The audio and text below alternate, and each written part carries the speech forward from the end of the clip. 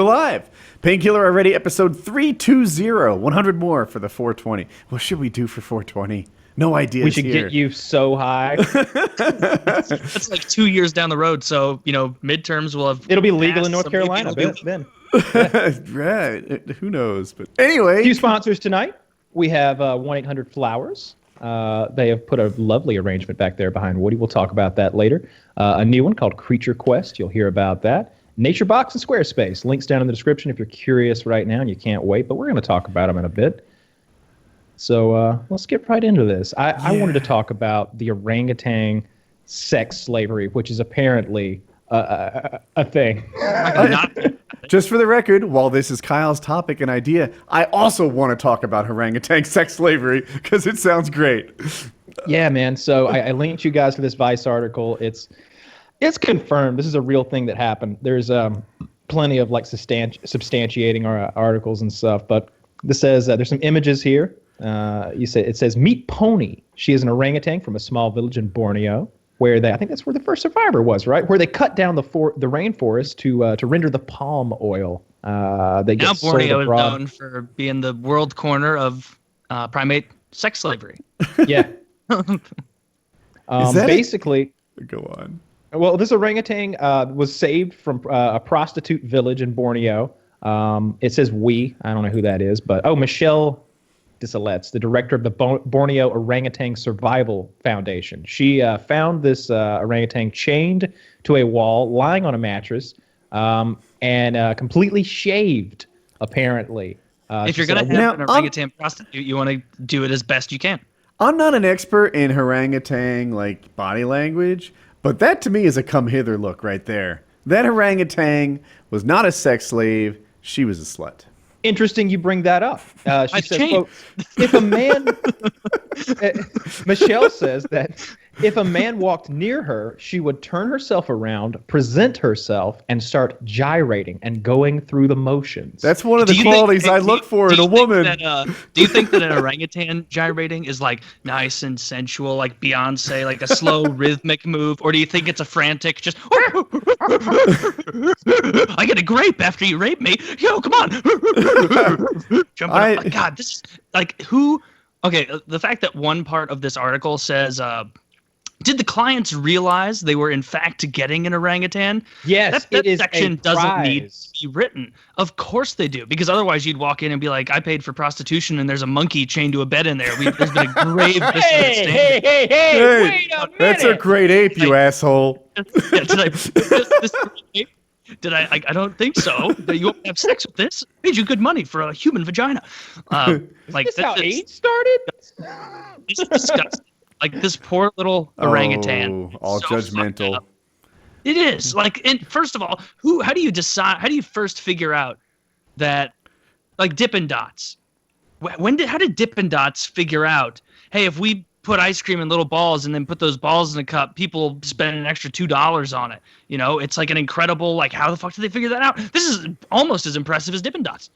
How did they know it would be okay fucking an orangutan unless first they said, here's my card. This says orangutan concierge or escort service. What does that mean? Oh, come by and I will show you. We've got her name's Pony. It's an ape, though. We're not animals here. It's great ape. Don't let me cut her short. Yeah, it's as close as you can get to fucking. You know what?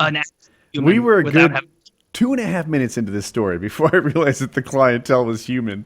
I really thought there were orangutans coming along, fucking this other orangutan for a couple of minutes. Our guest tonight, Wings of Redemption. Here he is. Because if it was orangutans, they couldn't pay for it, and so this is obviously they're bringing bananas, big bunches, and some guys really he's I got a lot of bananas here, counting them up. Monkey or. I ape read was getting that raped somewhere. Much than you think, because this paragraph right says that people thought that Pony, the ape, was lucky, and they would have her pick their lottery numbers. No, they fucking didn't. That is a lie. That's what they told this Vice reporter because she didn't want to admit that. There was only that one guy a week coming in. He was the only one fucking her. All the other ones were there for lottery tickets. All.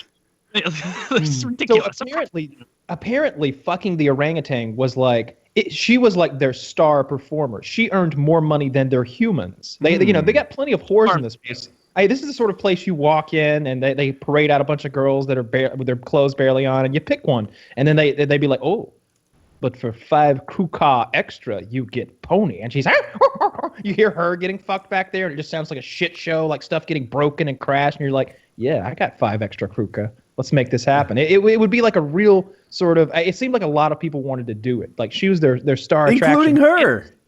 Like, yeah, I really get a man walks by, she starts twerking. She's not happy with the situation, but she's totally down to fuck. Let's just be clear about that. That's just the way it is. It says here it took them over 1 year to rescue her after she was discovered, because every time they went in with forest police and local officers, they would be overpowered by the villagers who simply would not give her up. They love that monkey pussy. They would threaten us with guns and knives with poison on them. In the end, it took 35 policemen armed with AKs and other weaponry going in there and demanding that they hand over that monkey. It was filmed by a local television crew. It's like a modern-day Cleopatra. Like Helen of Troy. Yeah. Where she's in there and the most beautiful orangutan in all the land. I think it's funny that, not funny, funny in a macabre kind of way, knowing that in the article it says that she was kept by a madame, and I read that as madman, which makes a lot more sense. She was kept there by a madame, and you know that like every morning she'd have to go in there and shave that orangutan. Every other day. Okay, every other day you go in. You don't want to cause the skin to chafe. That's unpleasant to look at, obviously. If you're going to fuck an orangutan, you want a nice, smooth skin, pleasant, minimal orange hair, and hopefully chained to the bed so it doesn't rip your ears off. What do you think the orangutan liked? Like, do you think she was down for spanking? Like, could you put your finger in her mouth? Like, no, because these are foolish things to do while fucking orangutan. Like, you just named the 2 warning. You know, you get on a roller coaster and there's like 2 warnings. Like, keep your hands and feet in. No, like loose objects. Like, those are the only 2 rules. The only 2 rules of orangutan fucking are no hitting and no fingers in the mouth. Like, that's it. What if you walk in there like an orangutan? Like, so hear me out on this, right? If I walk in there like this. I knew that was what was coming. Right? You knew it. How will the orangutan react to that? Will she be like a double DTF? Because it's chained to the bed looking the other way. And I sincerely doubt that they gave that little monkey a vanity mirror, because it was being like sign languaging to the madame, her keeper, being like, if I'm going to get fucked, at least let me see who's fucking me. You know, look, or whatever. You see her in the picture there, right? She's clearly looking. That's a DTF monkey right there. That's a DTF monkey. It sounds like she was kept in like inhumane conditions. But I mean, I don't know what it's like living in the jungle either. I would wager they don't ask you if you want to get fucked out there either. Isn't rape a big part of monkey culture? They're built for it. Culture. They are built for it. You see those big red asses? They literally are built for it. Yes, the guys just walk up to them, start fucking them, and then walk away. The female great apes. Built for rape. At least half of the orangutan community commits rape like once a year, like because that's just how we've talked about this on PKA. They rape their way. I'm wondering where these stats come from. I'm like, was that a right wing or a left wing website that you read? No, I was just meaning male half. Oh, the male half. It sounds like to me that Pony is going to get raped a lot more now that she is out of human clutches. It sounds like if you introduce her back to the monkeys, they're going to be like standing outside her cage watching her get raped by monkeys. Be like, see, this is how it's supposed to be. This is how it shouldn't be a tiny Filipino man's penis. It should be that huge monkey cock she's taking right there. See, she loves it. Actually, people's dicks are bigger. They are bigger. I've heard that. Interesting. Yeah. That's an evolutionary thing. We evolved a big penis, the largest in the primate kingdom. Mm-hmm. Yeah. Gorillas are very small because they don't need to have a big gorillas have teeny tiny little penises. It's like an insult in some some fucking countries where they have gorillas. Well, they'll be like, you're hung like a gorilla. And people who don't know will be like, I guess that's good. And it's like, oh, not really, idiot. That guy's seen a lot of gorilla dicks. So you're the fool here. And much like me and human dick. In your mouth. Like a acorn glued to the bottom of their torso looking dick. And then they have big balls. I think bigger balls than us, but smaller balls than chimps. Because chimps have enormous testicles and small because they need all that testosterone because they're all just competitive. Like, and their competitive isn't like, I'm going to beat you out on the field today, you bitch. It's going to be like, if we get in a fight, I'm going to try and rip your hands off.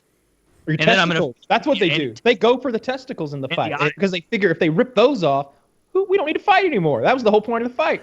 Like, I didn't want you to fuck my girl. If I take your balls, like, fight's over. Yeah. You've got, like, what? 15 minutes to fuck her before no more of that sperm's coming back. Before you bleed to death. We mentioned sports and fighting, and it made me think today, how much I like a sport is almost directly proportional to how much of it is fighting, right? Like, top of the heap, UFC. That's my favorite sport. Like, that's the thing I watch. Fighting. And it's just fighting, right? Boxing, kickboxing, stuff like that. I enjoy that too. UFC is the best. You'd think football would do well, but not really because they don't fight in football. They don't take their helmets off. Right? Next best, hockey, right? They have actual fights in hockey, and they often take their helmets off and other shit too, you know, depending on the era. Yeah. Or they have to let the guy take his helmet off to be polite because that's you're that rule. And then you can't take your own. I actually kind of like basketball more than football, and if you rank it on where the fighting is, I think basketball might beat football in how like they fight. Yeah, but they can't make contact. Those arms are too long. They don't. They're too. I would think that would help them. Whenever I see those basketball players like throwing, it just looks like big whips with knots on the end. Looks like they're one of those things they keep outside of car dealerships. Like they're like big wide hits, but not a lot of damage. It's weird when you're that tall and your arms are that long. Like somehow they're very coordinated, but it's easy to look uncoordinated. They look weird when they dance too. You know, if you're threatening 7 foot and you've got 7 foot long arms, then you just don't dance like Bieber or whoever's good at dancing. I don't know. It's just weird, you know. Like, but there are some people in the NBA, like LeBron. He's not like 7'2" or something freakish, but he's still tall. But he has like normal, like not normal. He's very in great shape, but he looks like not gangly. He looks like a normal, like muscular dude. He's one of the stronger guys. Like that's one of his strong suits. I think is that he's so powerful for his height. A lot of those guys look like you stretched him out. Especially like if you look at like Yao Ming when he first came in, he looked really stretched out. And then he put on a lot of muscle. But LeBron is so thick. Yeah, it's just like most basketball players. They stretched him out. With LeBron, they use some sort of enlarging ray gun. It can't be proportional. Yeah. You know what Manute Bol is? Mm-hmm. Oh, sure. Yeah, very good. It played defense and very dark. Very dark. Oh, so you actually do know who it is. Okay. Oh, yeah, sure. I think he played for the Sixers for a while. He may have. I know very little about basketball, but I'm trying to find a clip of this guy. Basically, he is so gangly that every bit of watching him is like, I'm a little bit panicked. Like, is he going to break? Is he going to take, is his next step going to be the last where that leg does break? Because you look at his arms and you're like, that amount of muscle on that tiny, skinny little arm can't possibly be enough to control arms that long. Like just the bone. Oh my God, he doesn't look real. Yeah, he doesn't look real. He looks like a real Slenderman. You know what he looks like? He looks like on South Park where they got Stan that black transitional surgery to turn him into a black person, and they like his legs were all stretched out and everything, and they were just far too skinny for his little body, and then his ankles exploded, or his knees finally exploded. Are you seeing him that picture with the short guy? Are you guys seeing the same Manute Bol picture? Yeah. So that short guy, if you were looking at the same one with the bullets and the 3 basketballs, that's. Oh, what's his name? I want to say Spuds McKenzie, but that's the dog. Muggsy Bogues. It's Muggsy Bogues. That's what it is. Muggsy Bogues won the slam dunk competition that year. He was like the first guy under 6 foot to have ever won a slam dunk competition, I think. And they used to always juxtapose those two against each other. They played at the same time. That's cool. The tallest. I like and the seeing shortest. that in different leagues where they like have those little pictures. They'll be like, this is the biggest guy in the NFL, and this is the smallest guy in the NFL, because it's like almost getting to watch and be like, these guys are both in the same league. That guy had probably an 80% easier time getting here, and it was still hard as fuck for that guy. I can't imagine how many times that guy had to be like not just better, but better by an order of magnitude than everyone around them for tryouts to be like, okay, we're going with the guy who's 5'8", because he's just a fucking monster. Like, you try and tackle him, you prove me. But Yeah, I like yeah. there's a good one. Or I like it when they do different sports too, like hey, here's an American swimmer and here's an American gymnast. Yeah. and one of them is All like complete different 6'3" and the other's 5'3", and Yeah, or some less. girl with like she's like 5 feet tall, but her thighs are this goddamn big around. I like to see those juxtaposed athletes. Here's the oh my god, tallest guy. That's the tallest guy in the history of the NHL and the shortest guy in the history of the NHL, next to each other. looks like neither one of them should be there. The tall guy, Zdeno Chara, he's getting old now, but he was a very, very, like, one of the best defensemen in the league for a long time. He's like 6'10", jacked, and he's got a face that is so clearly from like Czechoslovakia, or one of those places. And then the little guy Gerby is like, I think he's like 5'5" or something, like really small. He's not in the NHL anymore. He's playing, I think, in the KHL because he wasn't good enough to keep up for more than a few years. But hockey's a sport that where like Chara's a superstar. People don't know him. He's had a long career and he's been one of the better defensemen in the league for a long time.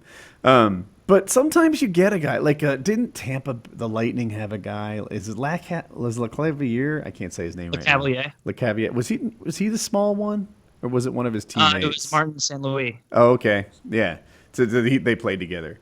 And the other guy was like, he was a fire hydrant sort of powerhouse guy. But in hockey, I think there'll always be a spot for some guy with muscles and agility who can dance around and just play below your waist. Yeah. That's why some people think Crosby's the best skater in the NHL, because he's got the biggest butt in sports. There you go. You don't know that like joke of like how big like if you find like pictures of Crosby at like all-star events, it's like he's clearly a guy who's in incredible shape because he's a professional athlete, but like his pants, like all these NHL players wear like baggy, bad-fitting pants a lot of the time because their asses are gigantic and like fill up pants in a way that it's like that's unseemly. Like if you were dancing as a backup dancer, that's a good ass for that, but we just wear big pants because that's distracting. I played with a guy in the NHL, and God, I'm so gay. Anyway, I was watching him lace up his skates or something, and you could see his thighs. Maybe he was getting undressed. I don't know, but he's working on his skates, and he's got his leg extended like this. So his quads get all flexed and everything. Oh my God. Like an anatomy drawing or something. Every fucking muscle. Like there's muscles around the kneecap and stuff that I had never noticed. I've got pretty strong legs. Nothing like this guy. And when I played with him, so when I played hockey, look, I was not a special hockey player. But my best attribute was my speed. This guy was faster. He was a defenseman. He was faster going backwards than I was going forwards. It was just ridiculous. He was so like NHL players are their feet. Their skating sounds different. Like this kind of like it's. I don't know. It's somehow both more efficient and pushing more ice. You're exactly right. Like if you go to like a free skate where everybody's just skating around in a circle, you'll hear just like little like.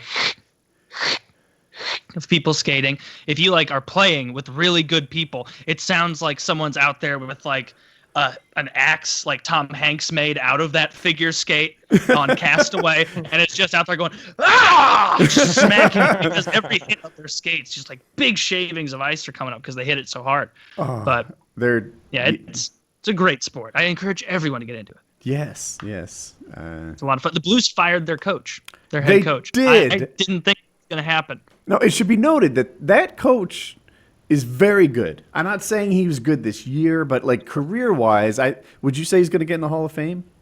Oh, not even a question. He's fourth all-time in wins, only one win behind Al Arbor, who's third. So yeah, he's Hall of Fame for sure, no doubt. And did he have some involvement on the Olympic teams? Am I crazy? Do I have that right too? Yeah, he coached the Canadian Olympic team to a couple golds. I think he was one of the coaches there because for a while he and Mike Babcock are, I think, the two best coaches from Canada, or they were at the time of that. But he's a real good coach. But he coached the Flyers for a while as well, so I'm sure you like him. I think he lost a cup there. Yeah, he did. Made it to the finals and lost. I'm saying. Yeah.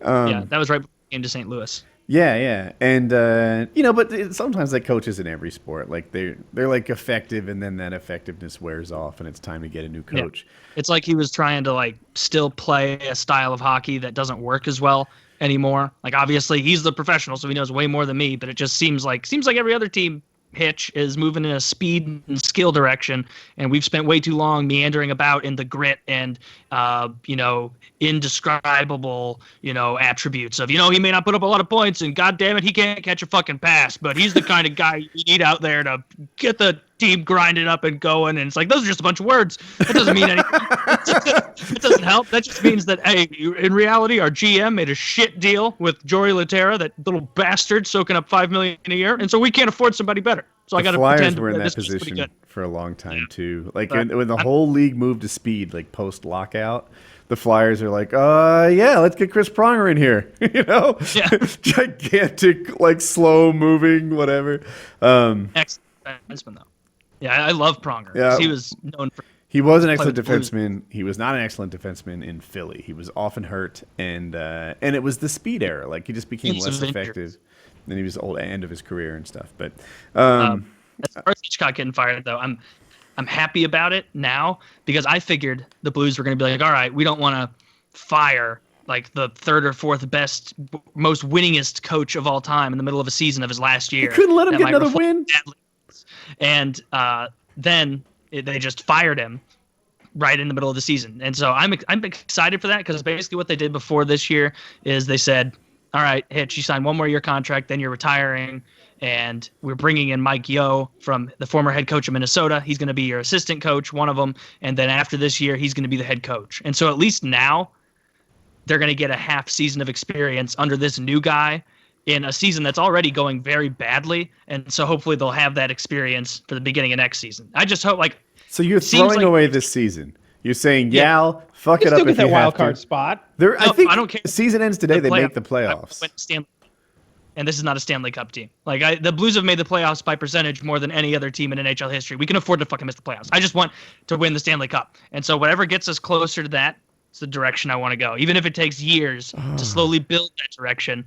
Like, just get it. That's why I'm glad we didn't re-sign our captain, because if we re-signed David Backes, we'd be way better this year. But 3 years from now, we'd be like, God damn it, this dude's hands don't work because he's been beat to shit for 15 years in the NHL, and we are paying him $7 million a year for the next 4 years. You should follow the 76ers, because they do exactly what you're hoping for.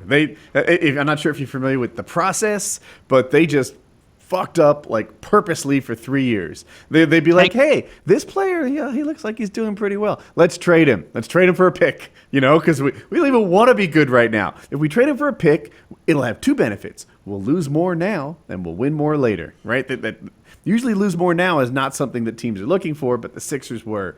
And people have different opinions on how well it worked. They're saying, because the Sixers are kind of turning it around right now. And some guys are like, hey, look, it worked. And other guys are like, the players that are turning it around are not, fuckheads. They came after him. They were just, anyway.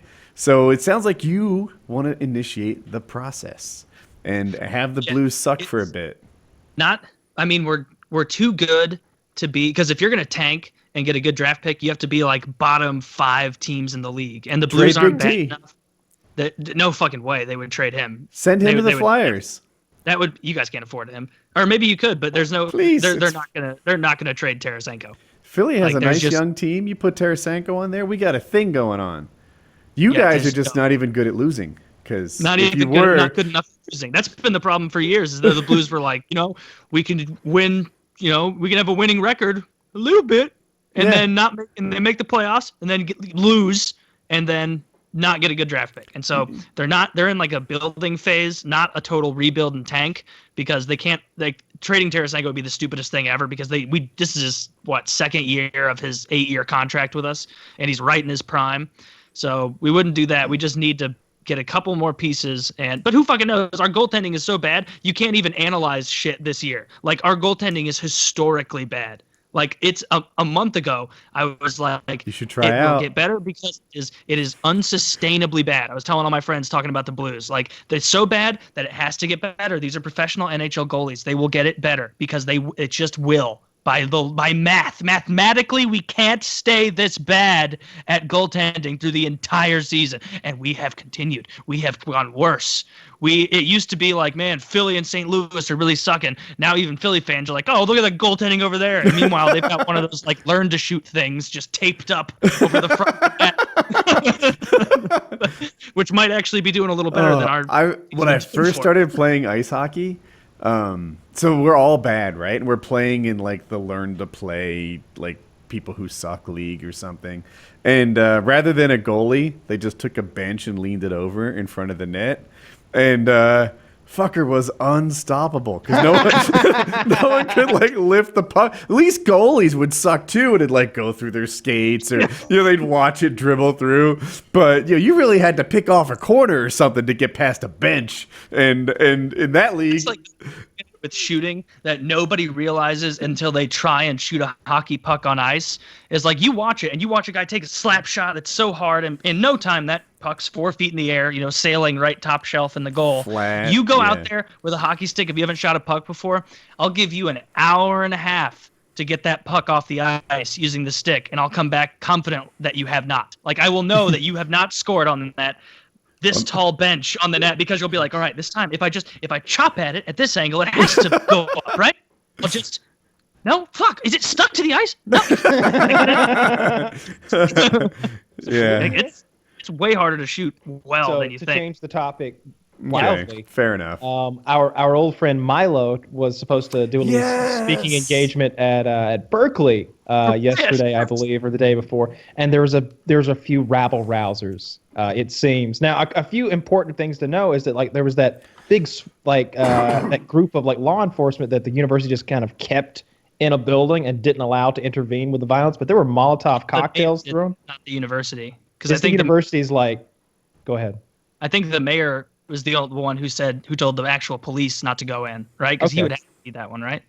I was hearing that it was like Berkeley like security that they had just like kept somewhere and never got out there to do anything. Maybe? Yeah. So, yeah. They were throwing Molotov cocktails, which, by the way, in case you don't know, if anyone out there thinks a Molotov cocktail is a fun thing to do, that's a destructive device. And, it's a federal crime. Like, it's a big deal. They put that Molotov, a glass bottle with some flammable liquid and a cloth stuck in. You might as well build a pipe bomb. Like, you might as well build things not to do on YouTube without the proper license. There you go.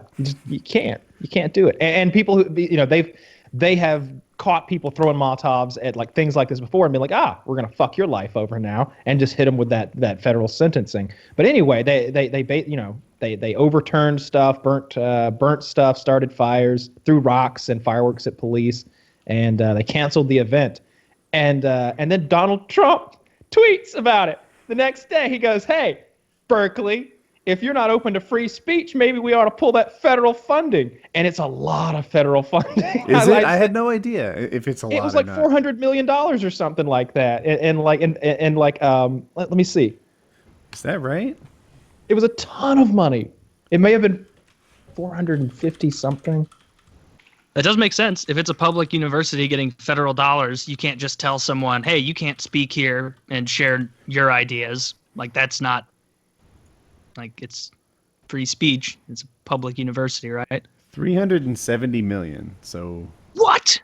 Yeah. And I don't know the time period yet. I'm still looking it over. Like, for all I know, it's 370 million since the 60s. Like, I think it was more likely 370 million 4 years ago, and now it's like 400 and something million. Because I saw a pie chart today. I have a pie chart in front of me, and it's a year. It's that the 370 million is the 2015-16 school year, if I'm reading this right. I've only scanned it. That's crazy. I thought tuition would be like a really big part of it. Oh, this is their total awards. So tuition's not even on this circle. Like, for all I know, tuition is, like, it would dwarf the other elements on this. I'm not sure. It's a lot of money. I don't think them losing $400 million of federal funding would be a sneeze. Although I'm not sure that Trump can do that, and I think that's what a lot of people are discussing right now. Wait, can he? But I think what we should learn about Trump is that he'll find a way. You saw what he did with what Giuliani talked about. He's like, hey, Trump came to me and said, hey, how do we do this the right way, the legal way, up to the edge of the law and no farther? And that's how Trump does business. So if he can get a group of government experts together, sometimes not, maybe in civil court. I don't think he's done anything criminal, has he? We'll see. Yeah, he gets this group of experts together. He says, hey, how do we actually make it happen? Like, I don't care if I got to call this guy in the energy department and he's got to tell the guy below him to do a thing. The Muslim ban's an example. I hate that they call it that because there's so many Muslims that aren't. It's not they a ban, got it it's from not a him. Muslim ban. I mean, he called it a Muslim ban. Well, he initially said he wanted a Muslim ban like months and months ago during the campaign, but he talked about grabbing pussies and stuff too. Well, okay, so Giuliani said this. Giuliani said, I heard exactly. Yeah, Trump came to me, said, how do we legally do a Muslim ban? And then he said, I'm trying to get this as close to accurate as possible. He's like, so I changed it and came with a security focus and came back to him with this country ban from 7 Muslim countries with special provisions for people who aren't Muslim. And because we keep, and I'm glad they right? put the special provision in there for the for the non-Muslims, because the situation that you had in places like Syria was those Yazidi Christians were being targeted, exterminated. Still are. Certainly there's infighting within the Muslim community, but it's like, let's capture these Yazidi. I bet. Did you see that photo of the Yazidi Christian girl being auctioned off as a sex slave? It's these people need help. So I got no problem with that. I like most of what Trump's doing right now. Arguments with Australian prime ministers aside, and alleged corruption charges aside. Sure, I want him to be hard on Russia. Haven't heard those.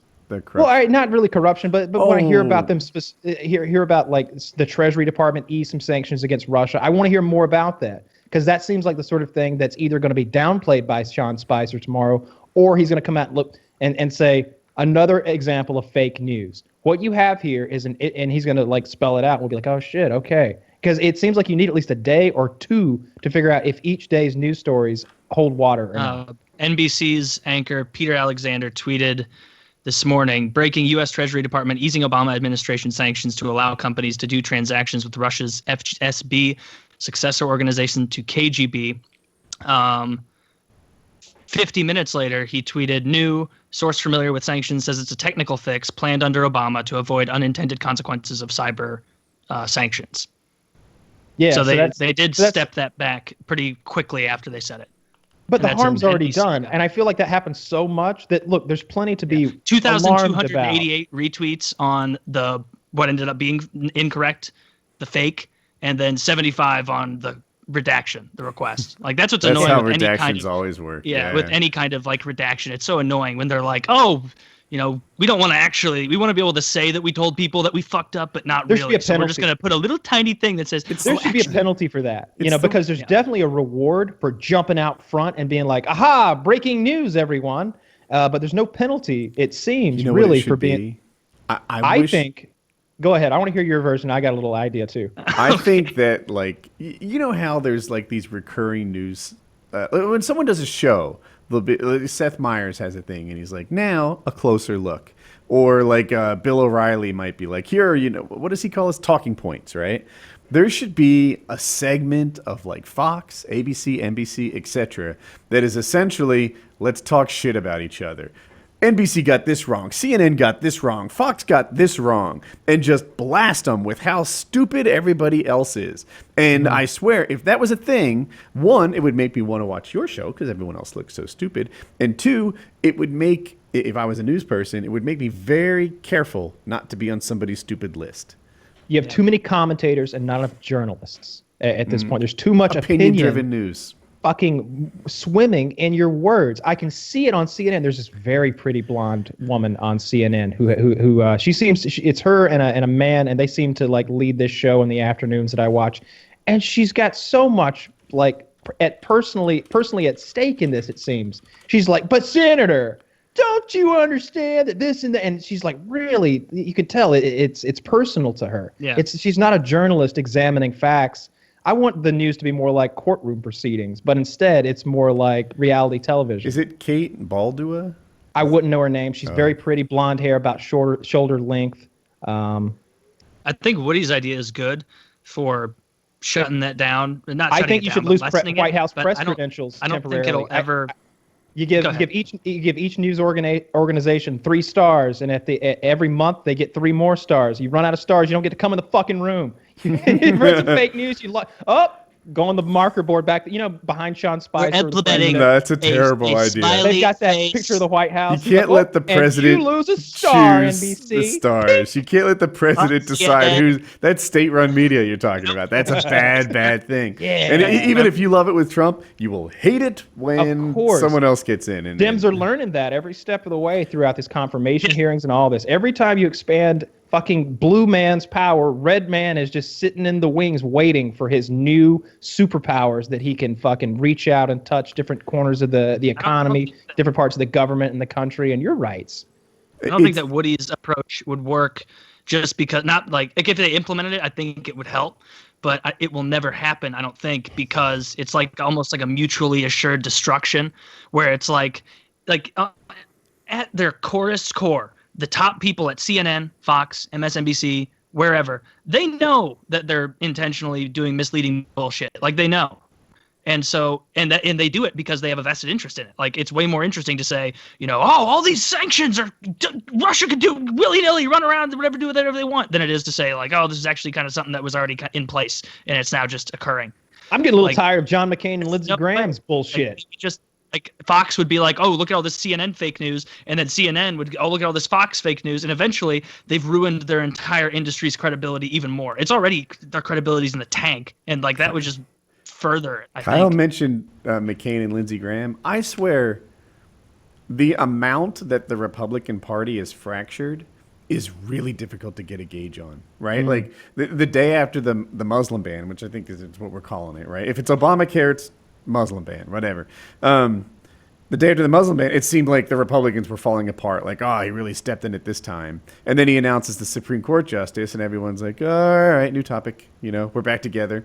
Only Lindsey Graham and McCain seem to consistently be anti-Trump. Everyone else is very much waiting to see how this thing works out. And on the Democratic side, I do not know who is leading that party. I couldn't tell you. Neither do they. Yeah. There is no one at the wheel right now. Sometimes and it's it just spinning seems with like the it's winds. Chuck Schumer, right? And then that fucker gets Nancy up there Pelosi. by the on the mic and starts crying about the Muslim ban. Oh my God, this is why Trump won. This is why Trump won, you fuck. There's nobody worse than a crying Democrat. I'm so sick and tired. Grown-ass man. Oh my God, why are How you long crying? is it going to take? I thought that as soon as the election ended, they all of those pundits and all the big people in the Democratic Party would be like, all right, turns out you can't just wildly accuse everyone who disagrees with you on anything of being a bigot, racist, homophobe, sexist, and assume that will stick with everyone. Turns Some of out those that fit, though. alienates. Turns out that it alienates most average people who are like, yeah, I walk around every day. I know people. I know that I'm not just going to walk into the store and somebody's going to be like, oh, God damn Jews. Oh, like it doesn't happen. Is it bigotry if you've got good cause, though? Like, I don't like Nazis. Am I a bigot because of that? Because I don't like them because they're Nazis. It's just because of that. That's the only thing I don't like about them. Am I a bigot? No. Let's look up the word bigot. I'd like to make sure. Yeah, I think I might be a bigot don't for know, disliking Kyle, Nazis. because you But really are basically prejudging it is- people.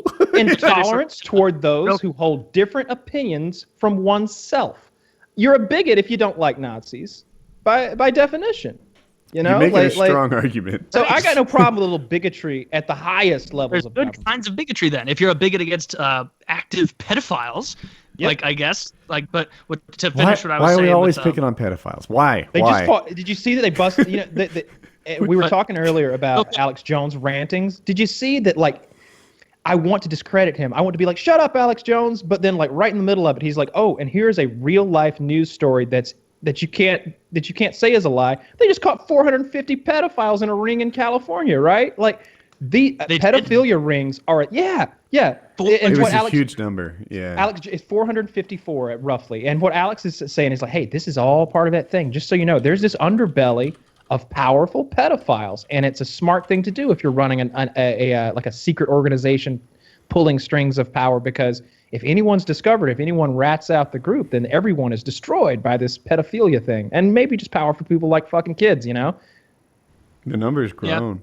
I think that the Democrats are going to have to move away from the whole calling people bigots without evidence No. and hating people. No, they won't. No. I'm not saying that they will. I'm saying that they are going to have to eventually, because it's already shown that there's a vocal minority of people who really enjoy that. But I don't even think most normal Democrats aren't like that. They No, don't they're like not. walking around calling people bigots without evidence, because that's what shitty people do. The problem with the Democrats is they are so racist that they feel like each and every one of these tiny minority groups should owe their allegiance to them, and those groups feel like they owe their allegiance to the Democrats. It's a true thing. Like whether it's LGBT community, whether you're black or you're Muslim or you're an immigrant, if you're a minority of any kind, it's just like, oh yeah, you're a Democrat, right? Oh, you're not? Oh, you're stupid then. Okay, I got it. You're uninformed. You've been brainwashed. Yeah, you don't even understand what you want. You're so stupid. Yeah, they will pity.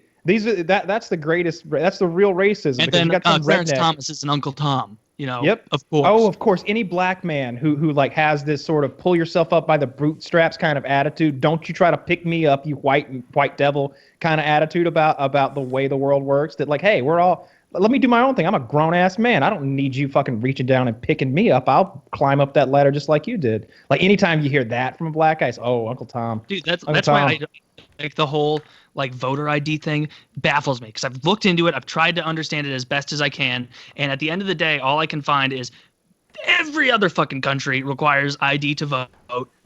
And saying that, oh, this is going to disproportionately affect minority communities. It's caused black people not to vote, is really just them saying, in a way, these people are too stupid to get their shit together and go get a license, or if they don't have a license, they won't go get their ID. So we have to mollycoddle and make sure it's all okay, because they're just not capable of being held to that immensely high standard. And it's absurd. And of course, it just feeds into the crazies on the right who want to talk about voter conspiracies and voter fraud, when you've got this whole other party who's like, we don't want to use the same certification to vote as you would use to buy a pack of cigarettes, a bottle of beer, or a gun. Like we don't want anything close to that. I don't understand it. I don't understand it, because it's let's all agree it's widely accepted as true that for some reason this disproportionately hurts poor people from voting, right? Needing an ID. But it's widely accepted as people propose that as truth. I don't think it is truth, unless you think those communities are really that inept that they can't get their ID. Yeah. So it's widely proposed, if you want to put that out there, that this disproportionately impacts poor people. But I don't get it, because let's not pretend that like whatever guys living in the projects in the inner city are some sort of like aboriginal tribe untouched by modern America, right? Like Kyle mentioned, this is how you buy cigarettes. This is how you buy liquor. This is how you drive a car. This is how you prove your ID in tons of different places. Hotel room. I went to the doctor's today, and they asked for my health insurance card, which I guess they should have. They have Obamacare.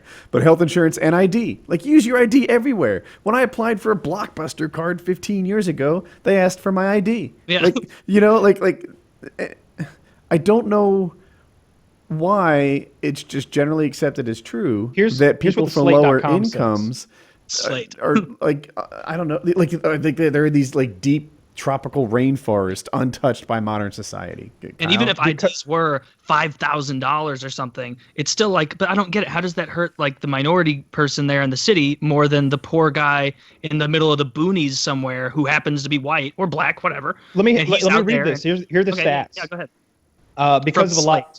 Yeah, from state. But I mean, they're actual statistics, and they cite them. Because a lot of minorities don't have as much use for them, the most common voter ID is a driver's license, and minorities are less likely to drive. A 2007 study found that in California, New Mexico, and Washington, whites were more likely to have driver's license than non-whites.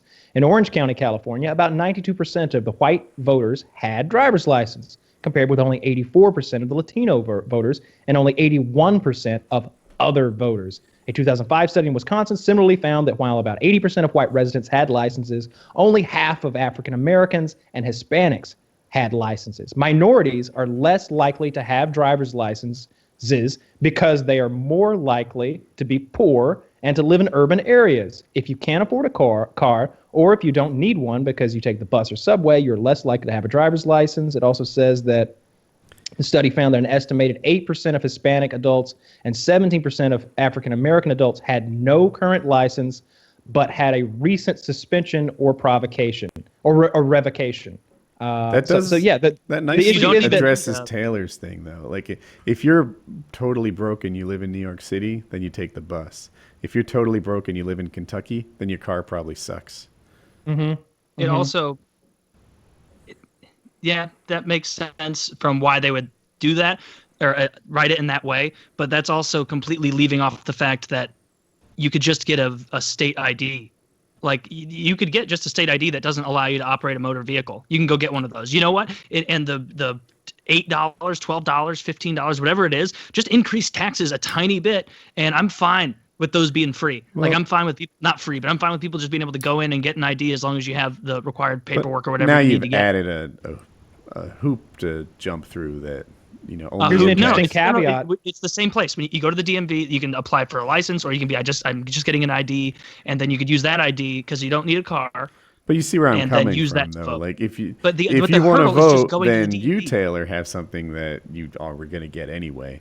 And me, poor person from the inner city, has to go out and get something special that I don't need for anything else. Yes, you do. It would be nice would to need have that ID. to buy. You'd need it to go anywhere where ID is required. You need it to buy cigarettes. You need it to buy liquor. You need it You to can't rent a go to a car. You strip need it club. to go You on. can't go to any to place. go to a strip Actually, I don't club. have the You need answer it to for go on that. an I don't know how airplane. you survive without an ID, because I know I You don't- seem to I need mine often. Do you know what happens when a cop asks you for your ID on the street and you don't have one? You look very fucking suspicious. You're like, oh no, I don't carry identification, officer. It's like, oh really? What are you, Yeah. Al Qaeda? Like, what the Yeah, because fuck? everybody carries. Cops don't stop me it's and a ask tr- for it's- ID. I'm white, It's Kyle. it's a tremendously You know what I'm low talking bar. But I think we could all agree that it's a ridiculously low bar of I can't get a license. Okay, just go get a state ID.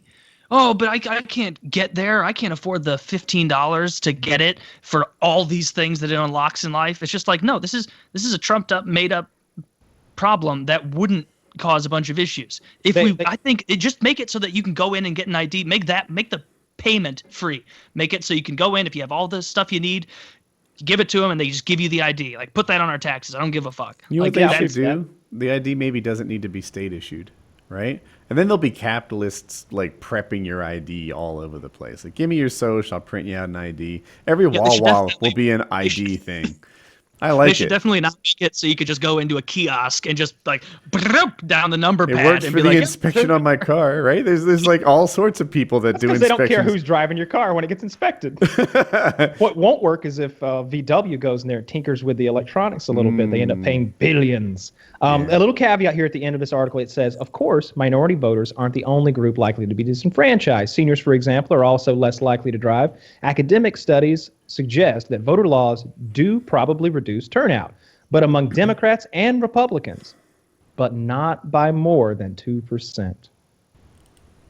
Like there's statistics to back that up. By not by more than 2%. It's a non-issue. It's another one of those non-issues that's there to like clog up the works to keep anything real from happening. I have a It's way a bigger non-substantive issue with the thing to electoral discuss. college. I hate the It's fucking an- electoral Right? college it's an issue so that much. is that like they're It needs to be using rebalanced. A popular vote is not perfect, but our current system is just flawed. Oh. There needs to be a rebalancing of the state's to wrap- weights We're the to wrap United up the States ID of Rust thing- Belt.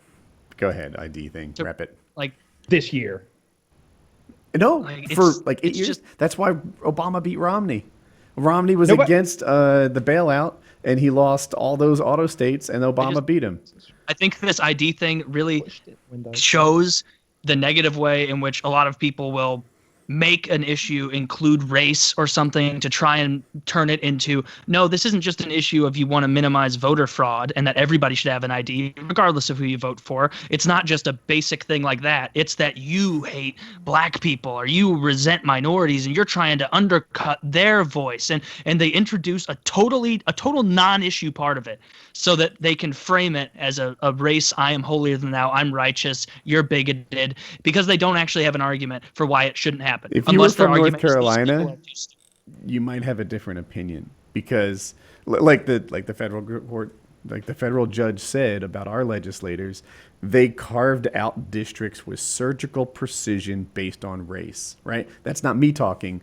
That's the judge talking, who looked at the facts and said, Yeah, that also doesn't have to do with voter ID though. But no, it's the same people is what I'm saying. So you might view the people who carved out the gerrymandering with surgical precision based on race, also saying we want to get ID in here. We want to shorten the hours that the polls are open. We want to have fewer polling stations. We want to do this. We want to reduce turnout as much as we can. And voter ID is one of the tools in their toolbox.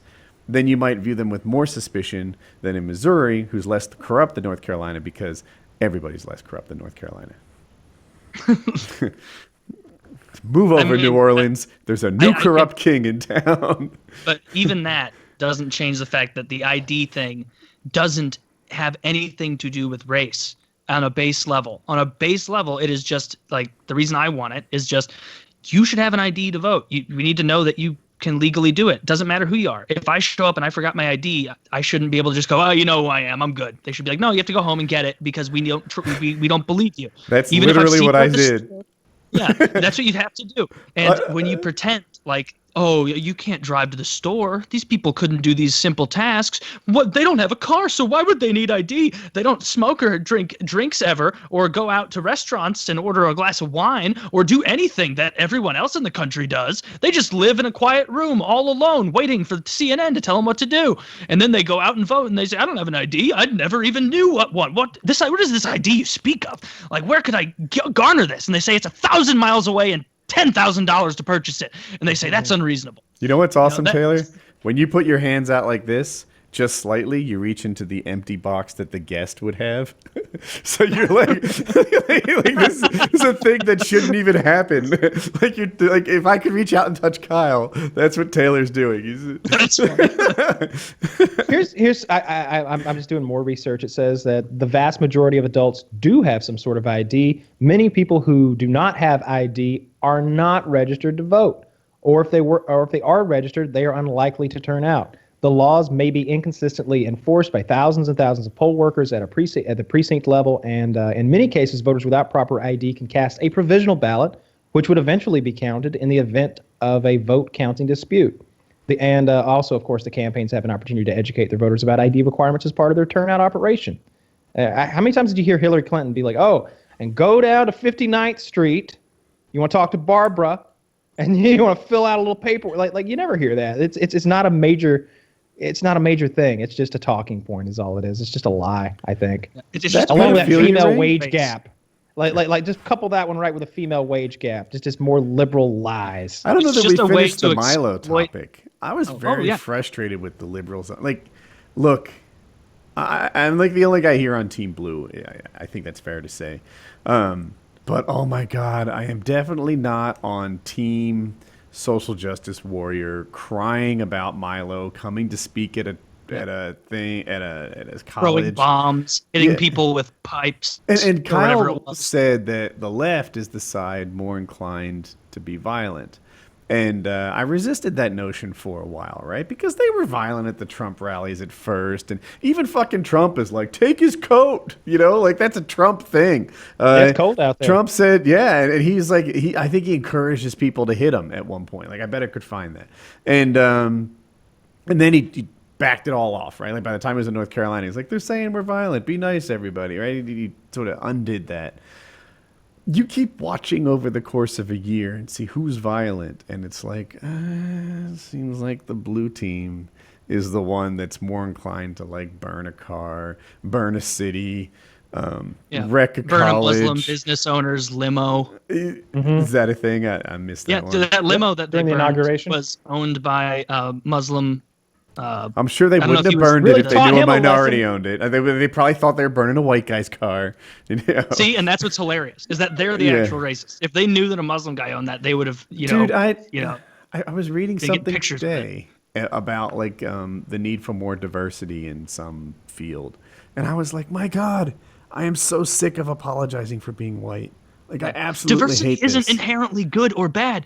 Like if the best group Supreme of people Court related. for the job is a bunch of Cambodian women, and it just turns out that it's like, oh, we're starting this company, and all these Cambodian women end up being the best group, then you should hire all Cambodian women. Like if it's all black guys, hire all the black guys. If it's all white guys who are the best at it, hire them. Like it just needlessly inserting diversity as some sort of end goal instead of what it Right. is, which is just coincidental. It should just the Supreme Court justice that Trump nominated, Gorsuch, something close to that. He's a white male from Harvard, and there's a fair amount of press saying like, "Oh, another white male Ivy Leaguer." Like, that's bad.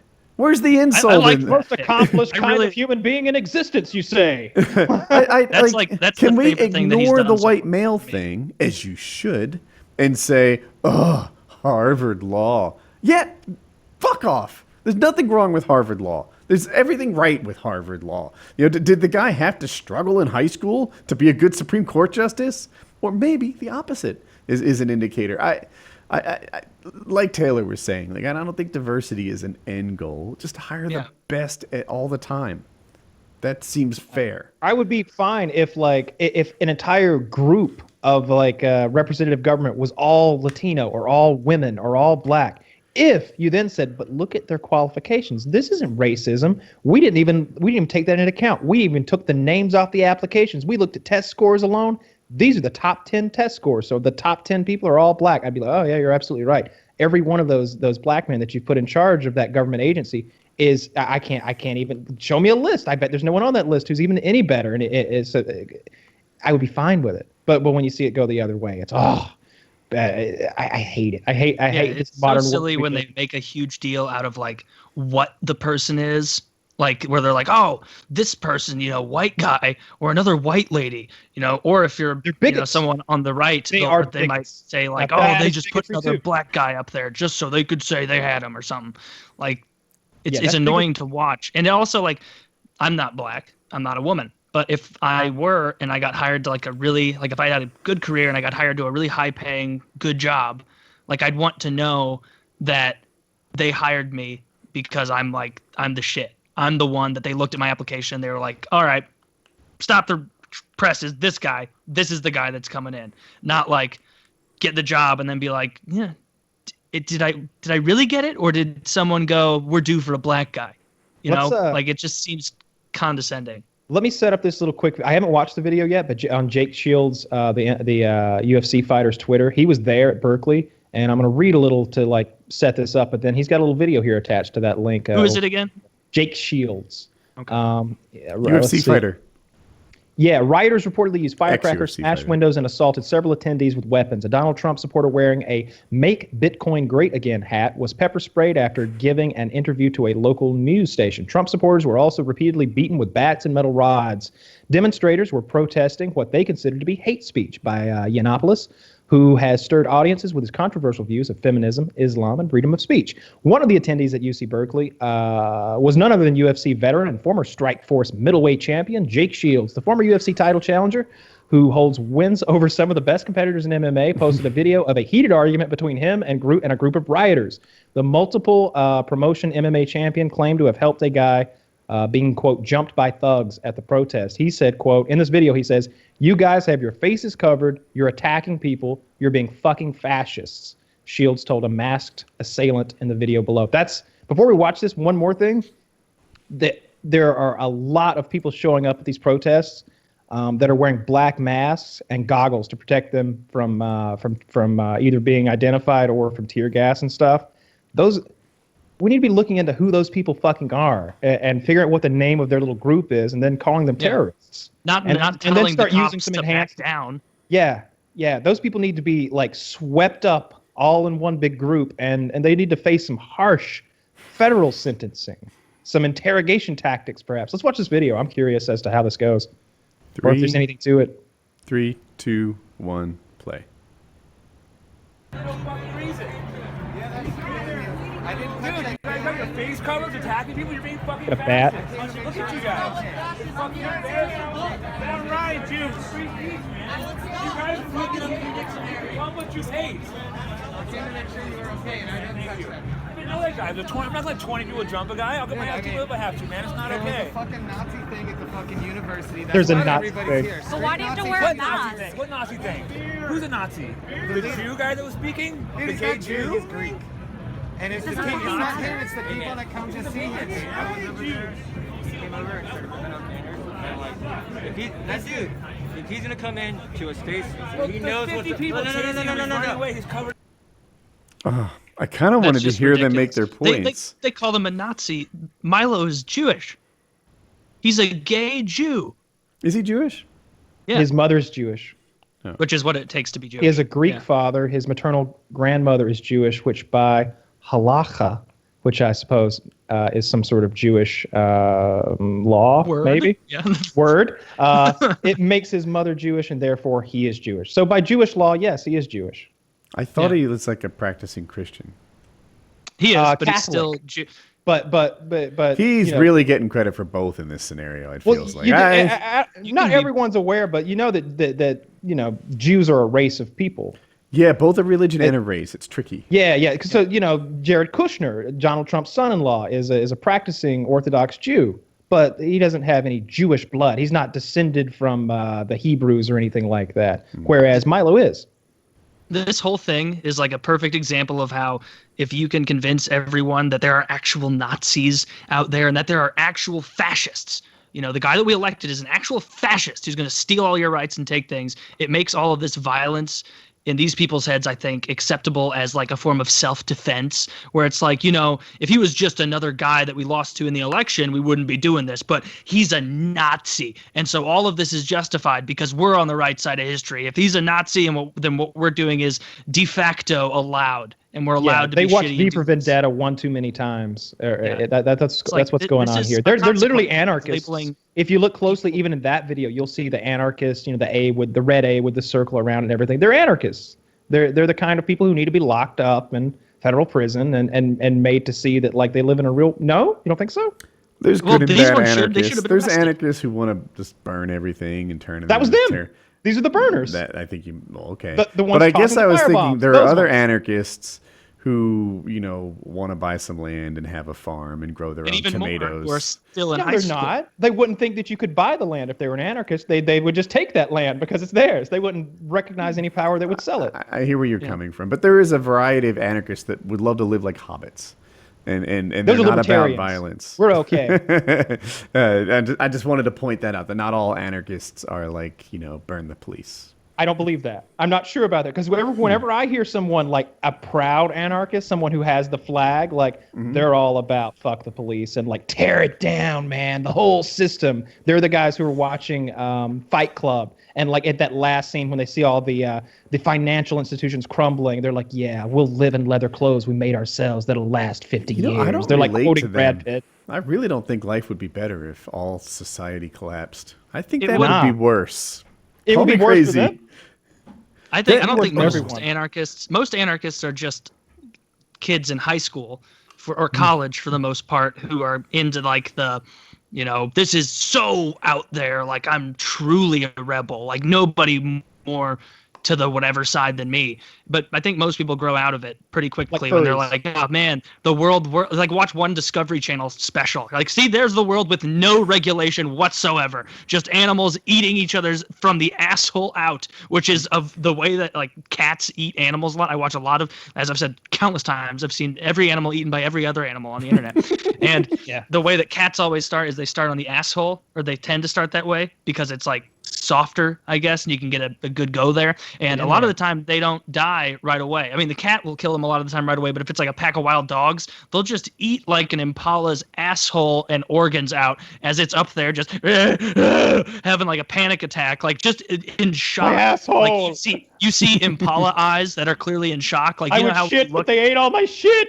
yeah, when you look into like, when you look into really stupid hate it. animals' eyes and you just know that there's nothing home. Like if you look into a fish's eyes right after you catch it, you could hold a knife right up to it and go, I swear to fucking God, this is gonna last forever. You're gonna be my bitch. I'm gonna cut you bit by bit and let you grow back, and it's going to look at you with the same eyes that it would right before it would eat a minnow. It has no understanding of anything. It's welcoming death. But this impala, a little bit smarter, still an animal that you wouldn't see feeling in if you were just looking at it. You But it can knows see panic. the size of those pupils and the shock as it's having. It's like, oh my God, like I swear to God, last time I checked, I had a lower half and an asshole, and now it's just a pool of shit and hyena spit. So nature, there you go, Nature is anarchy. metal. Yeah. Nature is. That's one of the best places I on don't Reddit. care for it. I don't like nature is metal because It I can be love too animals rough so on me much. It's sometimes. too rough on me too. I don't want to look. I understand that that's what animals get up to. That's their thing. It's brutal. There's no humanity to it. Zero fucking compassion, especially when you're dealing with prey and predator. Now, interspecies, within the same species, and sometimes interspecies, you'll see like what almost seems like compassion and love and teamwork, but when they're eating an impala, they don't give a fuck. They don't see that as it's like they're certainly not considering the impala's rights or its Sometimes feelings. it seems like the Is this victim bigotry? is a baby. They don't care. It's We wouldn't like have done this if you weren't an impala, would we? it's never like tiger versus hippo, fair fight. Let's see how this goes down.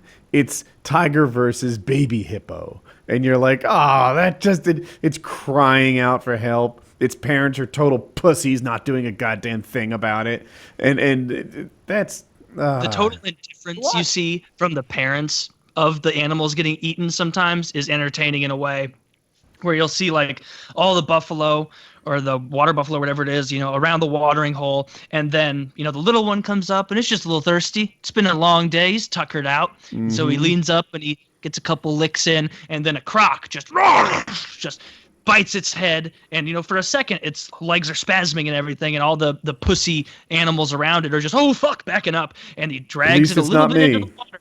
A little bit into the water, enough that like the mom and dad could come into the water and be like, this is still shallow, and like try and hit it with its horns.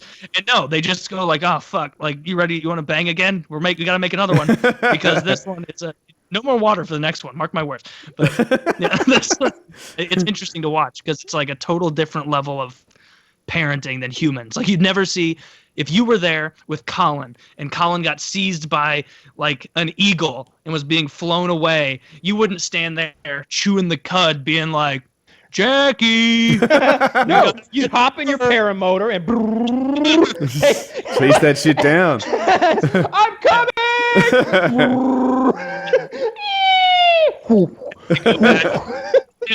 Jackie, how many kids do you like having? 2? Okay. Well, we are going to have to go upstairs. Actually, here's fine. Here's fine. Someone hearing us. So he was flown away, but no, you get up there and try and help them. But those animals, they don't give a shit. The Eagles took Colin. The Eagles. It's occurred to me like every so often I think about public sex, right? And it's like, you know what? I feel like I've evolved from an age where instead of catching a couple like randy teenagers or like people in their early 20s, we are just sick fucks who belong in a bedroom. It's a different thing. It's old, where it's now like, this guy like has a beautiful home very close by. What the hell is he doing in this Jimmy John's parking lot? Hanging his wife in the open, backside of this 15-year-old Tacoma. It's 14 years old, you asshole. Don't you disparage my truck. That's fine. Yeah, I feel the same way. Like, if it's like a really young person, you're like, yeah, that's kind of to be expected. You want to get out there and try something. But if you find like a couple, but then there's also another time where if you come across like 2 70-year-olds, you got to be a little grossed out, but also like, well, they made it this far, and they tip should my be hat to them. They took off church today, came out here, lonely corner of this. Well, they came to the Chick-fil-A parking lot, so they wanted to be seen. Right. Well, that they thought the Target dressing room was more secure than it really is, and it turns out that you can see the 4 feet in the booth. And I love those pornos when I saw one the other day when there's like 2 lesbian chicks in a Walmart, and they're just like getting naked in the Walmart, and like and then they go in the dressing room. They just totally have sex. They just completely disrobe and there's banging in the dressing room. I like the public sex. Those are always good videos when the chicks are just in a Walmart or a Target getting naked and walking around and stuff. You know what's happened to me as I get older? The MILF porn looks just like regular porn to me. Yeah, sure. And the teen porn, which is 18, 19, starts seeming a little dirty. Like, she didn't even know what she's doing. Yeah. And at 18, like, you just know full well she'd think I'm gross. Oh, it depends what kind of porn you watch. If you go to the old versus young category, they're into that. I don't think they are. I like that they phrase it that way. It's not like old/young. It's old versus young. Is it? Versus young. Not even Two old winner, versus young. only one walks out. Old versus young. Yeah, it's always rough. It's It is it's a getting bunch weird of that, like, grandpas. that entire teen section now of porn, none of them remember 9/11. No. The thing is, none of them are teenagers either. Like, doesn't teen in porn mean like under 25? No, it means no. I like what I think it does. Really teen. I don't. Maybe that is a thing where they're like just call it. Of course, we've always seen this porno where it's like a brother and sister fucking or something like that. It's implied incest, and they're not even like talking about incest in the porno. You're just supposed to believe it as you watch Right. this brother and sister. Record Meanwhile, their- like one's Mexican and one's Somalian. Yeah, and you're totally like, related. how can Yeah, this be? Yeah. where like How many they're like parents do these people have? Obama's like, family made more sense. I'm sorry, carry on, Kyle. there's some where like they wait to the girl's like 18th birthday and she's got like her ID and everything, and they're like, yeah, she's one day into legality. And like those are always fun, right? You know, when you're like, oh yeah, she's absolutely 18. That girl's in high school. Well, sometimes they are in high school. It's great. Yeah. She's silent on this one, buddy. Don't It's crazy shit out there. I would never go to those sites. Like, I feel I like don't my like- computer, you know, people erase their history, they ruin their. This is a man's computer. Don't go on this unless you expect to see some man shit. I've got no shame in my game. The things that this computer has seen would make my mom blush, who's watching the I show. only click incognito mode because I don't want my search results to be nothing but like fake vaginas and like jelly monsters getting raped in like 11 holes or Not something me. like that. No you shame. know that type ahead feature, right? If I type P and it says Pornhub, that saves me typing. I thought I was going to say something much worse. That's exactly what I was looking for. Oh, If you don't Need use a naughty incognito America. mode, your computer knows you so much better. It knows just what I'm going for. I've got a Naughty America account that I actually paid for so I could get 4K porn and VR porn because they like produce VR porn. It's not like some other porn that they like put in some editing software and made it so that it would feed through my Vive. It was filmed with a specific intention, directed with a specific intention of being virtual reality porn, and to get like that premium content, you gotta actually pay for There's it. no So- ridiculous, this video was uploaded to xvideos.com scrolling No. across, and you're like, I'm not even on that site. I think I pay like $100 a year or something. No joke. Or something. Yeah, it wasn't cheap. I just did, I gave him $100 and I was like, because when I got my VR system and my 4K display, I was like, I need both of these things. And when you start looking on the open market out there, you might think, hey, porn is limitlessly free, right? Like who buys porn anymore? The only reason I see to buy porn is if you want those two things I want, which are like high quality 4K porn and VR porn, because the stuff that's out there for free just isn't nearly as good, and most of it doesn't even work. But VR porn's pretty cool. We were doing our Google Hangout. Yeah, I love Last this month guy. with our- This is the greatest. Yeah, we got our $50 patrons. If you wanna hop on the Patreon, there's a link down below. You get to hang out with us every month. And we're talking to this guy, and he's got his girlfriend by him, and he's like, shoot, he has a Vive. He shows me his goggles and everything, and I got mine. Mine's actually back there in that chair. And he was like, have you tried the VR porn? And I was like, yeah, I'm not like a huge fan of it. I tried it. I wanted to see what the deal was, but I prefer regular porn. And he's like, she won't let me He look had a at it. burning curiosity about it. He's like, she won't let me look at it. Can you believe it? And I was like, tell her that, it's like you're watching a movie, not like a Star Trek holodeck where you like, a woman appears before you and you can make her do things or interact with her anyway. It's like sitting back and watching a porno of someone sucking your dick, though, instead of like two people fucking. It's that. But still, I don't think she was on board. It was, That was a little great odd though. to me. My favorite part of it was so he's like, don't you think I should do this or that? Then he brings his girlfriend in, right? And there's a call with like, I don't know, 9 people in it or something like that. All 9 of us start trying to convince her to let this guy use his VR porn. All 9 of it, like, yeah, it's not. She I think she feels jealous or like it's a cheating vibe or like somehow VR porn is more cheating than traditional porn. And there is this meme, you guys have probably seen it, where Google Chrome shows your most visited websites, and this woman is like, does it really show your most visited websites? And the total bro is like, nope, it's a known bug. Sometimes porn and gambling sites get in there for no reason whatsoever, right? And right? I love that. I felt like we were all total bro in this dude. Like, oh, And you and the gotta let him. commenters below were like, "Yep, that shit happens." That happened to my grandma. Real embarrassing. This woman just being sold a pack of lies about her husband's pornography, and it was probably child porn or something. It was John Podesta's wife. That's who that was. So And the other thing about the whole like pedophilia, conspiracy theory stuff, that I don't like getting into conspiracy theories because you end up sounding like a fool 9 times out of 10 when you talk about it, and I don't want that. I don't want you to think I'm a moron, that I'm easily like convinced by every little bullshit story that sort of fits my own personal narrative or the things that I want to happen. I hear that, I see a story that Donald Trump is a genius and he secretly made us all billionaires. I'm going to look at it I'm going to take it well salted. But John Podesta's best friend, an actual friend of his who was the Speaker of the House, is a convicted pedophile and he's in prison right now. Is he really? When did that happen? Like a while ago? Or? Yeah, that's a thing, and like, do any of us have, and hey, anybody can be related to or associated to a pedophile at one time or another without meaning anything about us, but it's John Podesta, the guy who's already like supposedly at the heart of this Pizzagate child pedophilia ring, and it turns out his best friend, another high-ranking government official, one of the like top 7 high-ranking government officials in the world, in the U.S., I should say, also a pedophile, convicted of it, in prison now. It's weird how those pedophile rings form. Like there's because we were just talking about the one that was 450 people or something. That sounds enormous to me. I don't know if that's like the biggest ever, or if that's like a normal size one to bust. But how do they? There were only 5 Americans. How are they finding each other? I just looked that up. Like it was an international thing. Only 5 of those arrests were Americans.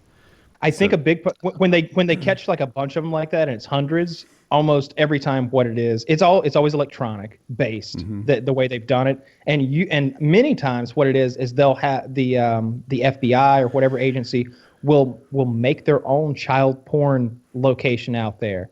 They'll make their own little child porn corner of the dark web, and then everybody starts eating at the water and they just wait. And the way electronics work, you get one, all of a sudden you open up a network, and they let that network build until they think they've got a big enough case, or they can save children's lives, or they can Reservoir Dogs, they're laying there bleeding out, the guy's ears cut off. He's like, we're waiting until the boss comes in the room. Maybe that sort of thing happens occasionally, but they got 450 people, and I don't care if they're American or Mexican, or probably Mexican, right? Pedophiles. Well, you know why it mattered to me? They're not sitting at their best. Canada. Because they were I was watching Alex Jones last night, and he was really making this big link between American politicians and this pedophile bust. And when you learn only 5 of them were actually American, it's like, oh, this really is kind of not part of American politics. Yeah, not part of it. But it does speak to the literal presence, and that this isn't a boogeyman in the dark when we're talking about large groups of men who are in organized pedophiles. Basically, organized pedophilia is a thing. I mean, we've all heard of the Catholic Church, right? Yes, I have heard of them. Yeah, they are the Iran of of child pedophilia. They are the biggest state sponsor of child pedophilia. Actually, I think Iran is the Iran of pedophilia. You're absolutely right. Of pedophilia. They are the Saudi Arabia, right? The people who do it, but we don't give them any shit about it. Oh, no problem with Saudi Arabia here. No, sir. I don't know why I'm so afraid of the Saudis, or why we treat them with such kid gloves, because of their oil. Because and I hate when we talk about. All we need is solar power, and then we can treat Saudi Arabia like they deserve to be treated. They feed into like. All right, I don't pretend to have a tight grasp on the global crude oil market. Well, I do. Correct. Well, you're in luck.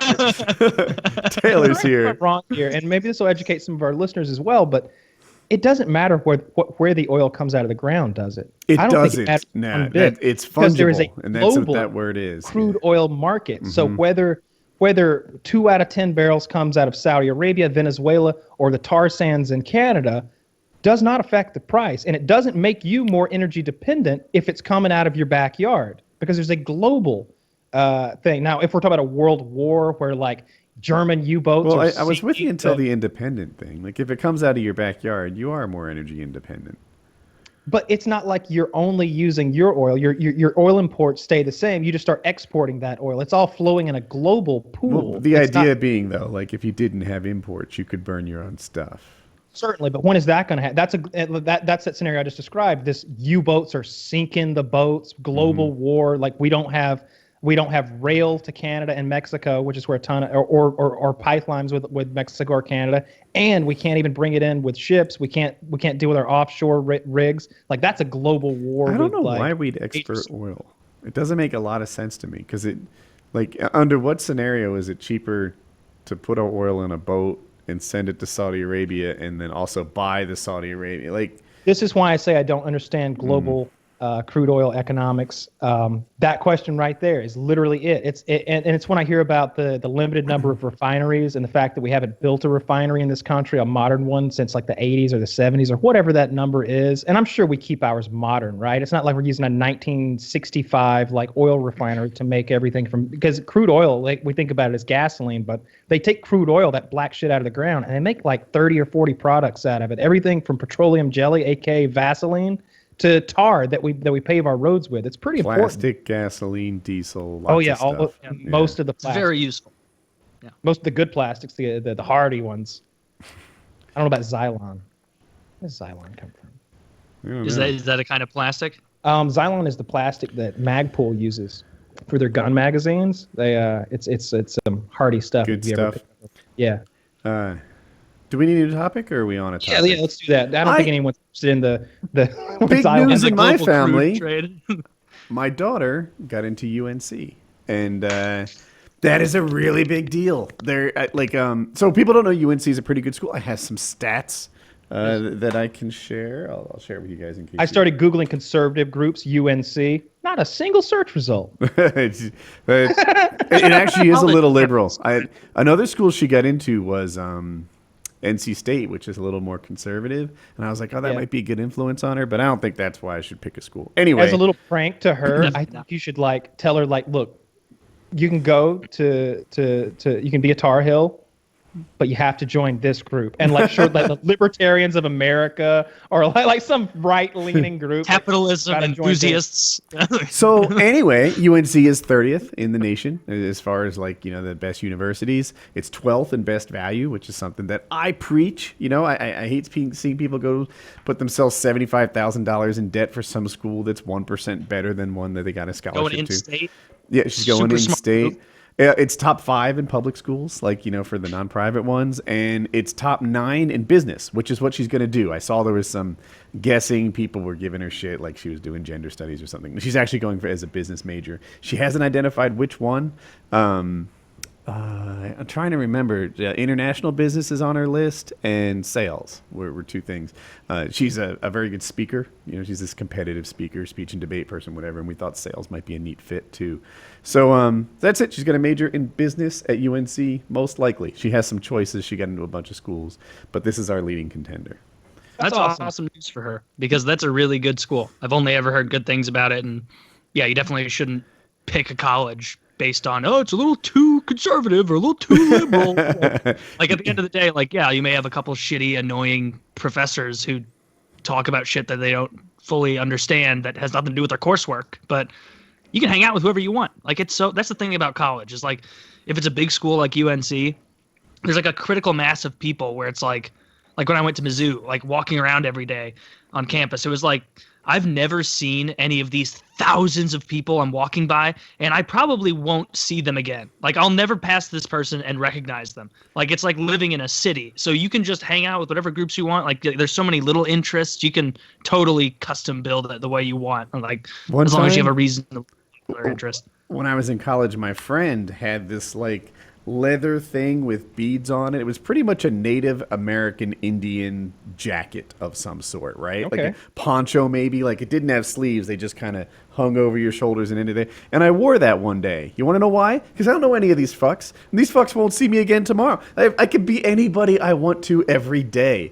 And I was like, I'm going to wear this fucking Native American Indian garb today because whatevs, and cultural appropriation. Yeah, that was probably the best day you ever had. Like everybody's treating you so nice. They're apologizing for taking your land. People You're like, were taking second looks at me like I didn't belong in it for sure, but like it's neat to go. It's one of the. So Hope has looked at a lot of different colleges. One of the ones she got accepted to that she was interested in was Hollins, and I want to say the student body's like 600 people, and it was like no.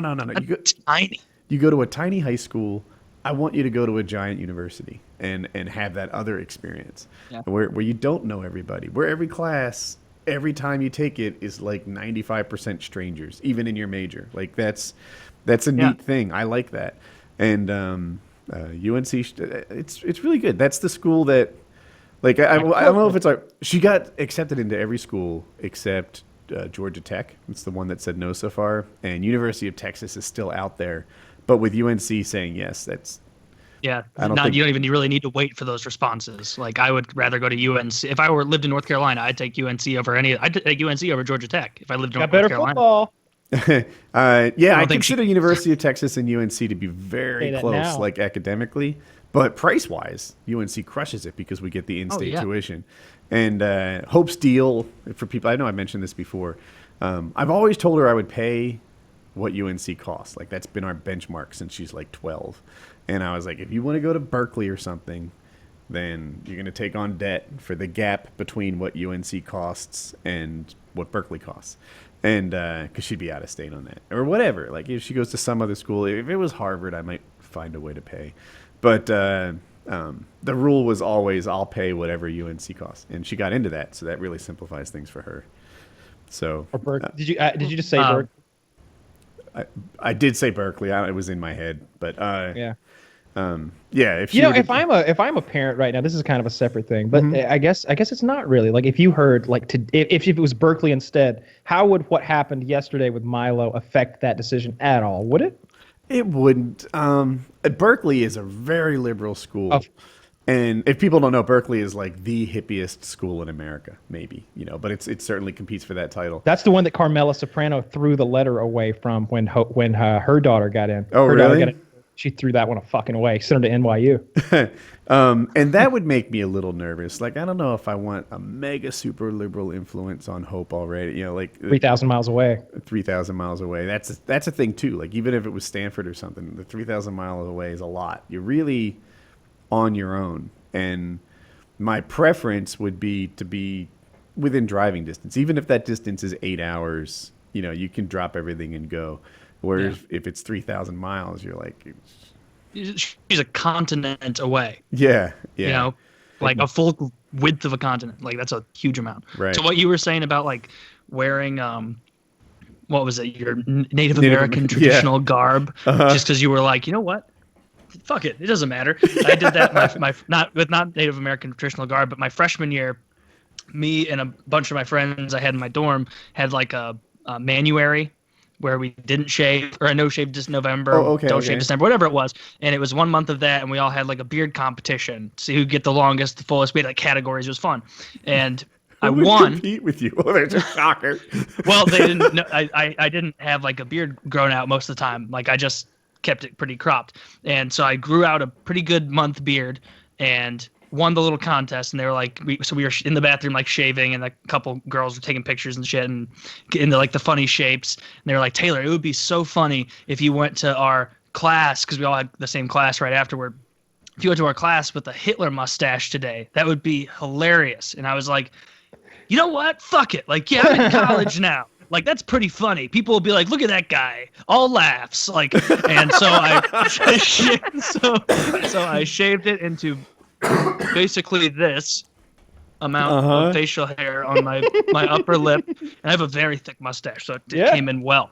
And I went out like that. And I was maybe like, my dorm was maybe a half mile from this building, like a diagonal line, just then across the street, and you're there. And I made it like halfway between, and I was waiting at the light with the hundreds of other students who had come. By the way, I had a thing where I was like, I need to get to this class on time. I hate going in late, even if it's a big thing. And so my friends didn't come with me. They didn't mind being late, and so they were back there. And so I didn't have anybody with me to do like the nice, like, man, that's so funny. It's so funny that as a lark you shaved that and think that you believe, but I didn't have that guy. And so I was just this guy standing there being like, well, now I cannot go back and shave it. I'm going to be late, so I'm just going to, I guess, sit in the back. I don't know. And so I just like that. walking across, getting eyes, more like curious than like what the fuck? Then like a couple people being like, "Oh, nice Hitler mustache, bro," because of course you expect people on college campuses to yell it out, and so I just go the remaining walk, pretty much acting like, "Oh, do I have a nosebleed? I may have a nosebleed. Oh, let me check that out." Class, sit in the very back. Don't talk to anyone. Don't look at anyone. Just take my shit, like boring ass, whatever class it was, and then left and immediately shaved it. And my friends didn't even come to class, so fuck them. It's I like think that they Jewish probably studies class. Like you forgot what. It's a whole new semester. You're back there like this. You're like, what, Taylor, what's wrong? You aren't taking notes. I feel like I might sneeze any minute. Any minute now, it's coming. well, two of the guys I was doing that whole contest with actually were Jewish. No. Oh, okay. Well, that's fine then. So- Yeah, but you run into some fucking Israeli exchange student out on the green, and the next thing you know, he's Krav Magaing your ass into submission. What is it? That is it. What? Tell me about that martial art, Woody. I think I You're going mispronounce for it every Krav time. Maga, I think. Yeah. I'm going for something. I know I always mispronounce Krav it. Where does that come Maga. from? Is it? Israel? Like Israel uses it in their army. Is that where it military comes training. from though? That's where it came from. Originated from, I suppose. Yeah, I think it's of course it's a combination of a bunch of things that already existed, but I think Israel made it for their military. I'm not sure. Those guys are hard fucking core. What do they call them? The Mossad, the Israeli Special Forces. I've watched a lot of those documentaries and little shows about like post World War II, their Nazi hunting exploits. Those guys are so hardcore.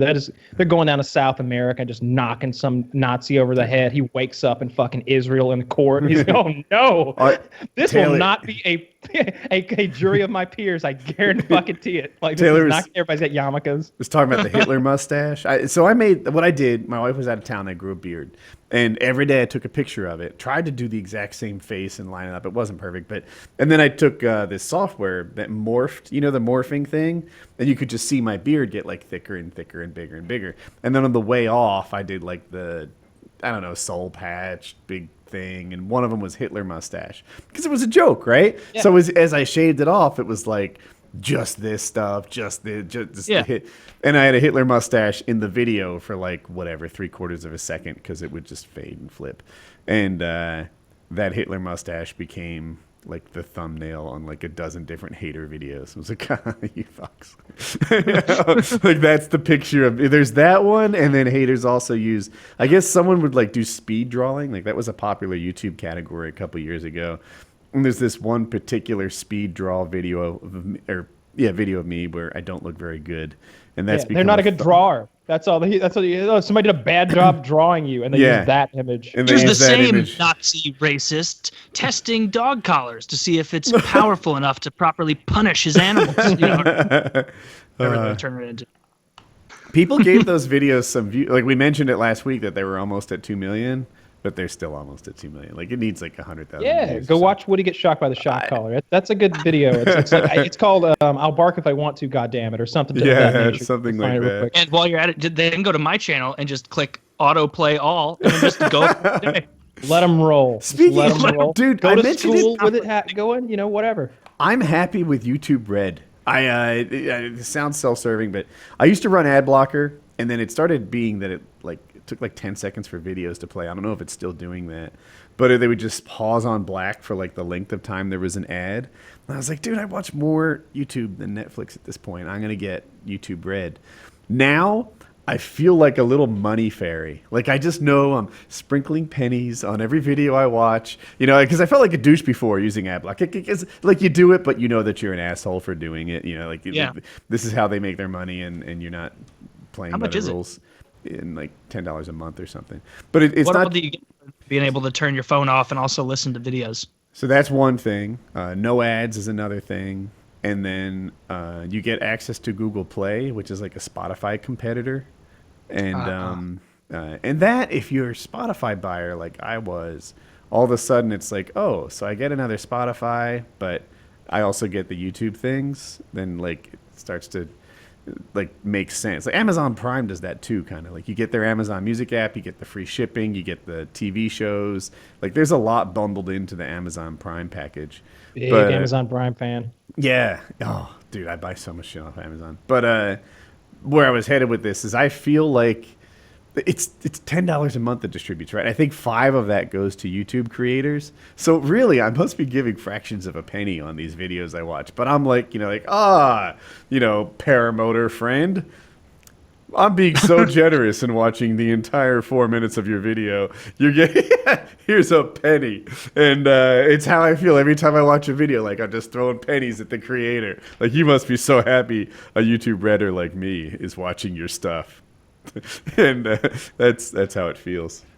Anyway, I might get it. I don't know. I don't. There's just not as much of a reason to with Stitcher and SoundCloud, and you can just get so many podcasts and content for free there. Like it's hard for me to want to pay for YouTube Red. Yeah, there's never.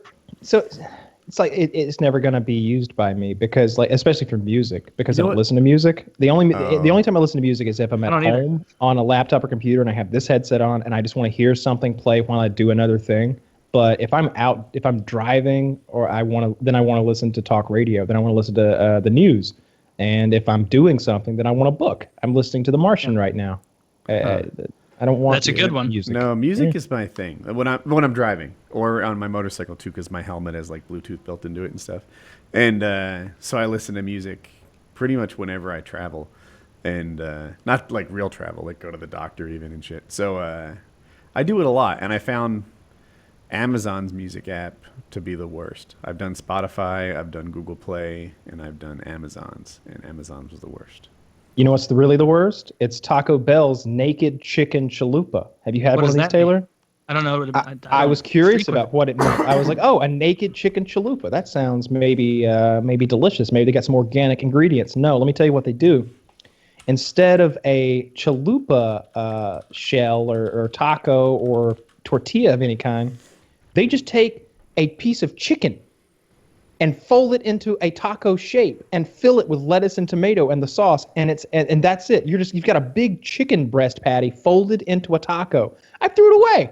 I looked at it and threw it away. Folded in half. That doesn't sound bad to me. It's their chicken though, not your chicken. Yeah, it's not okay, good strong chicken. point. Is the chicken treated in some way that makes it better for holding? No, it's battered and fried. See, How does that- I wish I knew you got more a about the cheap- Taco Bell I battered need to look and this fried. up. Because if I It's had a not Wendy's patty, it would just leak grease all over my hands or something. What's it Oh, called? it wouldn't fold. This thing is like as thin as a hamburger bun and this big around. And when you fold it, it's sort of golden brown and crispy, and it tastes terrible. I took one bite and I was like, well, that was a fucking mistake. That was an error.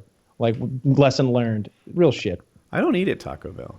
Like I literally haven't had Taco Bell in probably 15 years. Here, I found a video. Just mute it Get a because chicken it's not quesadilla. worth, it's not worth listening to, and skip like the first 24 seconds, or actually skip to a minute, or like 55 seconds. He takes it out of the pouch. This looks horrific. What in God's name is this? This is not a chicken breast. Why How is he thin shirtless? and emaciated was that chicken? Yeah, I know. This fat monster is sitting shirtless It's- in the woods somewhere. It's mowing processed down on chicken. us. It's processed chicken. They grind up a bunch of chicken parts and they form it into this patty, and they that's what it is. It's not real white meat. He's I would To tearing be it. honest, when I look at that thing, visually, it looks good to me. Not healthy. You just got to remember it's chicken. It looks like a hash brown. I like It chicken. looks, it does look like a hash brown. I eat promise you, chicken this like was a mistake. 360 days a year. If you have to count turkey, I eat poultry. Like Well, then almost I have every a day. recipe for Jackie. I think we talked about it on the show. She needs that Chick-fil-A recipe that I got where you brine the chicken. yeah, Oh, you my were very chicken's so excited about goddamn good. that. I make better chicken than you could buy. It's so good. I'm so proud of my chicken recipe I found. It's not me at all. Is it either. hard? It's not easy, but it's, I did it. Dude, Like, Jackie it's, works. Here's the thing. On a normal night, right? This is not like a special thing. Like almost every night, she makes a different meal for me, Colin, Hope, and her mom. Every night. And these are like good meals with like 2 different sides and stuff. Like I had chicken, rice, and peas, right? Not extravagant or anything. Her mother had some other, like a differently prepared chicken with like chopped strawberries and kiwis and something else. And Hope had something else. And Colin, like everyone has their own separate. So a meal that takes like even 50 minutes to prepare, like, oh my gosh, you multiply that times 4, you got a real thing going on. It needs to be good and easy. I mean, it's frying chicken. It probably you brine the chicken for 6 hours in pickle juice, water, salt, and sugar, and but then, that's just sitting in a plastic bag in your fridge, all that time. It's really just chicken in a bag and then pour some stuff in it, and then this sits for 6 hours. I do that in the morning. Where is the recipe? Was it a web page? Yeah, it was a web page. I'll keep looking for it, but it's so good. It really tastes exactly like Chick-fil-A. This guy seems to like pickles. It. The two. That guy doesn't dislike many foods. That guy's a real disgusting human being. He does his food review shirtless and sweaty. So, while eating something that doesn't look good. Like I would do the same thing if I ordered that. I'd get it, and I'd say, well, this is unacceptable, and just throw it away. I wouldn't even go in and complain because it's Taco Bell and it was probably $1.29. Like, it's not even worth that time. Like, just live. That's the price of learning that life lesson. That you shouldn't have trusted the new options section of Taco Bell because they can only bastardize the 4 ingredients they always use into something that's going to be hit for like 3 months until all the stoners realize this is the same shit as like everything else on the menu, man, and it's like twice as much. It's like, of course. Yeah, I don't know. I don't understand how much you like Taco Bell. Like, the thought of going and spending, if you told me you have to eat $20 of food at Taco Bell, I'd be like, what is this? What by volume is your most expensive item? And I'd still probably have to buy like 5 of them. Like that. Yeah. I have a question on a totally different topic because you mentioned the stoner thing. I know that you guys know people who smoke pot. Is there a variety aside from edibles that skips the whole coughing thing? Yeah, they make those vape pens now that's very similar to what Taylor uses, and you have a cartridge of like oil. It's a concentrate oil of some kind, and you pop that into this little battery-powered electro gizmo and puff like cold. Can you get that outside of like Colorado and Washington and such? I don't know, but if it's a medical. Legally.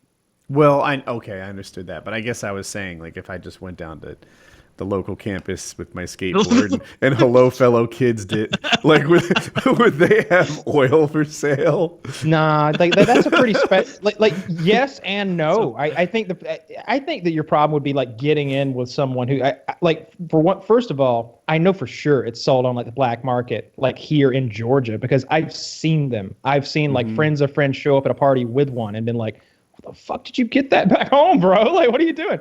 But it seems like, they're not coughing, they're just puffing on it like Taylor puffs on that thing, and they seem to get high as fuck.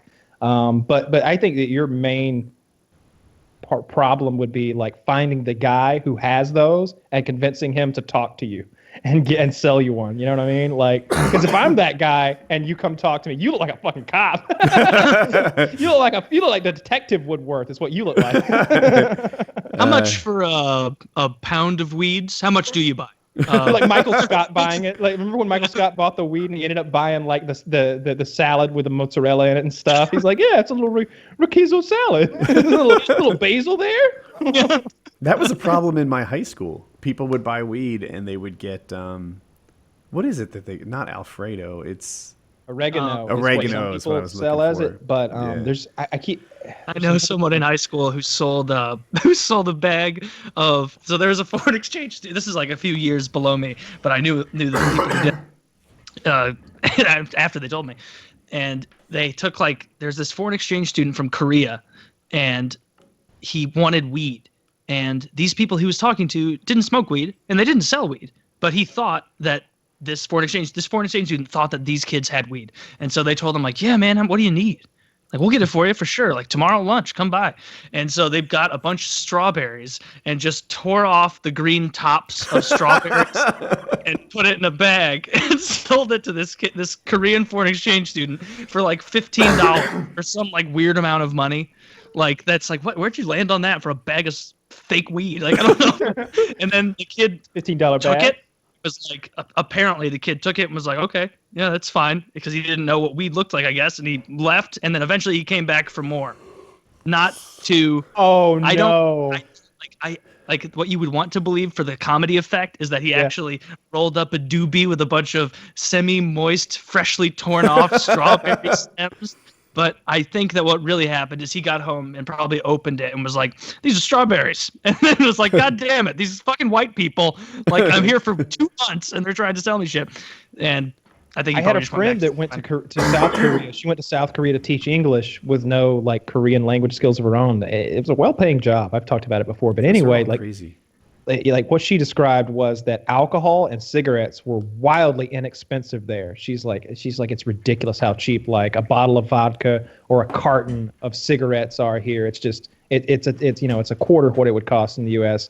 She's like, but weed is it might as well be heroin for real. You know, it's like they lock your ass up if they catch you with weed. Like you go to prison. Like you're gone. Like what happened to Miko? Oh, they caught him with an ounce. He's gone. Like you'll never see Miko again. There's no more Miko. No more Miko. They sent him to North Korea. It's like in like Saudi Arabia, where like if you get caught with booze or weed or drugs, it's not like, oh, you're going to jail. It's like you're being executed. Like, yeah, you can't sell drugs here. We're killing you. I always get a giggle out of that whole thing they've got in Saudi Arabia. That's literally like a bureau of witchcraft and wizardry, Harry Potter style, who like search out and catch witches. And it's funny. It's really funny to hear that, especially when you see the building. And I don't read Farsi, but there's a translation next to the Dexter and everything. You're like, holy shit, that's it. That's the Ministry of Witchcraft and Wizardry. And it's all funny and fun and games. And you're, haha, those backward savages. And then you hear, they caught 9 witches last year and killed them. And I'm like, oh no! Oh no! Or like 9 witches the past month, the past week or whatever. They caught like 9 people who had seizures or something, who had like epilepsy, and we're like, oh, that's the devil. Get them. You know what the problem is? Is the guy who was given that government bureau in the first place started out way too gung-ho. I bet his first month in charge, he was like, what's that guy doing? He's like, he's talking on a cell phone. That's pretty witchy. Bring him in. You're a wizard, sir, and we're putting you to death. Oh, another guy over there. We're going to get him. So he probably had like 100 executions in the first month. And then they were like, you're doing so great. Like we took a poll and we're almost witch free. We're going to drop your funding, or it just makes sense. You've almost solved the problem. He has to be like, oh, no. Witchery is growing at a constant pace. So we will need lots of money, because I guarantee 10 years from now, I'll be finding witches around every corner at exactly the right amount I need to ensure I get government funding. I don't know how it works there. I assume the way it works there is like, give me more of that oil money. And they go, you keep killing witches. Yeah.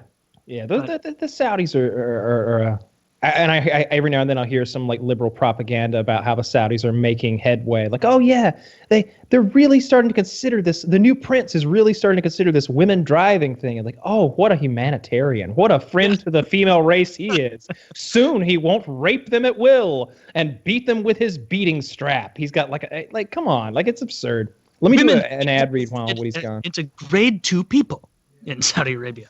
Grade 2. You have surpassed the dog. All right, let's see. Nature Box, that seems good. What do you do when you want to snack, but all you can find is junk food? Rely on your self-control to resist the temptation? Please, you eat the junk food. Start snacking healthy with Nature Box. Nature Box makes snacks that actually taste great and are better for you. They're created with high-quality ingredients that are free of artificial colors, flavors, or sweeteners, so you can feel great about snacking. Some of our personal favorites here are the peanut butter nom noms, the chocolate hazelnut granola, and Chiz likes those praline pumpkin seeds. NatureBox recently made their service even better. Now you can order as much as you want, as often as you want, with no minimum purchase required, and you can cancel anytime. It's simple. Go to naturebox.com and check out their snack catalog. There are over 100 snacks to choose from, and they're constantly adding delicious new snacks. Choose the snacks you want, and they'll deliver them right to your door.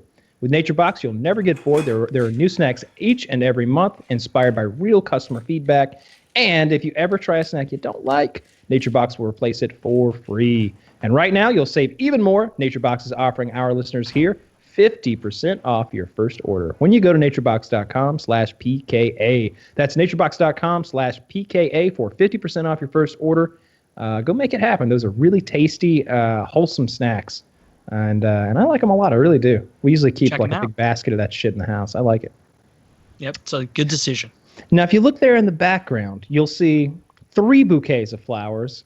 Chiz got lazy this week. Chiz is on his train, of course, choo-chooing across the country. So instead of giving them 3 addresses, because that's hard to copy-paste, he gave them one address in North Carolina, to send all of the flowers from 1-800-Flowers. So while I don't have a fresh, beautiful bouquet in front of me right now to smell and tell you how wonderful Well, it but is. he was on a train, like, and obviously you couldn't do that from the train. You only have 30 hours of nothing. And Wi-Fi access constantly. So he had no way to make that happen. He sent Woody all of the flowers from 1-800-Flowers. Let me do their little ad read. Let me tell you a little bit more about 1-800-Flowers. There are a lot of options when it comes to buying flowers for Valentine's, but there's only one Rose Authority. That's why every year we keep coming back to 1-800-Flowers.com. 1-800-Flowers never fails to wow my girlfriend with their elegant and stunning bouquets. And right now, when you order a dozen multicolored roses for only $29.99, 1-800-Flowers will give you another dozen plus a vase absolutely free. That's 50% off the original price. These breathtaking roses from 1-800-Flowers are picked at their peak and shipped overnight to ensure freshness and your loved one's amazement. Buy one, get one free rose bouquets, plus a vase. It's an amazing Valentine's offer, but it's only available while supplies last. Every bouquet is backed, by a 1-800-Flowers 100% smile guarantee. If you or your loved one has any issues whatsoever, call 1-800-Flowers and they'll make it right. When it comes to Valentine's season, we don't settle for anything less than My Rose Authority, 1-800-Flowers.com. To order a dozen multicolored roses plus an extra bouquet and vase for just $29.99, go to 1-800-Flowers.com/PKA. That's 1-800-Flowers.com/PKA. Why wait to wow? Order right now at 1-800-Flowers.com. And Woody has told me that room is just filled with this delicious aroma of roses. He loves it. Yes. He's a big fan of that. Is a huge fan. He's I gonna wish go he'd knock them all over. I wish he'd knock them all over and No, they please shatter don't on that knock 'em all hardwood over. floor. Oh, Don't that'd be knock 'em all sweet. over. Oh my God, His that'd be bare so feet, funny. with his bare feet. He's walking around like Marvin Home Alone. Well, check out 1-800-Flowers, and you too can enjoy beautiful flowers at home. Yeah. Or more likely, give them to someone who you care about. Yeah, people like There you flowers. go. It's hard They to go do. wrong with flowers. Like some people have this talent of coming up with these elegant homemade gifts that are just perfect for this one individual person. You can't go wrong with flowers. Everybody likes flowers. They smell nice. They they're look great. nice. And they show that you put some effort forward, which is all that she's looking for, I promise. Like, Bill Burr talks about his girlfriend who brought him that one sandwich 4 years ago, cut it diagonally, put the Fritos on top, ice cold beer to go with it. He still thinks about it. You give your girlfriend those flowers, same thing. They just want to know that you're thinking of them, you know? 1-800-Flowers is... Like if they mention like a vest or something and you just make a mental note of it and like 4 months later for their birthday you show up with that, even if it was only like a cheap, like if it was on clearance or something and they wanted it, that'll mean more than going out and buying something like needlessly expensive just to be like, oh, I'll just cover my ass with money. This is $200. You can't be pissed or whatever. You give your girlfriend 1-800-Flowers, she'll treat you right like an orangutangy prostitute, right? And she will not try to peel your penis, unlike that orangutan. And She will give you 1-800. You can use that tagline, no charge. Yep. I might be a little You'll be allergic seeing to a lot flowers. of 1-800 asshole after you give them those 1-800 flowers. Remember that old Dave Chappelle joke about like training the monkey to suck your dick? They're like, he's like, after that, all your friends are trying to get you to go out, and you're like, nah, I'm gonna stay at home with my monkey. he's like, nigga, you know how long it took me to teach him to jerk me off without peeling it first? I have tea here. I have throat lozenges. I took some Claritin.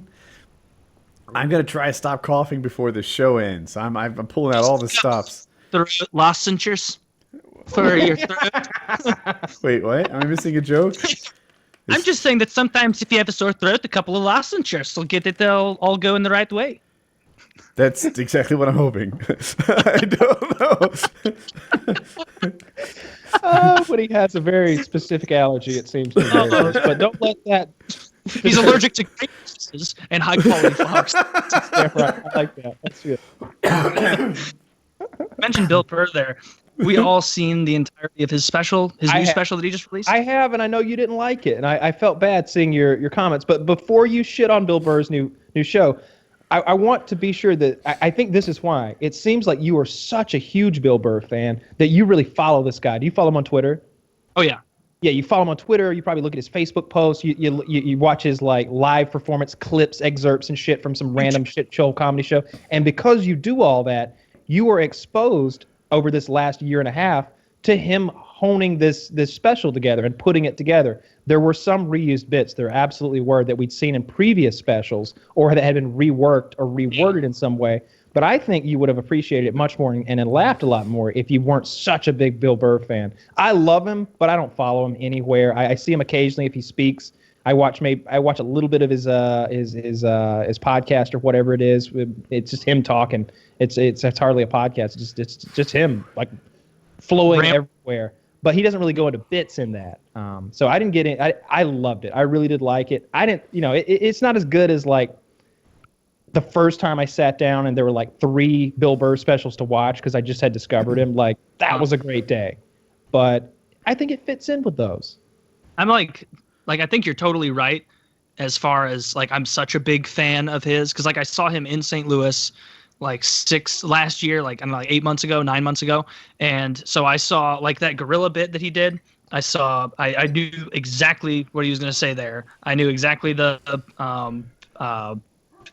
what is it, cruise ship thing, the whole white guys are evil. Thank God that Kanye's ego's in a black guy. I saw that a little bit before, the music but it's thing? only He like translated like the dictators into musicians or something because it wasn't working for him.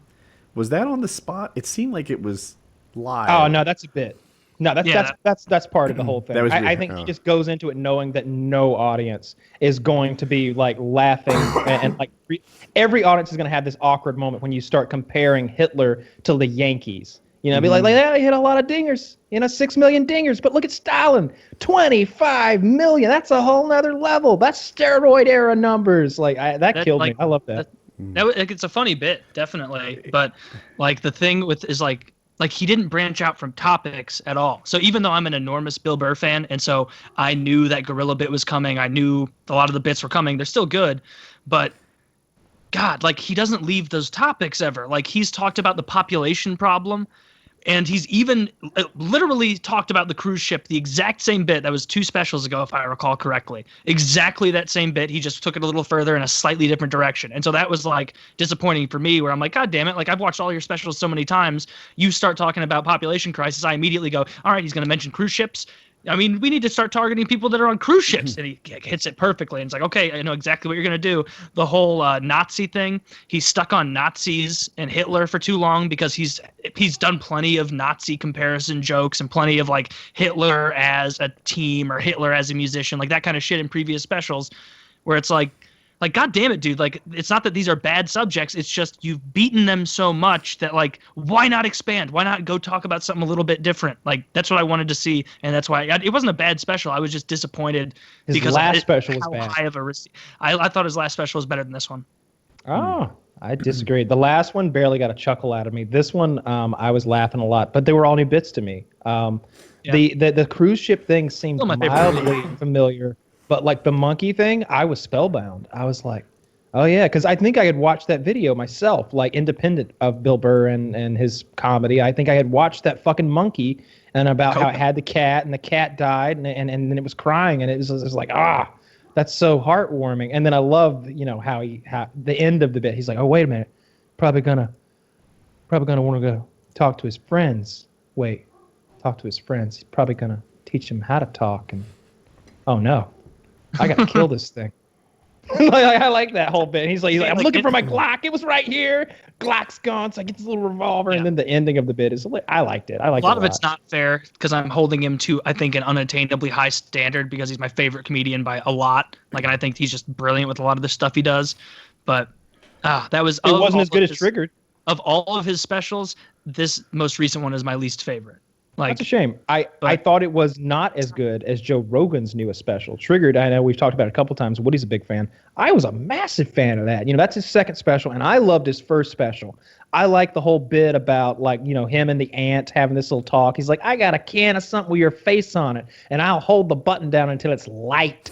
That's funny to me. The monkey genetics in it, all that talk, that's funny to me. But his newest special was a whole other level. I feel like Bill Burr is getting better as a stand-up comedian. I hope so. I just want to see him branch out and talk about more shit. Like bring that comedy into other arenas. Because if he, like, my God, Bill, like serial killers and Hitler as sports teams and comparisons there, like you've drilled it to death. If you ever find this, just move on from that. You know, the whole thing is like the comedians now is like, yeah, you finish your hour special and then throw it all in the garbage. And it's like, you always talk about doing that, and then which makes big time fans like me think that like, okay, this is all new shit, definitely, because he's always talking about how he leaves that stuff behind. And then when you see, wait, these are half of this special is just reworked bits you've done before with the Kanye West thing, the Hitler thing, especially the population problem. That pissed me off a little bit, where I was just like, God damn it, we know how you feel. But I mean, I repeat myself all the goddamn time, but Bill Burr doesn't talk 4 hours a week. That's fair. Yeah. I already rationalized it. Yeah, an hour a year. God, even I could have new stories in an hour a year. You never repeat yourself. Something needs to happen to his wife and preferably child. That would something be dark. both heaven and hell sent. Wait, Yeah, right. Look. I don't want bad things to happen to Bill Burr. He seems like a wonderful fucking person, but I know that through tragedy would come just a pool of material. If his wife like cheated on, here's what happens, and I don't want this to happen to Bill Burr, Bill Burr the man. I want it to happen to Bill Burr the comedian. If we could separate the two for a moment, I want his wife to cheat on him, and while she's cheating on him, that's a little dark. If something happens to his she kid, needs to spend a lot of his money and be two-faced about it. that would be good. And maybe if she took the child away and like told a bunch of lies about him, about how he's an abusive guy or something, or forgive me for saying this, if something happened to the child because she was off cheating on him, like she's away cheating on him, not watching the child, something real bad happens, child's not around anymore. I'm not sure that's the comedy goldmine you think it is. Dark comedy. Like we're talking about a whole new Bill Burr. He comes out there all pale and skinny as fuck. Like he just dark circles under his eyes, and he just rants and raves about the evils of the female race and talks about how they're a subspecies or something. Like he just loses it. Like that'd be great. That'd be great. Yeah, that would be like the name of his special. Like, I told you so. Like he's like, well, I did it. You know, I said in the first 2 specials that marriage was the worst thing in the world, and then I got married, didn't I? Then old Billy Boy went out and got married, didn't he? Oh, how was that? How'd that work out for him? Anybody know? Anybody know how that panned out? Didn't pan out well. Got divorced. Lost my kid. You know, like, or whatever he would do. It's a pretty good Bill Burr impression right there. You should be his opener. He'll be like, this fucker stole all my material. Yeah, I go in, man, this fucking population problem. It's a real issue. We should start out with cruise ships, and he's in the corner looking through his notes, rifling through them. Fuck! What else do I have? I was banking on cruise ships to get me to an hour 20. You know. I'll be right back. I gotta blow my nose. It's these fucking high quality and high prices. I'm so allergic. I'll be right back. High quality, low prices. Oh, yeah, my mistake. I fucked it up. I can't even think straight. The pollen's getting to him. Yeah, no, not the pollen. No, it's the low prices and high quality. Right now. He's flabbergasted. Woody's got some very specific rose allergies because I've seen him outdoors and he doesn't have these problems. That's interesting. Yeah, I'm lucky. I don't have a lot of allergies to pollen and plants. Like I'll get a little sniffly or my eyes might get upset, but nothing bad. Like I feel bad for people who are like, oh, summertime's coming around. Guess I'm gonna be spending a lot of time inside. It's like, that sucks. I can feel the moment when my allergy medication stops working. It's like, it just quit. Bad? Yeah, they've gotten better. Like I feel, I don't know much about allergies, but I definitely, my allergies have gotten not as bad as I've gotten older. Maybe in the last 4 years they've improved. Because when I was a teenager, I can remember, or in my early 20s, I can remember being outside and like doing yard work, and like looking at whoever I was with and being like, I gotta quit. I got to go home. You know, I can't. And they're like, what? I'm like, allergies, man. I can't. I'm like, look at my eyes. And if I open them wide, they would just pour. They would pour until I couldn't see. And I'd be like rubbing them. And the more you rub them, the itch. My eyes are getting itchy right now just from thinking about this. And I would just go blind, basically, to the point where I was like, barely could drive home. And my nose, the inside of your nose, my nose would itch like I had inhaled fiberglass, to the point where I wanted to get like my pinky all the way in there, or like a pipe cleaner. I one time I remember like fantasizing about a pipe cleaner, like doubled over, and then stick the loop up there and just. You know what I fantasize? It was itching so bad. Someone needs to invent a little umbrella snot puller, right? Where you can like put it in your nose, inflate the umbrella, and then just pull out like just.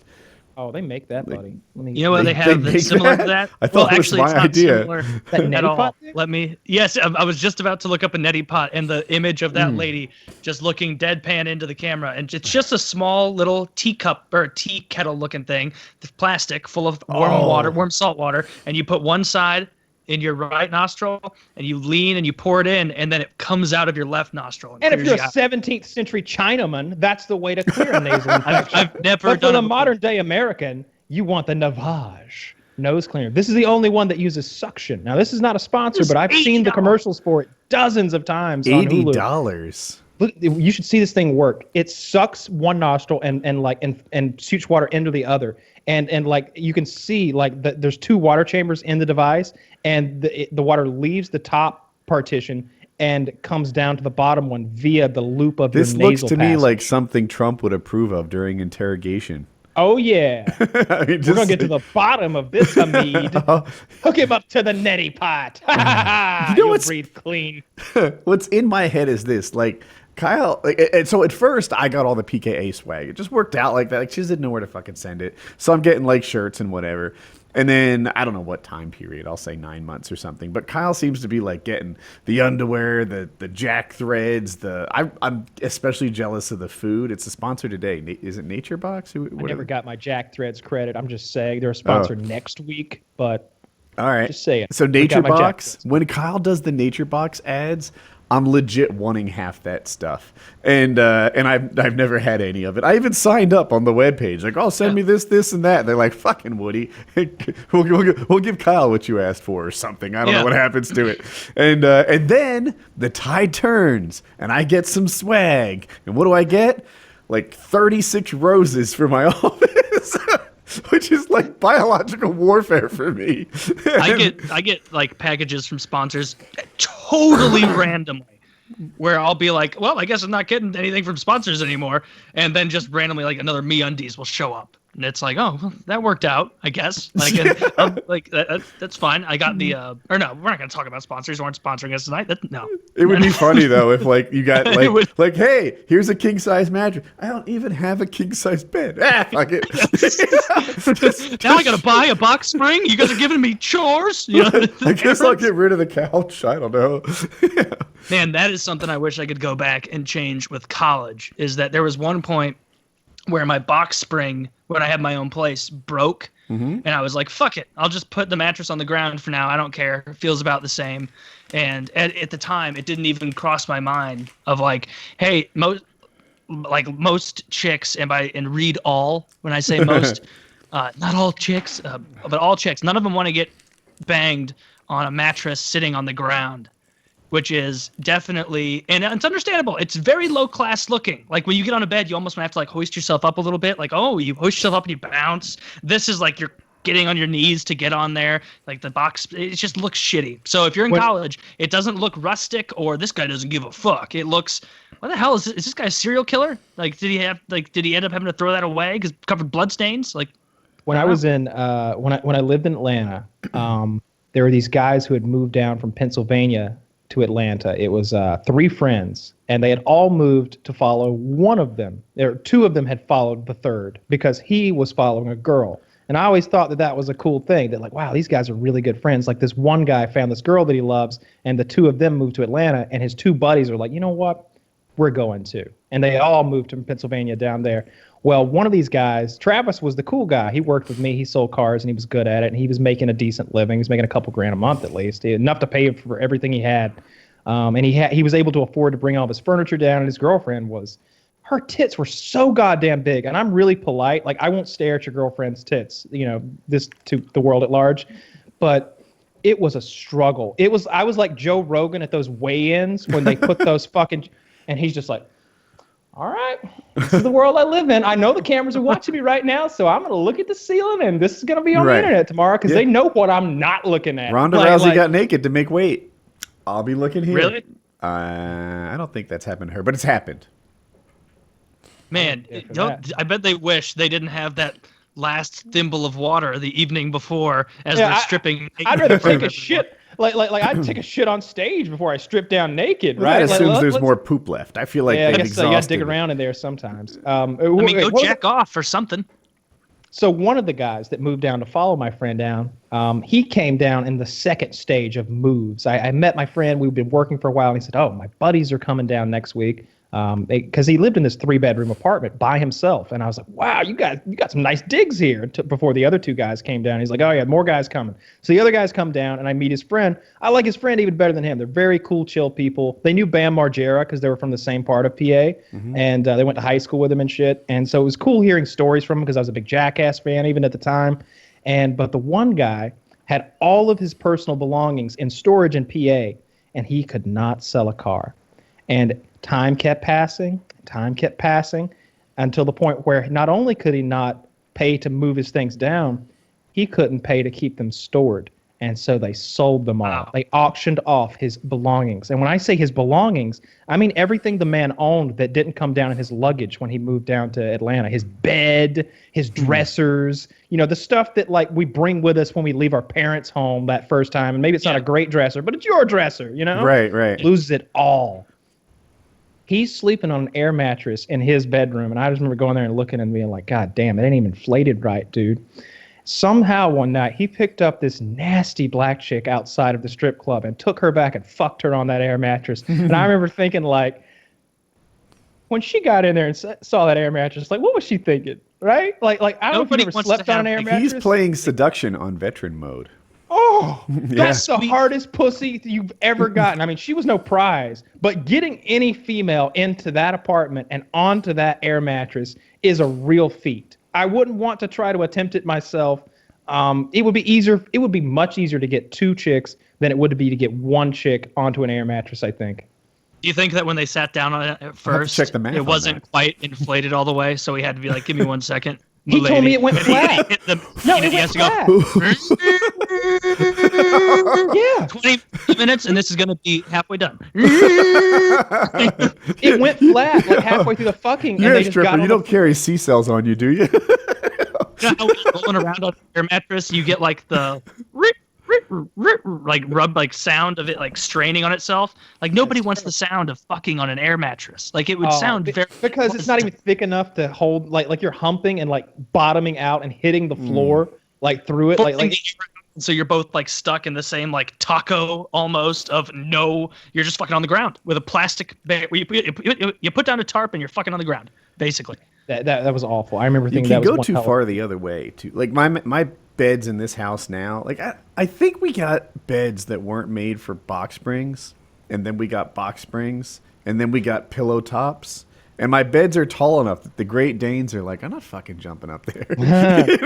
You should have got a slat bed with the springy slats, right? That don't require the box spring. Yeah. I don't. She just. Maybe it's a British thing. My wife was convinced that box springs make the bed better somehow. I don't know, that it does anything. But anyway, our beds are quite tall, and Yeah, I think it's a difference Kinda between climb American and maybe British/European like sleeping stuff because Kitty's got a very different idea of what a bed constitutes a bed than I do. Like hers has this like fluffy thing on top, we and got although that. I ordered one the other day that's like the gel that stays cool for my king size, and now my Casper is a mega Casper mattress. It's huh? Like is it actually working well, keeping you cool? Like my cold pillow stays cold for like half an hour. Like right up, it gets me to sleep, and it's still like this is uncomfortably cold almost. It's nice. I love it.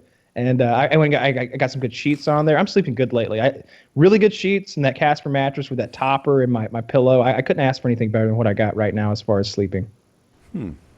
That's great. Until we have that other mattress sponsor, at which point we couldn't ask for better than them. Is Casper a sponsor tonight? Nope. We don't have any bed sponsors tonight. Well, Safe. I sleep on a Casper mattress, so perhaps if I were sent a free mattress from another group, I might consider that. But until such time, I will continue believing that the Casper is the greatest mattress ever made by a man. Use our code when you buy them. I am feeling better. That was biological warfare that she's waged on me. That was love. That's what that was. And send some love your girlfriend's way this Valentine's Day. One of his Completely flowers. just saying all the flowers. PKA. I didn't want them, but Yeah, I didn't want him either. But I was just, it's funny. They're all 3 right there. Did you get more? Did you get more? Another sponsor. Did you get more Me Undies the other day by any chance? Did they send you their Valentine's line? I did. Yes, they're amazing. I asked for panties this time for my girlfriend, and I didn't know what size panties my girlfriend wore apparently, and she has sent me all these medium panties that she can't wear. So now I've got a bunch of Me Undies panties, but they felt real soft. So and they don't ride up when you wear them either. I promise. Yeah. It may sound silly, but it seems like the majority of girls wear small. Or I don't even extra know what size underwear girls wear. Yeah. Because I think that they do vanity sizing. I've heard of that before, and I've talked to people obviously who work in clothing stores, and they've confirmed it, that it's like they're more likely to say like, oh, this is a small, but if you compare it to like a European size one, it would be like a medium or something like that. Or for guys, like if like I wear like a large American t-shirt or a medium sometimes, and if I get like a Hugo Boss shirt or something like that, like a foreign made shirt, and I go for like large or medium, it's like I'm not even fitting into this thing. Like how narrow are people in Europe's shoulders that this is a large shirt? Like what the fuck's going on? Like obviously it's just because we're fatter, I think, but We're bigger, Stronger. more powerful. that's the word I was looking for. Yeah, stronger, Bolder. You're bolder. refreshing. Yeah, bold Shirt. American sizing. Yeah, shirt in LeviStrauss.com. bold sizes. Yeah, bold sizes. That's For what the we man need. on the go, the powerful man. Yeah, I need a bigger shirt for all this freedom. They have those Worried about shirt squares. First- This is not the brand for you. like they have those magazine covers with an enormous fat woman on there where they all pretend that she's attractive and she's really just a monster, and we need to have that for America. Like the American magazine that we send out there, if they can do it with fat chicks on magazines, we can do it too. But a big NASCAR watching, big fat fuck, and big patriot, a patriotic suit. You can be as fat as you want, and you still look kind of presentable in a suit. You just stars and stripes. Unless your put it out. tie's too long, at which point it's ridiculous. Or too short. Yeah, that's something that oh my God. Too long is better than too short. It is. Yeah, too short, you look like you're an extra in like The Office or something. But a like little show too like, long would be easier to pull off. His was way too long. And the Scotch tape looked ridiculous. And Wait, who's? Oh, you don't know? This is a Trump thing that people have been mocking for 3 days now, maybe. Oh, his tie was too long? Yes, his tie was way too long. And he tied it so long that, like the other tie goes into that little fabric It didn't bridge reach, thing. yeah. It didn't reach, so he put some Scotch tape to hold it in place while his tie dangled like lower than his dick. And I have that problem too. And I think it's like, I don't think I'm some freak of nature. There's millions of people taller than me, but like when I tie a tie, it's by that I have to little get it tie, just right to barely. get it. Yeah. There's a real fine margin between getting the tie, because I was always taught that the tip of your tie should be like right in the middle of your belt buckle. I don't know if that's correct or not, but that's what I learned. And that thing should tuck in there, and that's a real sweet spot. And I can't tie a tie, so it makes it hard. I can't just tie a keep tie. reject it. Dad, do it again. No, I can't tie a tie for shit. I really can't.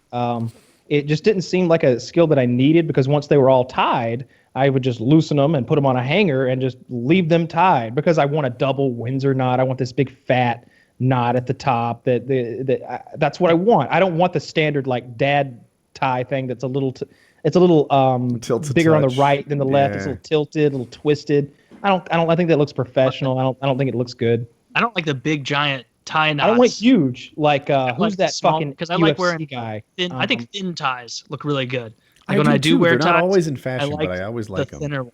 Yeah, I always think they look good. They make your shoulders look broader. They make you look like you're in like I better feel like shape. they're a I thinner person's tie too. Like I think fat you have tie, to be in better shape to wear that thin tie. Like you need to have front area. If you've got any belly at all, I think a thin tie will really accentuate it and make you look not good. If you got man boobs at all, that thin tie right in the middle isn't going to look good. Yeah, you get gotta that keep seatbelt shape. effect with your tits. Sure. Oh, that's yeah, and not the good kind. Yeah. Not the kind with women. Yeah. Yeah. I like ties. But yeah, I've noticed Trump's tie is very long. I would never choose to wear a tie. You'd Like I think would never get up and be like, I want to dress up for fun. Like I only dress like that if I have to. Like I hate wearing a tie. It's the Trump's worst. taken like it. so much mocking. He's obviously aware of it. I wonder if he starts fixing the problem. Nah. Usually I his, I just, don't notice. I just his want to see him go routine. up to Pence and be like, Pence, look, how do you tie this thing? You know, like Switch, a kid with switch, his dad. Yeah, switch. And now Pence is like hanging below his crotch. Like Pence is walking, and you look from behind, and you could see it like through the gap of his leg. Or It's like that scene, he could just order his whole staff to wear ties like he does. everybody's tie needs to be 6 to 8 inches longer than it is right now. Look at this. Model yourself after this profession. Yeah.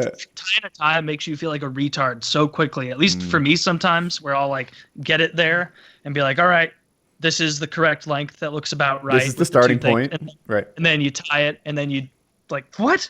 This is like, I'm ending at my sternum. What the fuck? Like I look like a goober. All right, do it again. And then I do it again. And I'm like, pretty much holding it the exact same spot. But in my brain, I'm like, yeah, that looks good again. Yeah, that looks good. And I tie it again. Fuck it up. Like when we were doing that thing in LA, I couldn't tie my tie. So there's a wardrobe girl who's there to tie the tie, and she's got to get real close to tie my tie. I was like, oh, this is great. This is great. This is almost better than that girl who like rubs the lotion on your face when it's sunny out. Like, this is great having someone tie your own tie. I would definitely, like, given the option, I want someone else tying my tie over me every time because I feel like it's going to look more straight because they'll notice all the little things. But They're standing in front of you. If they're able to do it backwards, especially if they're like looking at you and Yeah, like, they're pros then. Yeah. I tie my own tie so I get it just the right length I want, but I do that knot that Kyle does. I feel the same way about the knot that Kyle does, but it's the only one I know. So Yeah. that's what I end up with. have you ever tried to use one of the YouTube videos that teach you how? yeah, They are No, you are I'm overestimating how much my level of concern. enraging. Oh, really? And some guys will try to. There's a guy whose whole channel is tying ties, and this guy's a master. He ties all these fancy ones, and of course, I think you're like me. That whole thing of like you start looking at like a gun, and it's like, oh shit, well this one's got a special Picatinny rail, and like, oh well the next version is the Evo model with the collapsible stock that it's a swings Picatinny around. rail. And by the time you, but oh shit, what was I talking about? What was I talking about? Tying a tie is probably This you're headed guy towards makes these better videos knots. where he ties these elaborate knots that look like oh I don't even know how to describe it. It looks like Knots around like knots. You know, like you've got a layered regular knots tie looking- knot with like you got your tie as a pet, and it just surrounds it, and it turns into bulkier knots. And I bought a bow tie a while back, thinking it would be funny to wear, and I have never stepped foot out of the house because I've put it on before and been like, "You look like an asshole. Like you just look like a goober. Like who wears this unless they're trying to get some sort of like, wow, what a guy attention." So I did not. Yeah, I don't. An Eldridge knot that looks pretty nice. I sat in a hotel room one night for about an hour and 20 minutes trying to tie an Eldridge knot, and then I realized that wasn't happening. And I slipped through double Windsor, and I spent another 30 minutes before I literally screamed and like threw the thing, and it was a red face. And because like these videos will even go to the next level of putting a mirror in place so that you can do it the correct way. Because if they're just pointing the camera at you, then you got to be like, all right, now reverse that and do it this way. But if they put a mirror there, it's all the same hand motions. Even then, I don't know why I couldn't do it. Because like when we were doing our survival trip, especially the first one, I was over here memorizing all these like hitch knots and these like knots that would lock in place and stuff. And like little knots like that are easy when it's right in front of me and I can see it. But something about this thing that I can't even see and sort of like looking at the video, I failed so hard. I don't need that skill. Someone else will do that. Someone else will. I'm really Yeah, invested in this knot. it's not He's still that tying it on hard to learn. the screen. It's beautiful. It's fucking beautiful. And I feel like I don't know about the gold tie, but I'm imagining like a red tie that wasn't just flat red. Maybe it was like a burgundy/black that was kind of change colors. If you look at it at different angles, then those layers would really look nice. I don't know. I dig that knot. And I feel like if you got that knot, you know, if you go to a job interview, the guy with that knot's going to get remembered, right? Yeah. I don't know. Is this the Yeezys of knots where like kind of No. you're going overboard and everyone else is like, dude, like you're trying too hard?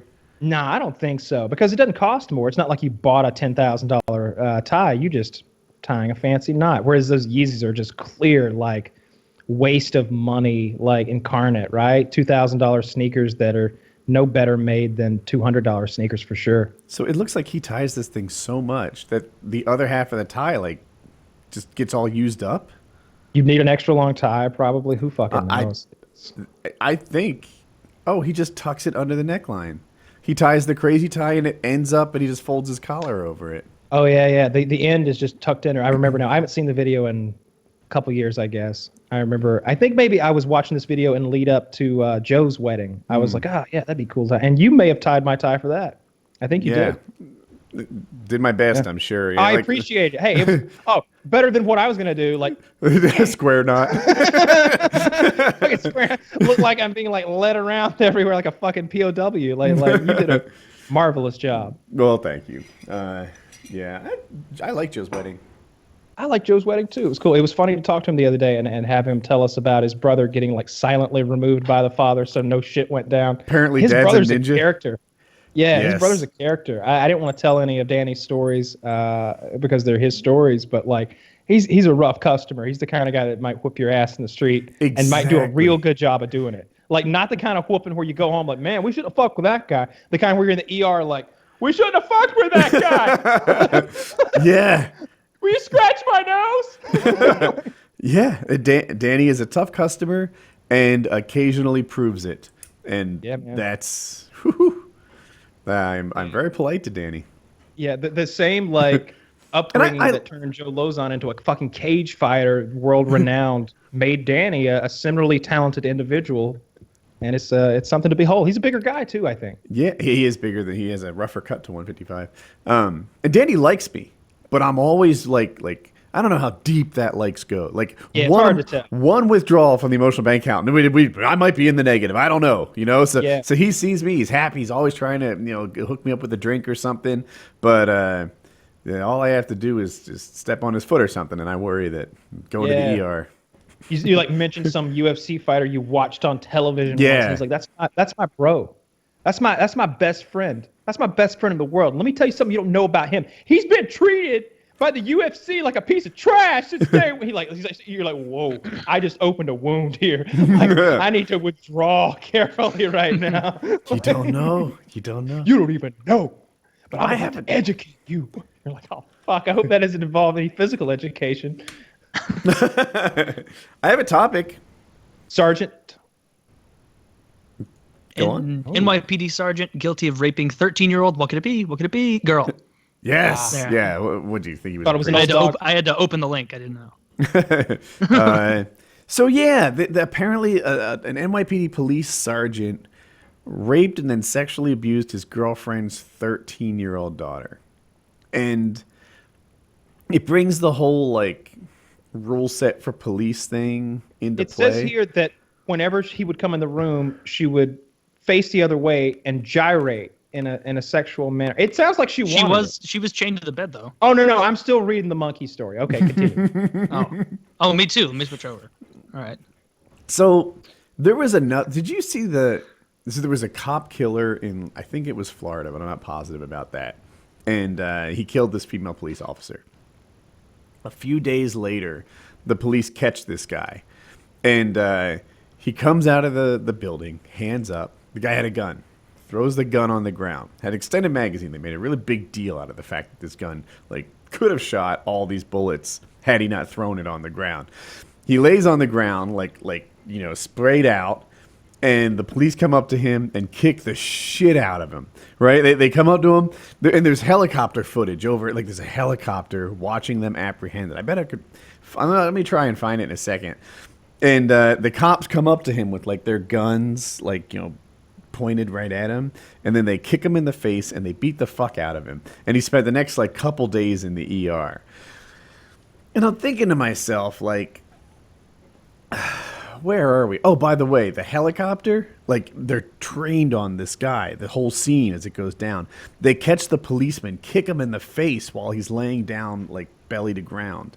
And then, for some reason, I don't know, squirrel, the police helicopter points at the trees, and they. The traffic copper just spotted a seagull in that oak over there. Yeah. That's a rare seagull, isn't it, Ben? Yes. You see its banded leg, and you in the background. Oh, it's a whole. No! And whack. Let me. It appears to just be an entire flock of rare seagulls. It appears to be. Not a, Yeah, that's shitty, Yeah, that's man. And you fucked know up. what? The problem with that is the next guy who sees that is gonna be like, they're not taking me alive. I saw what they did to that last guy. He threw his gun down. Like I'm gonna fucking go out shooting. Like Yeah. you can't do that. You can't do that, Yeah, that's- especially when the goddamn helicopter's in the air, right? Like maybe get him downtown and rough him up a little bit if he killed your best friend. I have a hard time judging that, but I don't want to see it in my police force. But I might understand it at the very least. It might make sense to me. But when you walk up to him and kick the guy in the face and whip his ass in the street when he's given up and there's news and the public and all of the officers out there and all these cameras rolling, like you don't want that because of what I just said. You know, someone's watching that It's and going, understandable they're not taking me emotion- alive. Like emotionally, you're like, I empathize. I understand that their friend died. Like they're upset about it, but there's no excuse. Like whether it's there, back at There's no the explanation- precinct, excuse. anywhere. Like no excuse for that. Like that's like you can't. You're right. Like that's the best response you said right away was the next person who does that is going to be like, I'm going to go out with a bang because I don't want to get my ass beat to death on the pavement and then spend time in the ER and then go to prison. Like Yeah. it's just not good.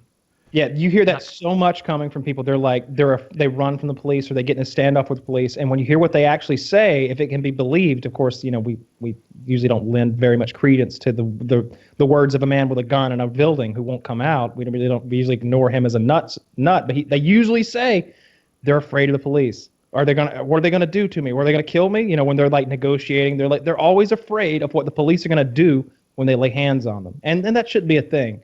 It should be like, no matter what you've done, we're going to take you professionally. And, you know, if we got a hog tie, you kicking and screaming, pepper spray, you kill you to take you, like that's one thing. But if you're giving up, if you're compliant. I have a slightly different opinion, but I want to watch the footage first. So I linked it to you. It should take you right to like 128, maybe. It's nighttime. They're using forward-looking in.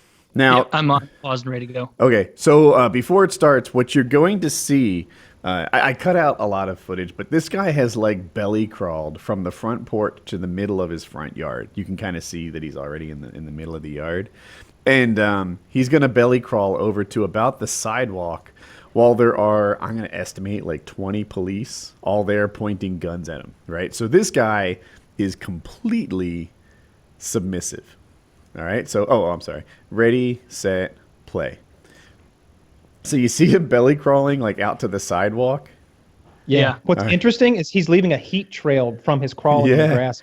Oh, that is cool. So the police, guns pointed at him, are going to come in. And as they first approach him, the footage I saw was like cropped and zoomed in.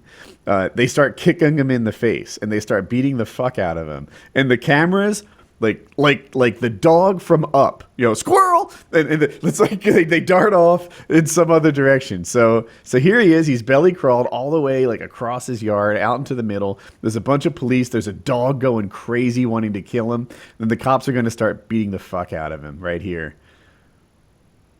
Kicked him in the head already. They kicked him in the head again. There's squirrel. Wait, there appears to be a disturbance in the trees. Yeah, There could be a third, perhaps fourth shooter. And then they zoom all the way out so you can't see Yeah, any that's of a the police helicopter. Yep. That's why. Yep. And so there's a real kind of like thin blue line thing going on here where they have decided not to get this guy. And I've thought about this a bunch really because this is like 2 weeks old. So look, I'm with you. I don't like it, right? You know, I don't enjoy it, but I do cut them a certain amount of slack. This is the worst person, right? This person killed Allegedly. Well, all right, you're right, but he's guilty. You know, in this case anyway, it seems like they got the right guy. I don't even know if he's denying it or. That's what they said about OJ. They were all wrong about that. What if they'd beaten OJ in the street like this? He felt terrible. So, anyway, this is the worst. Like it killed. I think before he killed the cop, he killed like a mom and a baby or something like that. And then the cop was trying to apprehend him. They killed the cop. Then that makes the police very angry, and they chased him and they beat him. Oh, when I'm they sorry. Caught him. Maybe I'm thinking of a different scenario. Did the female? I think I heard something about. Did the female cop die in a car accident while chasing him? Oh, I don't think so. I think that's what that's a thing that did happen a few weeks ago. I don't know if it's this same story.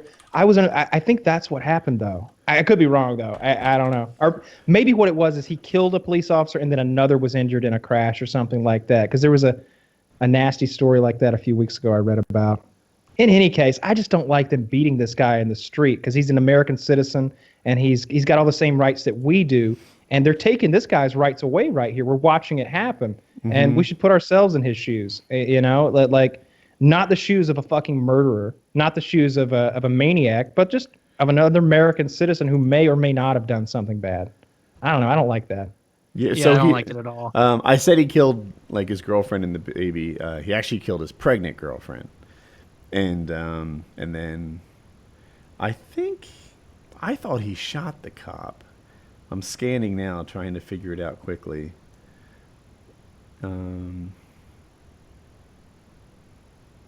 It says he's accused of killing an Orlando police officer who tried to arrest him. Sounds like he killed her then. Okay. Yeah. And so like I just have a hard time shedding a tear for this guy. And where I was headed with this, and I brought up the other thing with the 13-year-old who got raped and such. It's like, on one hand, I give police like a little bit of leeway because they're in the battle, and in the same way that I give soldiers like sometimes a little bit of leeway for making mistakes at war. You know, you accidentally kill a civilian, things are chaotic. Like, I don't want to hold you up for murder in the same way that I would someone in like Raleigh who accidentally kills a civilian. But on the other hand, like when a cop betrays trust in like a special way, you know, like maybe he's sexually assaulting to get out of speeding tickets or something, then I feel like they should be nailed even worse than the general public. Like they belong on the two extremes of the spectrum in my head somehow. Like, oh, like he's worse than a normal pedophile. He's a cop pedophile. You know? Yeah, because it's like you utilized that special authority and power to further and your trust. Perversion there. Yeah, and trust, where you know that little boy, that little girl, whatever, is going to be more likely to come with you because they see a cop and they think, okay, this person wouldn't hurt me. You know, you're sabotaging like a whole child's life. Like that's there's a special trust and responsibility that goes with it, and that trust gets them out of speeding tickets, and it gets them double fucked when they rape kids. And that was my topic. I'm fine with that. Yeah. All right. You look at that. Look at that. Timestamp it, people. Put this in the thing. Someone was brought up and everybody went, you know what? Yeah, that's fair. Yeah, you think they should punish the people who have the most power in that situation when they abuse it? Yeah, okay. All right. It's fair. But oh, I have a. Oh, do you have another one? I'm. Well, tell me what you got because mine can wait. It's a Tinder conversation. Yeah, let's go. Like those. All right. So here, I in my head, I'm framing it in the "Am I an asshole?" because I think that my opinion on this is atypical. So, it starts off. The guy says, "Yeah, I'm busy." Or the girl says, "Yeah, I'm busy." The guy asks, "Hot date?" ? Well, message me whenever. And she says, "Actually, yeah, good guess. With another guy? No, a girl." "Yes, a guy, LOL." "Okay, so what the fuck? I'm not getting a try now or what?" And she's like, "What? I thought we were meeting up on Saturday." He goes, "Why would you go on a date on Saturday if you're going to go on a date tonight?" And she just gets confused. Like, I'm not into the whole talking to more than one person at a time thing. So have fun your date tonight. Good luck. She wrote, "You matched on Tinder. You think you're the only person I matched with? I'm not a huge fan of your attitude. Maybe Saturday's not a good idea." So now, who is the asshole on this thing? Him. Well, nobody's necessarily an asshole, but his thought process is crazy. That's just not how dating has ever worked. I've never used Tinder, but I don't think that's what Take Tinder out of the equation. You know, take Tinder out of the equation. Like if it's just a girl you met at the bar last week and you got her number and you're going to meet up on Saturday, if you text her on, you know, now, she might be on a date with someone else because she is dating people. She didn't just find you we're not in Saudi Arabia. She didn't say, "Yes, I'll meet you Saturday and every Saturday from then on forever." Like, to be honest, that's how I dated.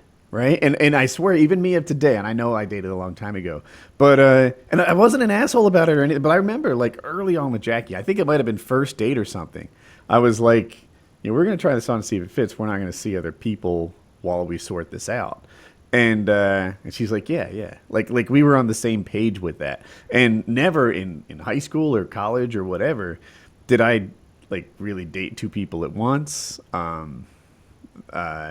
or did my girl. Like that was how I worked. And I kind of like, to me, you said let's take Tinder out of the equation. To me, Tinder's essential to the equation because it's an extra special sort of like disconnected meeting. Like, this is an internet app that paired us up. It's really not a commitment. It makes his case even weaker it does. It is Tinder. Yeah, but I would, I swear, like maybe by the by the time we actually met, I feel like I'd want the end of that date to square away whether or not we're seeing other people, and I think I'm weird that way. I think of it as it's never established that you're not seeing other people unless you establish that of like, now we're exclusive, like it's just us. Because this like both of like the guy is definitely the asshole in this one, who was saying it, because it's like even if that's what he thinks, all he had to do is say like, oh, that's all right. I'm more into exclusivity. I'm more into being exclusive. Based on his spelling, he probably doesn't know what that word means, and so no wonder he didn't use it. But that's all he had to say. But instead, he was just bitchy to her for no reason. And it's like, dude, you are on Tinder at the end of the day. Do you really think that this girl? It's a girl on Tinder, you jackass. You don't think that she's gotten 10 opportunities to get laid since you started typing that first text? It's nothing but I want to fuck you. Yeah, I want to fuck you. Yeah, I want to fuck you. Let me just pitch this. Yeah, I want to fuck you. Like, is it possible that when you say hot date ? That you're not probing for the real answer? That like maybe that's just that's a thing that people say to someone at the office or to just a brother or to be snarky. Yeah, like it because there's an argument that says, hey, don't ask questions you don't want answers to. But I don't know that he really did that when he said hot date. Maybe he did. Maybe he was trying to probe a touch. I think he did because of the way he followed up. If he had said hot date and she said, actually, yes, LOL, good guess, he would have been like, don't have too much fun. See you Saturday or whatever, instead of hot date. Actually, yeah. Aha, you've fallen into my trap. And now I know your ruse. You a witch, you whore. And he calls her a whore at the end, which is not a great way to engage on Tinder, I wouldn't think. Not going to catch a lot more flies with honey. I'm with you, but what if you are wired like me, and he hasn't even met her yet, so I don't think he has any rights to possession, But use eHarmony, not Tinder.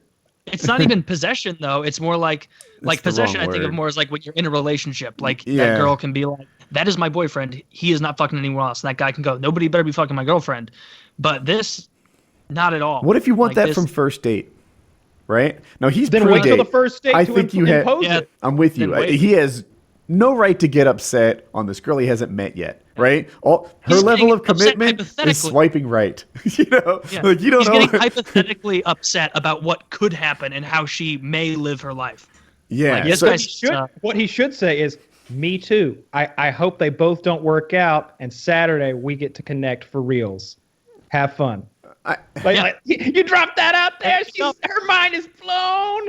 And this guy doesn't know what he's doing. Not only is this guy not able to get pussy, but he can't spell very well either, which I look down on strongly. If you do what Kyle said right there, which is brilliant, that response, you're also putting in her head an available contingency plan for that date she's going on that night. So she's going to be on that date night that night, thinking like, this really, I guess this really isn't working out. Maybe that Saturday one's going to be better. This isn't going that great. That other guy, though, seemed pretty good. Like, she's already going to be thinking about you in the middle of it. And my observation is, every time I have a girlfriend, like that's been back in the day when I dated, it'd be like dry spell, get a girlfriend. Suddenly, I'm sexy as fuck, right? Now that I'm off the market, everyone thinks I'm hot. And the opposite would happen. There'd be girls throw themselves at me, and I'm like, They date someone else. Oh, I'm so stupid. I never realized how hot she was until she was unavailable.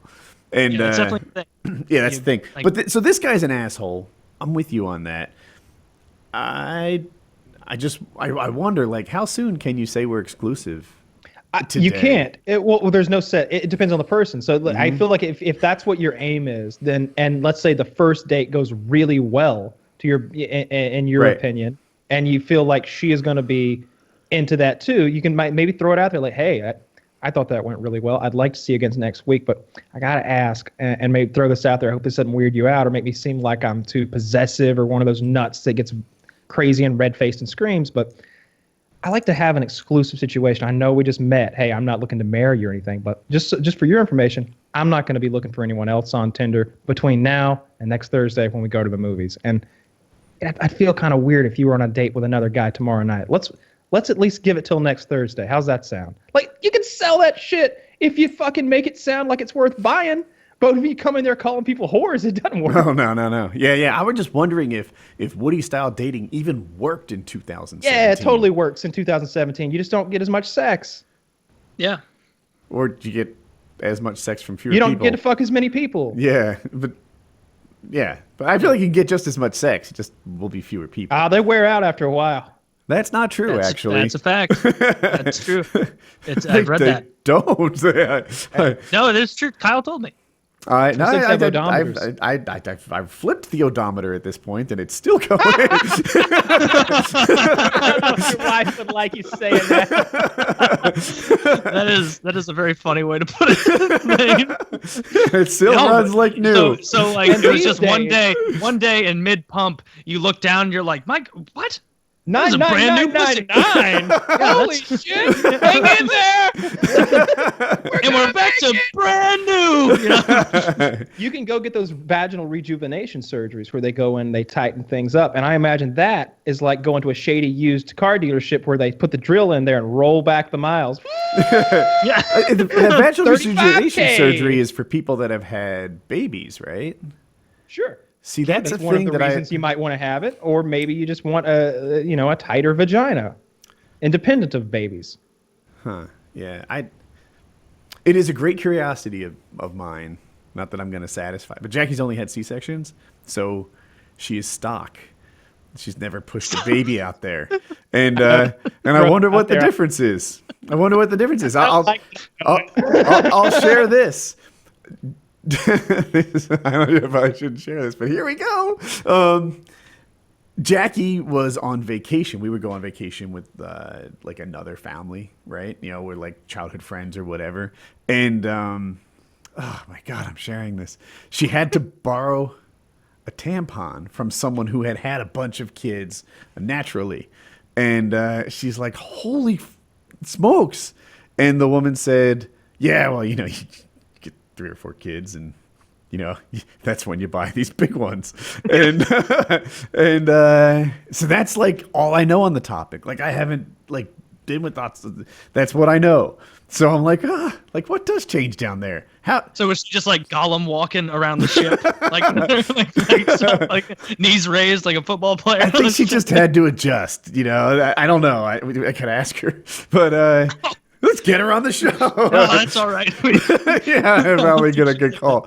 But yeah, and these things are not discussed in polite society, but here in PKA perhaps, and it's not a lot of opportunity to like gather information on this. Yeah.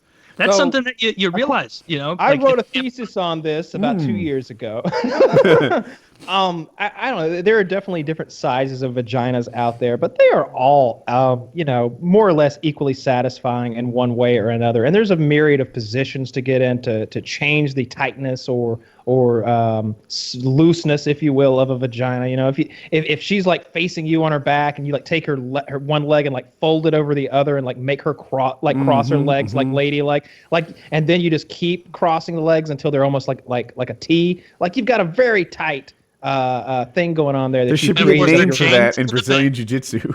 Like, yeah. They put her in half guard. You get her cradle. Crisscross applesauce, and if she doesn't tap, then you get a real tight job. You put her in a Kimura, and that's going to open things up a lot. Trust me. So there's definitely that, but I don't know. I've been with a really tiny girl before who was like maybe 5'1" or something like that, and it was like, oh my God, like this may not work. Like we may not be physically compatible. But I've also been with like a early 40s, like, lady who'd had a couple of kids and had these giant fake titties. And there was definitely a difference there, but it was still good times. Like there was no there was no like disappointment. It was like, oh, this is a different pussy. This one does different stuff. Oh, it's like a cheeseburger or a pizza or something where it's like, yeah, there's some that's like really, really good that you're going to think back on. but you never get like a burger at some pub and like have to send it back because it's just unpalatable. Like it's always good. I have never it's always sent gonna be pussy back. fine. It's all pink on the inside if you order it medium. Never sent I pussy have back. never sent pussy back to the chef, not once ever. Well, Kyle I, likes pussy more than Taco Bell. I do like pussy more than Taco Then Bell. the same for him. You know? that's a date one for his Tinder gals. Yeah. But yeah, there's definitely a noticeable difference. But whether or not it's a plus or a minus is definitely up for debate. Because I'm sure that some people are like, yeah, my wife's pussy is huge. We do all kinds of freaky shit. I can fist her. I can put these like I've seen they make those alien toys we looked at that look like a weird alien like the penis, dragon and thing. And they put eggs in you. They like lay eggs inside of your I pussy. looked at those and it was awful. They're And so then she has to like give birth to the alien eggs after the dildo impregnates her. Like maybe you're into that, and your wife's laying these big slimy green ostrich-sized eggs, and like while you like hit her with a Hitachi, and she's just like ah, and she lays these eggs. Like if that's do you think your it's like thing, there's those nothing wrong with that? those ball guns that pump where you go like boom, boom, boom, boom, boom, boom, and then you go and you try and collect it and you put them all in there and you're like, God damn it, there's space at the top and I don't know where any of the balls went. I guess I just don't have ammo. You think that's what that thing is like every once in a while where you're like, there's 5 eggs and 6 eggs and there's another egg in there. And then she lays sure? an egg. All right, well, we lost one. They just vanish. Man, how do you introduce that into a relationship? That has to be something that the woman in the relationship introduces, because I can't imagine any woman out there like bringing toys into the bedroom. Like if you mention it to her and then she's like, oh, she's got an image in her head of like, you know, vibrators or whatever, like standard shit. And then you bring in like, this is my egg hatchery. It's actually Zerg version from StarCraft 2. StarCraft 2 Zerg version. And I'm gonna use this to put 6 eggs up inside. No, come back. No, come back. The door's locked. You can try. Oh, we're gonna hear it. Oh, look, I'll yell too. Trying to get the combination. Here, I'll help! I can't get out. See, nobody can hear you. Now we're gonna do the eggs. We can do it now. We can do it later. You know? No, come back. You're gonna put that bib on, or there's gonna be a mess. Yeah. I'm gonna You pump can someone tries to the car. It's not gonna work. Yeah, I have a smock for you. creep all over the bed, zerglings coming out of your asshole. It's gonna be a shit show, baby. But no, but just to top off the vagina size thing, like I've definitely experienced like crazy tight vaginas where it was like an effort to get going and even start the sex. But I've also had some that was like, oh, you've had a few kids. I don't care at all. This feels amazing too. So that's never been like, I suppose tighter is better in the end, I guess. I don't know. You don't have as many options with tighter. I think you want a medium pussy.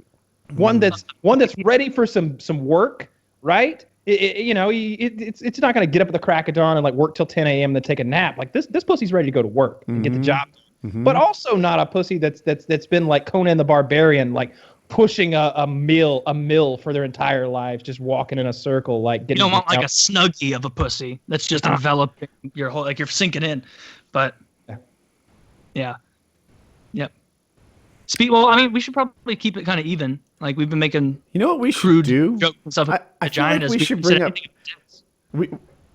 About what you said? Dicks. Oh, like a big, we need topics like this with a guest, right? This is the kind of show that we do with no guest all the time. I really want to bring on like comfortable. What we talk about, I think. But I think I'm having a fun time with this, and I feel like we just need to get like a good. I don't know. I'm trying to think of a guest who wouldn't be porn star. No, the opposite almost. Like someone who doesn't know the scoop headed into PKA. Oh, someone to educate about like the weird like dildos that lay eggs in you and maybe such. they're open-minded and they try to keep up, but we just keep reaching deeper depths. Yeah. Like I don't know. Would that happen if we had on like Philly D? Would that happen if we had on? You need someone who both has nothing to lose and is a bit innocent, because Philly will, he's a professional. He'll be like, oh, I ain't talking about that, guys. I don't know anything about that. We should get like he won't be like a spoil sport. He won't be like, I don't want to talk about that. That's a little gross, don't you? Why are we talking about? He won't do that. Right. But he also won't engage and then admit to be an alien. I know someone seed layer who we've never had on, Yeah, I listen to his podcast every week. His moniker name is Dick Masterson. He was known for. Do you know who that is? I've heard it before. He kind of got some fame being like the original troll, like a hardcore troll, where like in 2005 or something, he went on Dr. Phil and a bunch of talk shows as like a complete caricature of like what people, what an actual chauvinist is. Yep. Like he wrote a book. I own the book. Like it's hilarious. It's obviously satire. It's just called Men Are Better Than Women. and it's a whole book of like clearly comedy, but it's the kind of comedy that upsets people, but it's because there's a little truth in it. Yeah, but his book is great, but he would be an awesome guy to try and get. Because I agree. I have also seen him on the Dr. Phil thing, and he's like the crowd is like giving him shit. If you haven't looked at Dick Masterson, Dr. Phil, you should. For it's really funny stuff. Yeah. No, I agree with you, Woody. Like it would be fun to like, I don't know, like a random pro gamer or something, and then just like someone who's this religious. breaks out. Oh, you want to go the other way? Yeah, you want to go hard at him. I want to educate someone. You know, I want someone who's open-minded, who isn't going to call me the devil necessarily. Although that'd be fun too. Milo would be fun with this. Well, I talked to Milo about like how he cleaned his asshole out for those gay men he fucks. Like you couldn't make him feel uncomfortable. That's he was like, hey, you know, a little prepreparation. It's not what I was talking about, but I feel like if we went into this, he would be one of the hosts. Both feet. Jump right in. Yeah, he's got no problem with that. I'd like to have him again. I would too. I don't know if we can get him. You know what he's doing right now? Probably talking about Berkeley or something. He's on Tucker Carlson's show. He's on fucking Fox News right now. I hope he respects how much PKA has helped him. A huge boost. Huge. Helped him big league. Yes. Yeah. He used big league today with Harley Davidson. That was funny. I liked his Harley Davidson little thing. Did you see it? Did you catch it? Trump met with the higher ups of Harley. They rode their Harleys to the White House wearing leather jackets, like all the CEOs and such. Mm-hmm. And he's like out there with them looking at their bikes, like in front of them. I liked that. And he's like, yeah, that's a nice bike. And he's talking about it. And they get in the boardroom or whatever. And he's like, there's just something about the sound of that Harley. And you know, that's music to the Harley guys' ears. Yeah. Like, yeah, there is something about the sound of a Harley, right? Yeah, that's American to the power. Sound of a Harley. Of course there is. They got a very, very special harmonic they're going for there. That noise is patent pending. And he brought up, Reagan putting the tariffs on the fucking Japs back in the day to keep the Hondas and Kawasaki's from running Harley out of business, which is a great thing for him to be throwing out there right now. If you're trying to like make some conservatives and maybe some independents look at you as more of a reasonable human being. There's a thing happening right now the motorcycle community is upset about, and I'm going to mess it up, but it's like all European motorcycles that have less than like 500 cc are getting a ridiculously high tariff, or at least that's what's on the table. But it's bundled into some larger like agriculture bill. And I don't know why like these motorcycles are impacted like they are. I wonder if I can find it quickly. Yeah, I don't know. But I don't know. I like watching Trump do his meetings when he's got everybody in that boardroom, because there's so many people in there who are just terrified to do anything but agree. He'll ask him a question across he'll be like, "You agree with me, don't you?" And the guy's like, "Uh-huh." like, absolutely. You know what I'm talking about, right, Carl? Carl was like, "Uh-huh. Absolutely, Mr. Trump. I know exactly what you're talking about." Like nobody wants to disagree. Here it is. So it's a tariff to exclude like different meats, guts, bladders, stomachs of animals, whole pieces and thereof, fresh, chilled, frozen, Scotland. salted, in brine, dried, or smoked, and low CC motorcycles. Like I'm like I don't know why this is happening. That's a very niche group of things. I feel like there's one Saudi billionaire whose entire net worth is made up of nothing but brined meats and low-powered motorcycles, and they're really targeting him with this. Yeah, right? My brined meat and sausage empire / Kawasaki motor cartel is over. Yeah, it only hurts European motorcycles, so like KTM, BMW, and Aprilia and whatever. And it's from 51cc to 500cc, like the smaller end. I've looked, I've Googled. I can't find the justification. Like I think the only way that you're going to track down why this is you're going to go back to find who proposed this thing. Like, whose baby is this? And it's going to be some goddamn senator who's like, There's some fucking Japanese guy with a porno of him fucking 3 kids or something. He's like, "Ooh, you make the European motorcycle cost more." Like it's something like that, and then it's got to be somebody's strings are getting pulled. Whenever you see like brined meats and motorcycles on the same bill, that's a lot of pork. That's just pork trying to get Senator McConnelly and Senator Phillips to get on board with the same shit because one of them's got an interest in the brined meat imports and one of them's got an interest in opposing European motorcycle imports. Like, the core of the whole thing has to do with the U.S. beef trade dispute with the European Union and then motorcycles. Interesting. Maybe those are big import items from Eastern Europe to the United States. I mean, they don't have a lot. Right? We always talk about what Russia has, and they mock that. They're like, yeah, we need machine guns or oil. It's like, what's Slovenia making anyway? I bet it's brined meats and underpowered motorcycles. Somebody has to squat in all those tracksuits. That meme is on the rise.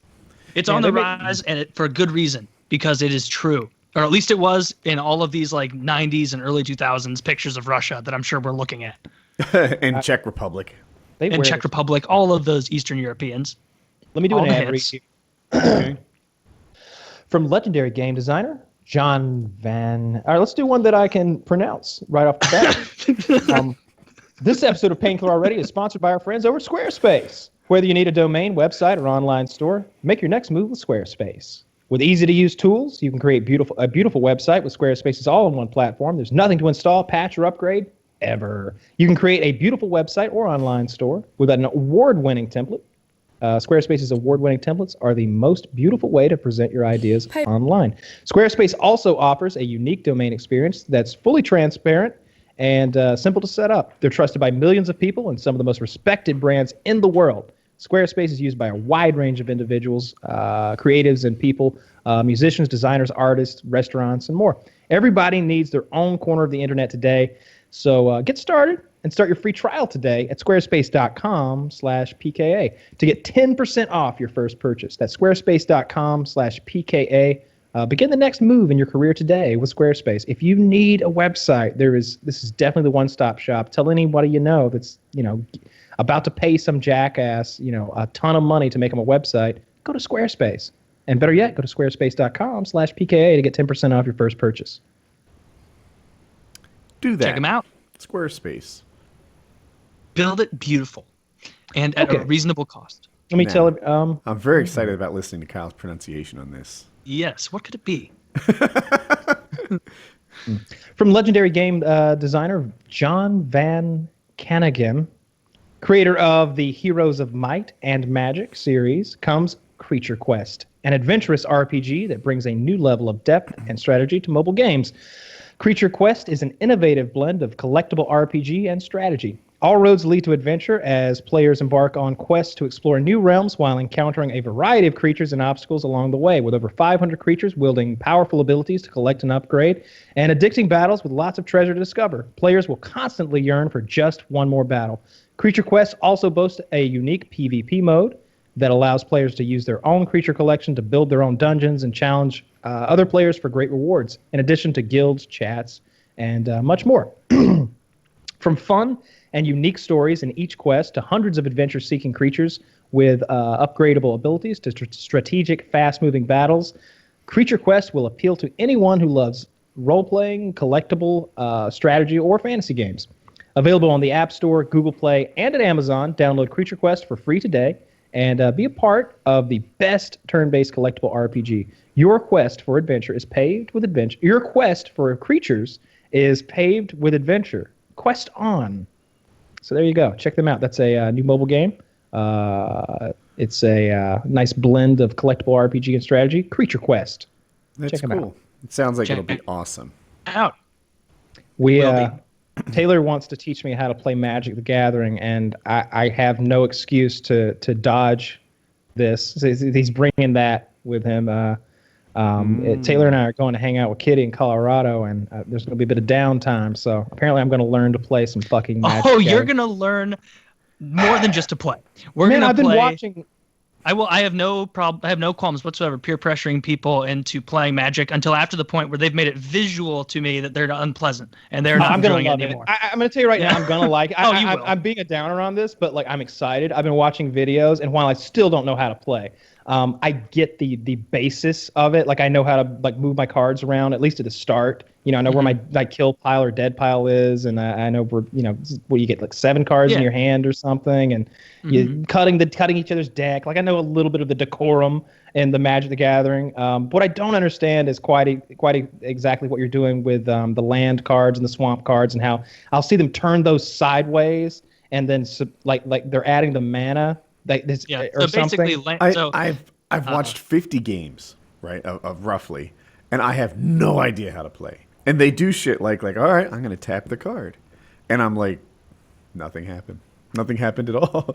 Like I don't know why you did that, because but it did. It clearly didn't do shit. So the reason that they're doing that is, if you look up like a card diagram, which might help you before we try playing, Kyle, it'll show you the cost of the card. And the cost of the card is done in mana. That's just the unit of currency in the game. And that mana is produced from those land cards, which are those ones that you see at the bottom of the play area. And they can be green, like a forest, or red, like a mountain, or white, like a plains. And so if you have something that costs, say, a mountain and a swamp, which is black, you would need to have available 1 swamp and 1 mountain. And you would tap them. Tapping is the term in Magic for turning, meaning that you've spent those cards for the turn. So you tap those 2 to show that you've added 1 of each of those colors to your spending pool, and then you use those colors to play that creature card. And so when really, they're turning those cards horizontally, they are tapping them and utilizing the mana that card provides to play their creature card. That requires that fuel or mana to be played, and then that creature card will have an effect on the other player's either creature card or maybe it's a defense. So if or it's like creature, for example, they'll put it on the field and it'll be there, and it's a game of resource management. So let's say I have 10 available land that I can tap, and I have something that costs 10. It's a super powerful monster troll or something, and I tap all of it and play it. Now, those don't untap until the next turn. They get a turn in between when that untaps. So if their turn comes up and they go, I'm going to play this 2-cost, return any card on the field to its owner's hand, I'm going to return that to your hand. And you go, well, fuck, I can't play anything to stop it because I went too big too fast and spent all my money. So it's you would want to play something smaller so that you could save up for some tactics mid-turn, or just to make them think that, oh, I want to play this, but he left 4 untapped and I know he has that card. Like, I don't want to risk it. You'll like it a lot. And what's cool about that anthology deck that Taylor has behind him is it's made for doing this. I think that within that deck are like 8 60-card decks that are each like demonic or one of the different classes, elves or whatever. And so you could play 8-handed with your deck back there. So that's pretty cool. Expensive, I had this that set. $200. It was like $170 or so around there. I considered buying one, but then I did some research and I realized that like you had everything I need. So yeah, I think that'll be fun. I think that'll be fun. I'm down to play. Likes this game. Like we saw Magic the Gathering, and I guess being an asshole, thought that is a game for nerds. I pass. And Onslaught thought this is perfect, and he had all the fun. He was jumping in. He was learning. We took Taylor, who was our ace, and we put him up against this girl, and I think he won the first game. So we split games, 1-1. So I was like, he's clearly way better than her, and then it didn't work out.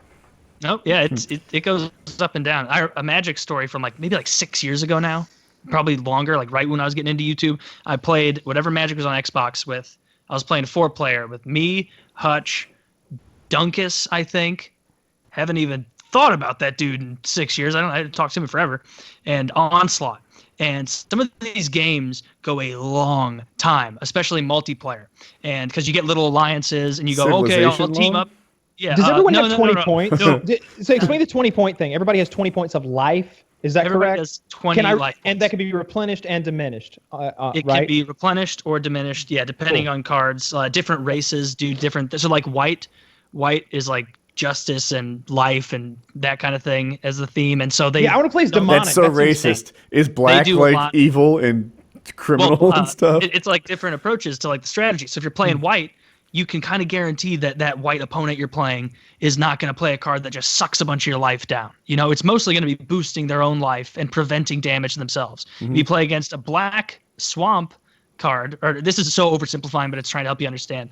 It's going to be more like Tendrils of Destruction, I think, is a card where it sucks their life out and then you get their life, or you just all out attack. So their white life. is goodness and black is what? Projects? Did you say? No, black is like I think all the coolest looking creatures are green. I think because green's big thing is like growth. Like they don't fuck around as much with like little spell cards and counters like blue does. They're just like, all right, these are my creatures, and I can make all of them gigantic and attack easily with all of them all at once. So green's a lot of fun, especially if you're new. But yeah, it's a ton of fun. You're gonna like it. I want the demonic deck. That seemed fun. Like Yeah, you I can play definitely that. want So- that. And I think there's like an angelic deck too. So it's 4 different sets. So they do dual decks every so often where they release 2 decks that are made to play against each other. And this is a collection of the 4 most popular dual decks. So I've got there's goblins versus elves. Oh, but it's which is 8 total, right? Yeah, it's 8 total decks. Cool. And so, I thought so. like goblins versus elves, those are cards from a ways back when they were ridiculously powerful. So if I played goblins against angelic, me versus me, I'd beat Angelic's ass with goblins, who is red. And then they have demonic and angelic, which is black and white. They have and then some like planeswalkers, which are like basically generals, and it'd be like Chandra versus Garruk or whatever the fuck. So like the red queen versus the green king or whatever. It's so much fun. I know people out there probably don't give a fuck and they're bored to tears, but No, that's it. They just skipped that part. They never even heard all this. So I'm definitely into it. I think I'll have a lot of fun playing. And you know, like most games, Taylor's been trying to get me to play this strategy. Total War Warhammer. Total War Warhammer, and Chiz nailed it. He's like, don't, Kyle has a problem. Don't get him into that. It's gonna go bad. Don't do it. Because I get sucked into these games, and I want to get to like competitive level at them in 2 weeks. And sometimes I do. Like I felt like with Age of Mythology, I got really fucking good really fast because I played like I remember just playing all like for 8 hours at a time, and I would just start off with my build order, and the first mistake, and I mean a little mistake, a 5-second mistake, I'd be like, whoop, scrap, and I'd start all over again. And 8 hours of that was like 50 hours of PvP. It was like 100 hours of PvP maybe, because I played so many games, so many repetitions of like memorizing the early game until my early game was just solid as fuck. And then it was just a little luck and I can beat you. So I'm not going to download that game. I've watched the videos of that game. It is all of the things that I love. It is macro and micro and mythology and magic. And those are all of my favorite components of a game like that. And the graphics are good. Wizards and the battles themselves, like the actual fighting. Like when you zoom in on a lot of these games and you see the actual conflict, it's just like a bunch of guys with spears in unison being like, like poking him. This is like, you know, if you send like a Minotaur rush in with your Minotaur unit, like they'll all do like different shit. Like they've got different weapons, like different axe shapes in their hand. Yeah, just to be clear, forms. like you're setting up a gigantic Lord of the Rings style epic battle that where thousands of units that are in waves, and you can combine your various kinds of units based on what race you are. You know, so like you might have a bunch of skeletons and a bunch of zombies up front as meat shields, followed by some like badass trolls with hammers and stuff, and you've got some sort of dragon lord who's like debuffing the enemy front line while simultaneously providing support for the morale of your front line. It's very deep with the macro. You're watching morale and shit, where it's like you'll think that like a unit is fine in battle. I'm still learning, and so I'll think like, oh, there's like of the 60 people who are in that unit, there's like 42 of them left living. They're fine, and I'll ignore them for a second, and it'll be the Cravens are fleeing the battle, my lord, and you'll just look, and it's like them running. It's like, god damn it, like what the fuck, like how did they lose that confidence so quickly?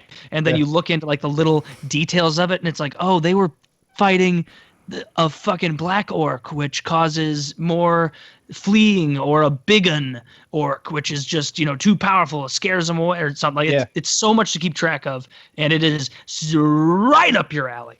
I know it is. Those battles. I've watched a couple YouTube videos. The middle of your alley. Yeah, I've watched a few YouTube videos. I kind of want Kyle to play. The battles are so leave a comment if you want Kyle to play. Leave a comment if you would like to see Kyle go down a really self-destructive route towards this game. I'm bringing my gaming laptop. I'm over so here I can still working play. out and like fucking Right? doing I'm over here trying to do He's got into squats. health. He started a business. He's an entrepreneur, I got exercise freak, and you give That's him exactly a really. what's going on over here. Like I'm doing business stuff, and then I'm like, all right, let's get 2 hours of workout in. I'm in there fucking hitting heavy bags. I got power bands on my legs, doing like shuffling across the floor, sidestepping, and here's Taylor on my shoulder. This little Taylor devil, like, don't you want to come play some games? I got It would be a shame one. for your investment. I got a great one for your you. investment in that PC to go to waste, though. I mean, That's true. from a business perspective, yeah. If you look It back looks there, awesome on my computer. I've got and my- yours. It would look. But I don't know if you could. My Vive and everything's over there in that chair. I played Vive like 3 hours today and 2 or 3 hours yesterday, I guess. But I've been having a good time with that. It but seems to me that playing on the Vive should count as working out. It does count as working out. I don't feel guilty when I play the Vive. I really don't. Like it's not like I took time off of like something productive. I feel like it's a brain workout. It's a body workout. There's some hand-eye coordination training to it. Like I'm in there like lots of buttons and like moving physically at the same time. I'm dodging lasers. I play that raw data game. That's one of my favorite. That and Brookhaven I've talked about before. But now I'm using the sword in raw data. So like the bad guys are shooting their lasers and I'm just and like hitting them back at them. They're hitting them in the head. It's a lot of fucking fun. Oh, you throw the sword. You throw the sword just right and it just through the air and then it comes back like a boomerang. And when you catch it, there's a haptic feedback. So you feel it snap back to your hand, and it's like, yeah, fuck yeah. And after a while, I'm just a ninja in here. Just like I bet if you looked at me, I look like I'm like on acid, like raving, like if you put like techno music, and I'm here just spinning around and looking everywhere. But I love that. Do you have two shit. swords or one? In that game, it's one sword in your right hand, and then your left hand is like telekinesis. Like you like charge for a second and go boom, and like push them all away. But you play as multiple characters in that game. So one guy's got a pump shotgun that shoots grenade launchers too, and one guy has a pistol. But I definitely prefer the sword. I don't know. I dig that game a lot. And with the 1080, it looks so much better. I turned the super sampling up to 200%, and it doesn't even fucking stutter. It just takes all I can give it. I'm loving this computer. From a business perspective, it was neat to see NVIDIA come out with something that really just, like every year it gets like 5% faster, and then doubles or whatever the hell it did. Like it changed. It's so fucking good. And I like that they've waited so long to put the TI out because I don't feel bad about this decision at all because they're not even talking about the 1080 Ti, or at least I haven't read anything substantive. It's not coming out of NVIDIA. It's people like, oh, well, the Pascal technology will definitely move in this direction, and they'll do this and that, and there'll be this much power, and it'll use this kind of this many pin connector. And I'm like, okay, that's good. When's it coming? This is all hypothetical. You don't even know if it's coming this year. It'll probably be holiday season. It's good for you. I've always had the opposite experience. Every time I buy a graphics card, mind you, I get them expensive. They're like $1,000, and immediately something better comes out. Yeah, that's lame. Yeah. My monitor's done the same thing too. I'm really happy with this purchase. I was scared when I pulled the trigger on it. I was like, oh man, if next week Asus comes out with the better version of this thing that's like 4K and this size and curved and it's only like $200 more, I'm going to feel like shit because I'm already spending $1,300 on a monitor. But I fucking love this monitor. I did have this monitor up in my bedroom on like next to my bed. And it rotates like 280 degrees or something, like much farther than you would think. And so I could twist it completely out of the way when I was asleep. And then when I wanted to, just by twisting it, it almost came into my lap, into the bed, and I could play Xbox on it. But I've got it back on my PC now because I'm going to play some Battlefield 1, or at least I intended to. Then I got stuck on the Vive. I feel that way about my monitor too. Like it's ultra wide. It's a lot like yours, except it's not curved. It's just a big, wide, flat one. And the only trouble is you can't fully enjoy it if you live stream. I used to try to live stream, and it didn't fit the 16:9 because I had it wider, and I don't know, everyone felt like it was worse. It's like, no, it's better. You're getting more on, and no one felt like it was better. Yeah, there's a few games that don't support it, which is lame. If it sticks a fucking 1080 screen there, like with these big black ends on it, like I'm like, well, what the fuck is this? You know, like give me 3440 by 1440 support. But most games have it, and usually when it doesn't, it's not in the room anymore. But I just put that 4K monitor up here and watch it and do it on it. I like that too. Like I bought that. Me and Chiz both bought those 4K TVs, Amazon TVs, and they're fucking great. There's not enough input lag on that thing for me not to have fun on. I mean, maybe a shooter I wouldn't, but like strategy games, like RTS. Yeah, we have a 4K TV. I don't know how big it is. Call it 50 inches, something like that. And it's really nice. Like my eyesight is not as good as it was when I was 19. Like, you know, we've talked about it on the show before, but it's degraded to some. I can still when 4K comes on, I'm like, whoa, like that is nice. And right now, my mother-in-law watches it all the time, and she feels the same way. And she's like 76 or something, and she's still like, this TV is great. You know, it's next level. Yeah, like. I feel like the big knock on 4K was that, like, I guess it's a little better. It's hard to even tell. You live with it, and it will become your new standard. You know? Yeah, I never had that knock. Like I go back and forth. I've got there's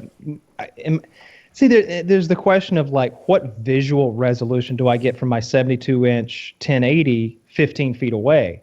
You know, visually, like I might be experiencing 5K. You know, because of the distance I'm sitting back from those pixels. Like but I go from that to like the 4K into this 3440, and like, man, 4K looks fucking sick. Like water droplets. Like I'm just, everything is just incredible. I saw today something about some new liquid crystal technology that's supposed to increase resolution by 3 times or something like that, and be cheaper and run cooler. So everyone's I think going to need gigabit. Need that 8. I want that 8K and 8K resolution, and then I want to watch Guardians of the Galaxy on it. I see those charts like, well, at this distance, you can't even tell that. Fuck you. For one, that chart doesn't pass the sniff test, right? That's what I call does this make basic common sense? You know, like it came from math. And when my daughter would do her math thing and 9 minus 6 is 13, I'm like, does that smell right? You know? And so when I look at those charts and they're like, well, at this distance, all humans, you know, are uniformly can't tell. This sounds like a rule of thumb chart to me. And it certainly doesn't fit me, and I'm not special. And I'm anyway. picturing you sitting at home with Hope as she's young, teaching her math, and she's like, 5 plus 6 equals 14. And you're like, Hope, just look at it. It's clearly wrong. And she's like, I don't see. And you're like, that's the problem. You don't see. I'm not that kind of monster. It was usually like what it would be is like, okay, 4 answers come in a row. We're doing fractions times fractions, but the answers always seem to come out as like 3, 7, 9, 2 and 11/64. Does that one seem suspect to you? You know, do you think they put that on your 3rd grade fraction adding test? Do you think they gave you an 11/64? Yeah. Or can you simplify that fraction? No, I don't know. 11's a prime number. Yeah. Here's one. I learned about the sniff test when I was studying for my SATs. They said that on the SATs, I don't know if it's still the same way, but the math questions got progressively harder. Not perfectly progressively harder, but the hard ones were at the end and the easy ones were at the front, by and large. So they had this question, and it was like, all right, so the second to last question is this. Joe rides his bicycle to Mary's house. He goes 5 miles on the way there, or 5 miles an hour on the way there, and 15 miles on the way back. What's his average speed? And if you're like me, the knee-jerk reaction is, well, 5 one way, 15 the other. It's probably 10, right? You know, you add them and divide by 2. It's not. It's something less than 10 because he spends more time at 5 miles an hour than 15. And yeah, and shit. So sneaky bit. How far does he have to go? Then that would make this easy. I think if I knew how far he had to go, I could do this one. Yeah, you would weight it, right? Yeah. Yeah, But yeah. That was the number I didn't have. yeah, but well, it was probably in the test. I don't know. But the thing, it was a test taking strategy, and they're like, if this question is at the end of the SATs, right, where all the hard ones are, and you see this, look at it a little cross-eyed, and don't fall for the easy answer. Yeah, I see what you're saying. Yeah, Yeah. that makes a lot of sense. And sometimes if you see a question that's far too easy for the test anyway, like if the test looks wrong at all, because teachers are cocksuckers. Did either of you ever have a teacher or professor or whatever who did this one? The beginning of your test has like a ton of instructions, like a paragraph of instructions, and you've got like a 45-minute quiz to do. And you just kind of scan them, and then you get right into algebra or history or whatever it is. But in the instructions, it says, mark A for every single answer, sign your name, and put in the red slot on the teacher's desk. Don't say a word to anyone. And that's the test. That's the test. I got 2 of those tests separately from separate teachers in high school. I got both of them. I read it because I remember I was just like, oh, I better read these goddamn instructions. I hope this doesn't hold me up. And it's just like, wait a minute, this is a different kind of test. And I'm looking at people like, oh yeah, okay, like working shit out and doing like trying to remember who fucking Socrates is, and I'm like, A.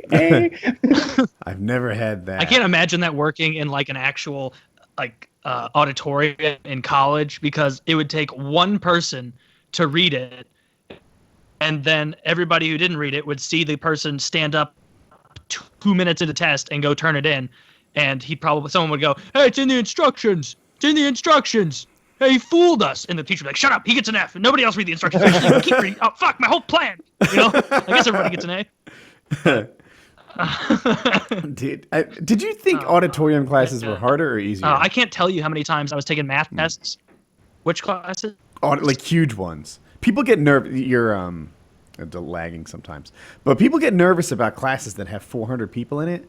And in my experience, anyway, those are all easy classes. Like if there's a class with 8 people in it, you're taking you're going to be a doctor at the end of it. But if there's a class with 400 people in it, they're teaching you to use the library.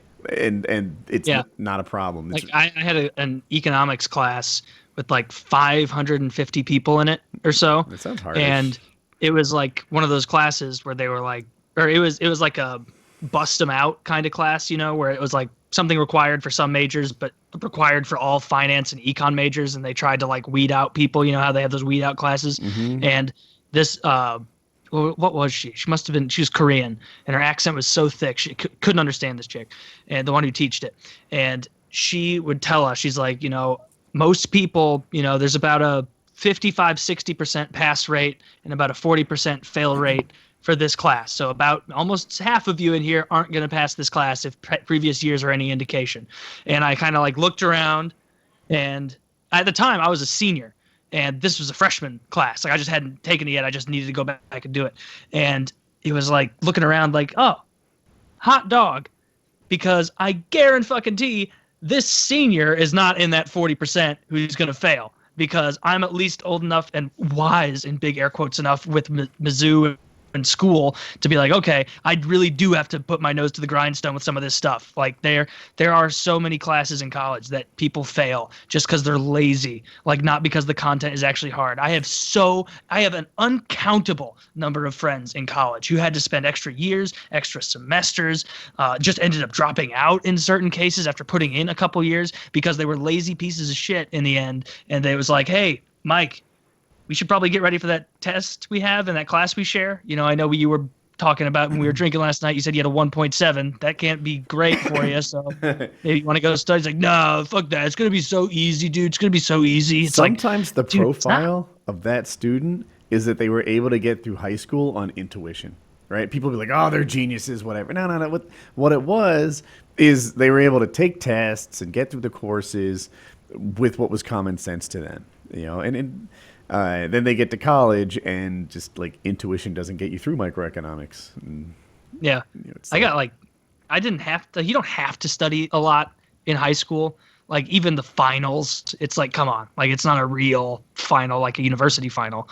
But Yeah, you're exactly right. Like, it's almost like it's so easy that those people go, yeah, my geometry teacher told me this is a real hard one too. And then I just blew right through it. And so many people that first semester in college just treat it like that and then lose easy credits. Like, like if you're in your first semester in college or you're about to enter it and you're listening to this, like, you got to cement your GPA high. Like, you will kick yourself if you got one bad grade your freshman year, because there's no excuse for it. Like, you can get an A in all those classes unless you're like taking, I don't know, engineering or something really tough that would bend me over. But even then, yeah, freshman, it's just annoying that so much of the failure in college you see from friends or acquaintances is just because they don't do it. Like, I don't know how people would do that. I get so stressed out to do with school. It's like, hey Taylor, you want to go out, go drink and go to a bar? It's like, no, I have this. It's due Monday. It's like, yeah, it's Saturday night though. It's like, yeah, if I go, I'm not gonna be able to enjoy it. I'm gonna be stressed out the whole time. I'll just get this done and I'll meet up with you later tonight. Like, that's a I thing don't know that's unique to school too. Like, you're growing up now. Does your boss ever you know? Do you have tasks now where you're like, I can't go to the movies on Saturday night? You know, I'll just be completely. I never, like, at work, I thought I worked a lot, but it didn't like. School is the only place that has this expectation that they own you 24 hours a day. I felt like that was unique to school. Whereas at work, they're like, oh, we want you to have work-life balance. It's important to us because if we burn you out, you're not going to be good when you're 52 and, you know, whatever. Not that you'll be working there, but whatever. They just have this expectation that people are happy. And that doesn't seem like a goal in school. Yeah, definitely not in school. But I mean, it makes sense. Like, you're getting paid for work, so you have something to be happy about. Whereas with school, most of the time you're paying huge amounts. Does it not make sense? Isn't it the opposite? Like, at school, shouldn't things be a little easier because you're the customer? But no. Oh, yeah, maybe. Well, no, but they need to make sure those customers keep coming back. So, no, it's like a weird thing with university now. It seems like they have to make it so easy that anyone can get some degree, you know, because obviously they want as many potential customers as possible. But they also have to keep, like, the, quote, real majors hard enough that a bunch of fucking goobers aren't going out there and being like, I'm an accountant too, willy-nilly, hope for the best. Like, there you are, Kyle. I came back and I was not on the call anymore. Oh, well, Guess I just you are randomly. back, and that's what matters. We were concerned.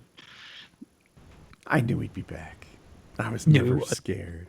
Did anything fun happen while you weren't on the call? No. Probably not. Probably not. It was only a minute or two. I was going to bring it back to hockey talk just so that... Are they losing? That way. Blues are up 4-1. 4-1 with the new coach. This is his first game, right? First game. Yep. Spurring them on to victory. So I think you can expect to outscore your opponents by quadruple going forward. I think that is fair. Unless the Blues pull a classic St. Louis Blues here and let in 4 goals in the third period and lose by 1. Or even more Blues would be to let in like 5 goals and lose by 2. But yeah. Fire hazard. Fire hazard.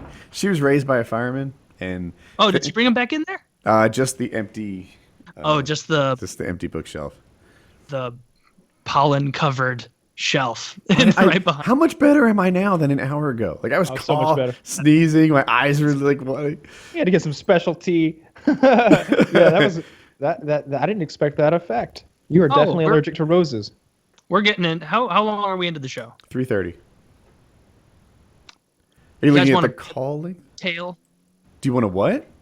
A Bible tale. A story of... you know I do?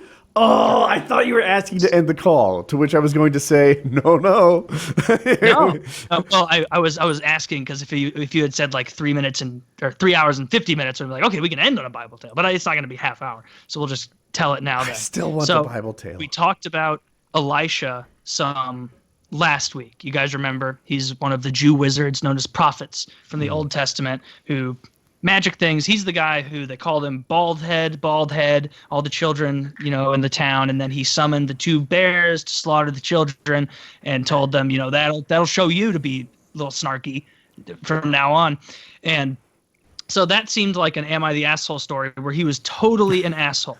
And so I wanted to even it out a little bit. Like Elisha couldn't have been that bad. God gave him superpowers. And so here's a better side of Elisha. So and it's a more obscure Bible tale. So a lot of people won't know this one. So there's a guy named Naaman. And Naaman was a general for Syria or Assyria, whatever the fuck it was back then. And they didn't get along great with Israel. If you read the Old Testament, it's pretty much just over and over Israel being like, and then we ran into the Moabites and they were total assholes until we conquered them. And then we ran into the Ammonites and even bigger assholes till we conquered them. And just kind of that story. But they weren't getting along at the time, and Israel had the lower hand. He was more powerful. And this guy Naaman had leprosy. And leprosy, obviously, very bad. I don't fully understand how you can be like a general and have leprosy, because I feel like it's super, super contagious and anybody would get it. But he did. He had leprosy, and he wanted to try and get it cured. They tried everything, honey rubs, goat milk, all the things, all the classics, and nothing worked. And so he goes to his king, I'm going to go seek out the king of Israel, because that dude has this guy Elisha in his bench, and he's magic. He's an actual magic man who might be able to save me from leprosy. So I'm going to go give it a go. And so this guy reaches out to the king of Israel and goes, hey, I'm coming over. Don't panic. Just coming over for a bit. If you could hook me up with Elisha and try and heal me, that would be awesome. And the king of Israel is like, this is so shady bullshit. Like, there's no way he's coming over. He's going to come try and conquer us. And Elisha overhears the message that was sent to the king of Israel and goes, hey, just send him straight to me. Just send him straight to me. It's going to be fine. Send him to my little hovel, my hobbit home, wherever I live. And so this guy, Naaman, brings gifts, chariots, gold, spices, all the stuff that you want back in the day. And he shows up at Elisha's house, waiting there. He's got leprosy. The boils are so sore. He's been walking over the desert all day. Imagine doing that in bullshit sandals and covered in pustules and boils with necrosis occurring on your little appendages. And he's waiting out there, waiting. Elisha, you coming out? Elisha, sitting in there, tells his servant to go out and tell him, hey, I'm not available. I got a lot of stuff going on right now, so I'm not coming out. You're not going to see me. Just go bathe in the Jordan River 7 times, and you'll be fine. And Naaman is pissed. He's like, I just brought look at how many people are here right now, and how many chariots and how many things. I brought all of this just to be like, he told him, like, I expected you to come out and wave your hands and place hands on me and get rid of this leprosy, and instead you tell me to go take a dunk 7 times in a dirty river miles from here. It's ridiculous. I'm going home. And so Naaman's about to head back. And of course, apparently one of his servants had seen a Netflix series at one point, because he's like, no, dude, this is obviously like a woo gotcha kind of thing that he's doing. So let's give it a go. We're going to stop at the Jordan River on the way back. Either way, we have to cross it. Just dunk yourself. Fuck. And so they get to the river. He dunks himself 7 times, and he comes out pristine, clean as ever, completely cured. And he is like, so he's elated. He tries to send all the gifts to Elijah, so just give it to him. I don't care what he says. Just make sure that guy gets it. This is the best. Like, I'm not going to die. I'm great. Like, praise to the Israel God. Sends him all the gifts. And Elisha again says, no, I'm not taking any gifts. Take him back. And so Naaman's like, whatever, dude, fine. And so he takes all the gifts back, brings them home. The guy doesn't have leprosy. What, Elisha's servant then does is some really sketchy bullshit. He goes to Naaman and says that whole gift thing. Hilarious story. He thought that you wanted a gift from him, and he said he didn't have one, but we definitely want all those gifts. We want all of them. All those gifts you brought the other day, I'll lead him back there. I'll bring him back, okay? And Naaman's like, okay, cool. Yeah, I trust you. You just saved my life, so take it. Take the chariots and the gold and whatever, and keep it. And this guy, Elisha's servant, ends up keeping all of it from Elisha and doesn't tell him that he took that gift. And so this guy's now loaded off of his ass, off of a bunch of stuff that he didn't do for Elisha. Elisha, of course, is a wizard of sorts, a prophet, and so he figures this out. I don't know what the servant thought he was going to do by pulling the wool over this guy's eyes, who just cured leprosy. He just cured somebody's leprosy, and he's like, this is the guy to screw. Like, fuck this guy. And so he gets it. Elisha finds out, brings him in. It's almost like he's getting fired, where you get called into the office and it's quiet and it's, We've had a lot of discussions in the past about issues of behavior. You've read our code of conduct and our ethics policy. You know how we do things here at Jews Incorporated, and this is not how we do it. And the servant, expecting just to get fired or let go, like, oh, I can't help this old wizard man anymore with his daily duties in between curing people. And Elisha flips the script and goes, actually, you're going to get leprosy. And he goes, actually, no, that's not it. All of your descendants will have leprosy. Now get out of my house. And so this servant, for stealing stuff, gets venge leprosy from a prophet, and that's not even enough. It's if you do manage to get laid with your necrotic leprosy cock, that kid's popping out like, you know, covered in welts and boils and whatnot. Like your whole livelihood is ruined. It's all for nothing. And there's no chapter in later books where they revisit it and they say, you know what, it's been years. You've learned your lesson, haven't you? And he goes, my tongue fell out, but and then he goes, okay, fine. They cure him. Like, no, it doesn't happen. They just let him die of leprosy. So really, he didn't even cure leprosy. He just transferred it to another soul. That's what now, happened. at the start of it, you said, hey, I'm going to paint Elisha in a kinder light. I'm not sure if you did put out that. the last few lines, it's as positive as Elisha gets. Those Old Testament prophets, like the stories they tell you about them in Sunday school, are not the interesting stories with those prophets. They'll tell you the ones of like, oh, and then he came out and he, you know, there's blindness and he put his hands on the guys and the scales fell from his eyes and he was able to see once more. They never tell you the fun shit about bears attacking the children or vengeful leprosy given out by a madman who won't accept gifts from an enemy general who he cures of leprosy. And to be fair, the end game of all of this is that Israel conquered Moab, those people there in Syria or whatever it was. So in the end, it's like, hey, you don't have any leprosy, but we're coming to kill you in like 3 weeks anyway. And that did end up happening, and they slaughtered 10,000 in the city and conquered it for 80 years. So it did pan out for Israel. Yeah, that's all that matters. Yeah, that's the thing with Bible stories in the Old Testament. If you take off like the last 15, 16%, they're very uplifting.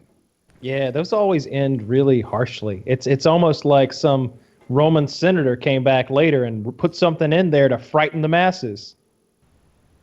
Yes, fluoride. Fluoride. That makes them gay. Fluoride. That's why all these That's Senator Alex Jones, I believe. Senator Alex Jones. From the great state of crazy motherfuckers and scam. I believe that was Senator Governor Jesse the Body Ventura. I love that. Elisha never cured that leprosy. It's a rumor started by the establishment to let them take full control of healthcare in this country. That's the level of stuff he says. Yeah, he's great. You know, he lives off the grid, as he says, in Mexico. In Mexico? Yeah, he lives in Mexico, off the grid. Is he rich? I can't tell. He looks poor. Yeah. He looks like he should be begging for money in New York City. He looks poor, but not in a money way. He just looks poor. He has a poor look about him. He looks like things haven't gone well in a long time. For one thing, I mean, he's bald, but he was always bald. He always shaved his head. But he's got that like last remnant of hair way in the back, grown down to his And shoulders. it's like a or foot maybe long. more. Yeah, that's a terrible look. It's terrible look. It's the old crazy man look. And you know, the guy was a governor of a state and you know, a professional wrestler, a movie star. And yet still he's a bit of a madman. But I think he's crazy like a fox because he does all those conspiracy shows, and he gets paid a bundle. Like part of his off the grid thing in Mexico. I think that's a show he does where it's like off the grid with Jesse Ventura. This week on Off the Grid, you know. I think that's it. Is there anything good on Netflix lately? Anything good, you asked? Yeah, sometimes people like The Crown. I tried to watch it. I didn't give it a proper chance. I tried Frontier. I gave that show a go. It's got I don't know what his name is. Carl. But the guy who played Khal Drogo. Yeah, Carl's his name. Yeah. So he's like a fur trader, and it's one of those shows again where like I really want to like it because I want a new series, but it's just not pulling me in. Like You see the Disappointing. new you see the new It's Always Sunny in Philadelphia, the Making a Murderer style one. No, I'm I one have behind. not. I'll have to watch. I liked it. It's each episode this season has been very different from the last, and this is a whole new like form factor of an episode. You know, they completely rip off the Making a Murderer documentary and do it in that style. And you can imagine, of course, they recreate the scene of Brendan being questioned in the. And It's he's just Charlie, like, though, right? yeah, it's Charlie on cat tranquilizers. He's just like, yeah. No, that's not how this works. You tell me how she died. Pile driver? Pile driver. They're just like walking him through it. But it's called, the name of the episode is making Dennis Reynolds a murderer or something like that. Making a Murderer the Dennis Reynolds. And it's all about if Dennis Reynolds is a murderer. And it's filmed in that same style. You know, clearly he either is or will be. You know, that guy's He definitely psycho. will be. He definitely will be. And I'm not going to spoil anything, but I liked the episode, but it's very different than, it's as different an episode as the musical episode was. It's not their standard fare. I liked that one. And Chiz hated it, I think. Yeah, that was definitely a bad one in Chiz's opinion. I liked it. No. The musical? No, Chiz loved it. Taylor hates it.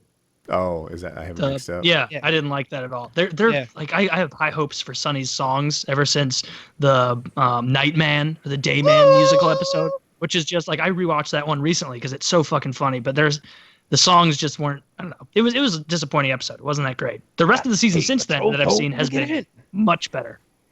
Yeah, I think it's a good season this year. It's very impressive that they're making good seasons and new original stuff and going to different places this far into their tenure.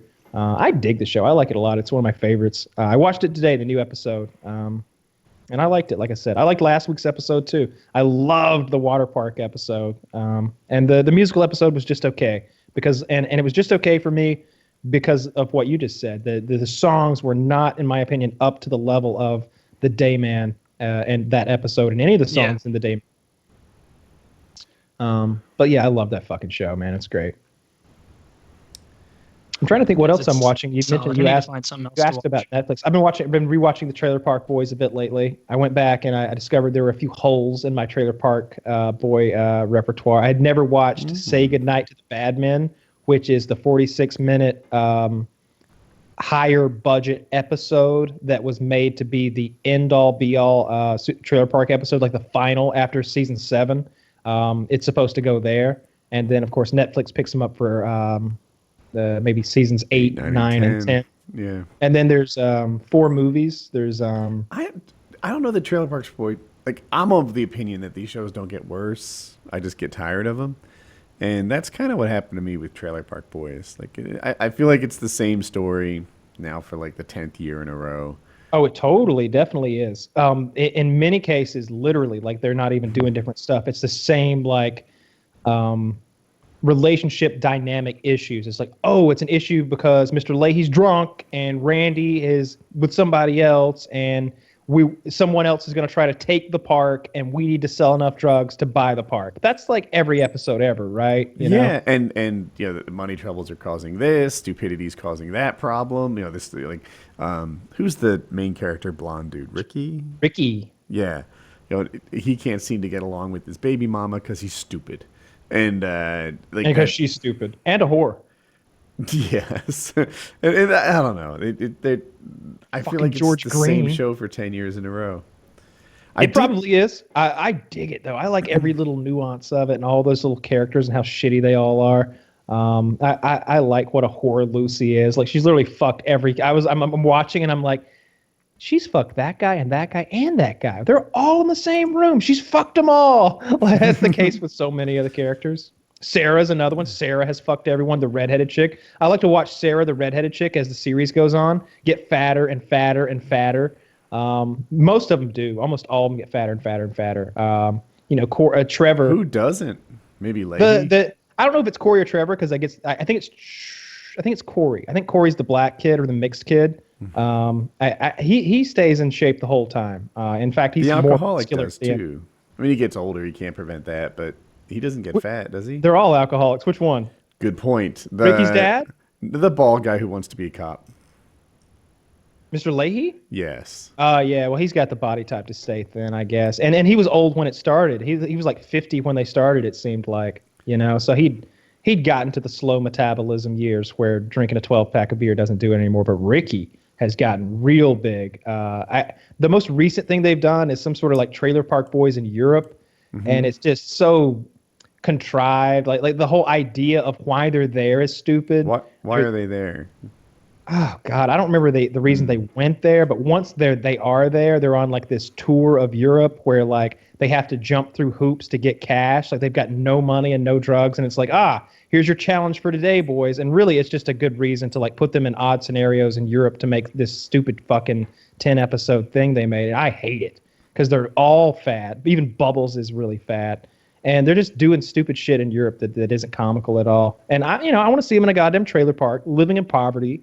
And when they win, I want that to mean they get to live on the inside. And when they lose, it means they like are literally homeless people outside. One of them's in a tent. We're drinking out of the bottom of a 2-liter with the bottom of a 2-liter cut off. And like one guy's got to drink out of a cat bowl because we ran out of 2 liters. And I love the poverty and just the white trash bottom of the barrel kind of humanity that they show off. I just feel like I haven't seen the Europe stuff. I guess it's terrible because you say it is. I don't But like it. to me, I'm like, I'd like to try something different. I can't watch them fucking try to raise money to save the trailer park for the 11th year in a row. Oh, they're gonna. If you watch, that's what you're gonna get. I don't know if you've seen the 10th season is shit in my opinion. I don't like the 10th season. I feel like it jumps the shark a bit. They've got Tom Arnold, Snoop Dogg. Oh, I did see that.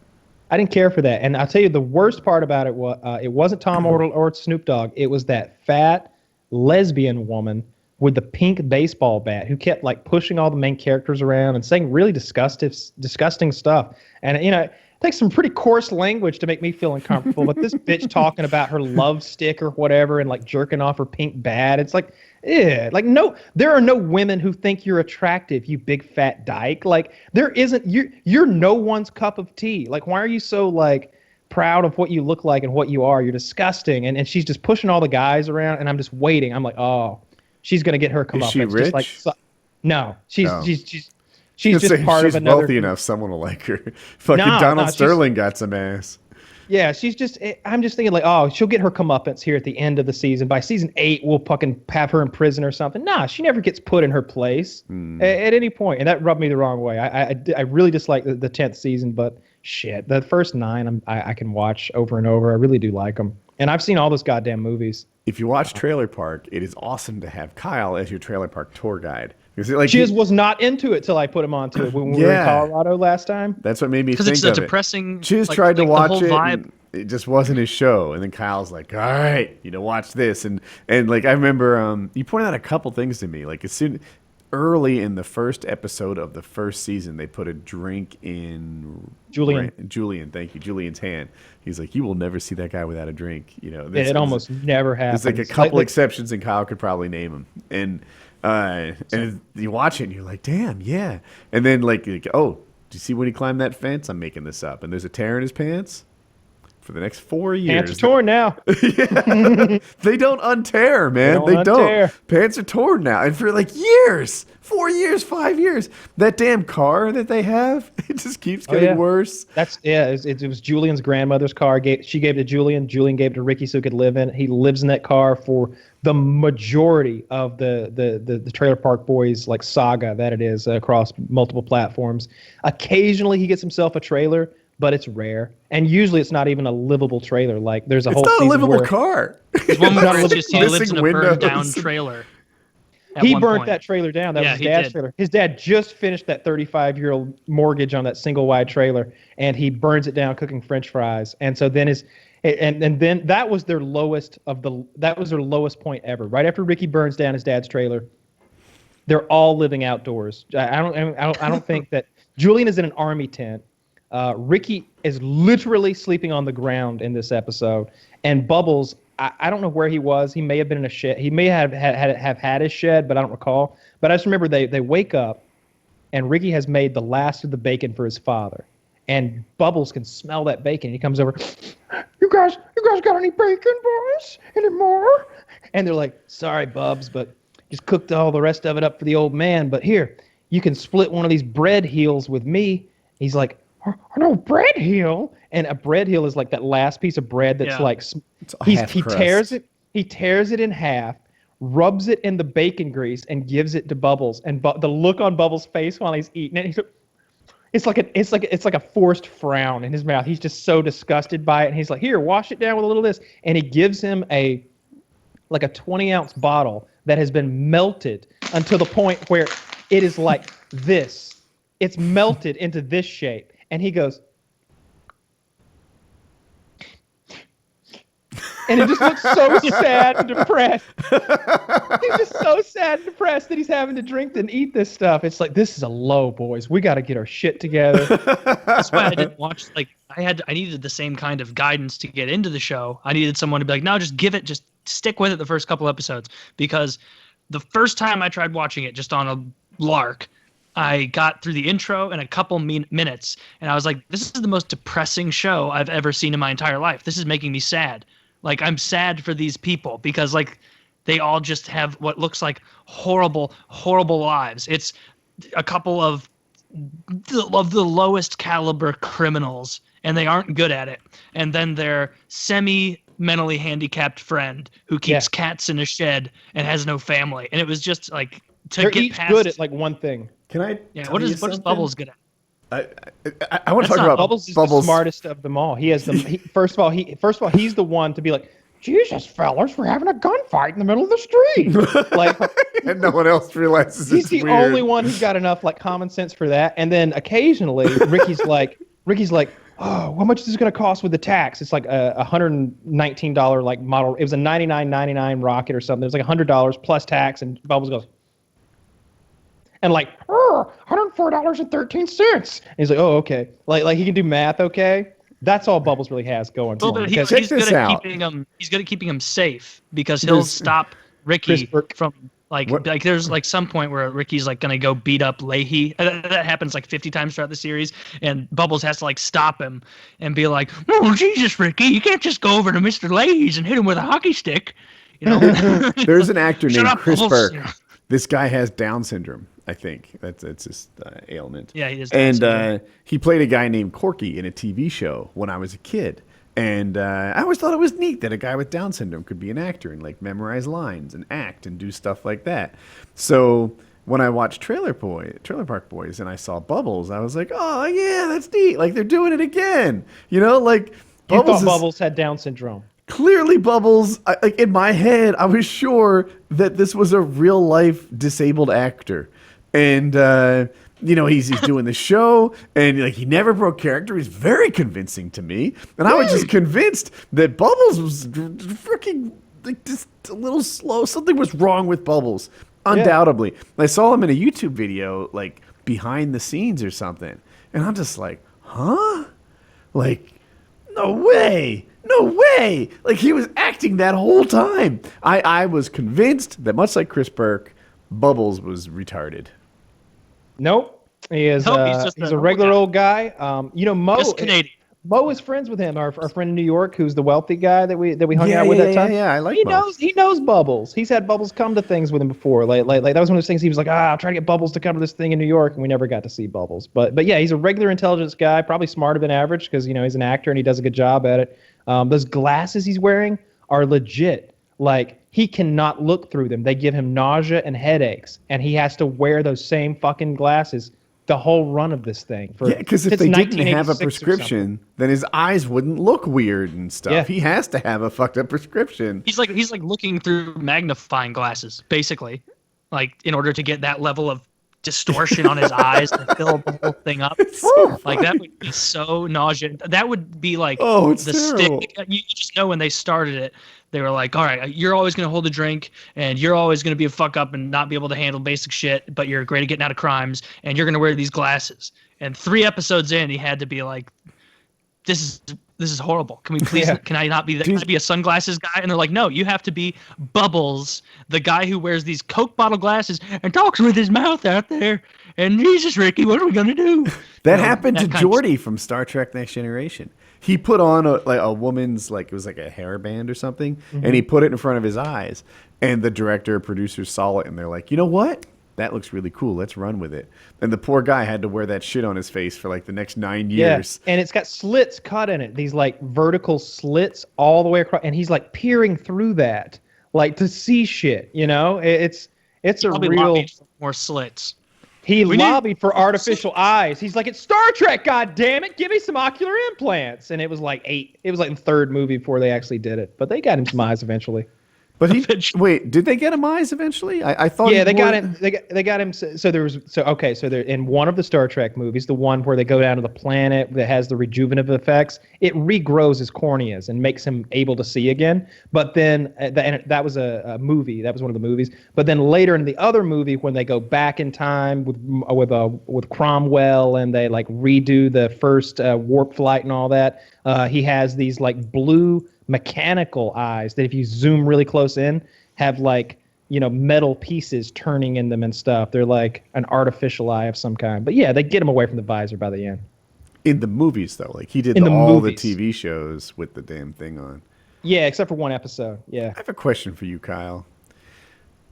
Totally new topic, but I thought you might know this. So I sometimes burn my boxes because we get like so much stuff from Amazon that I can't recycle it all. And as a way to like catch up, I incinerate things.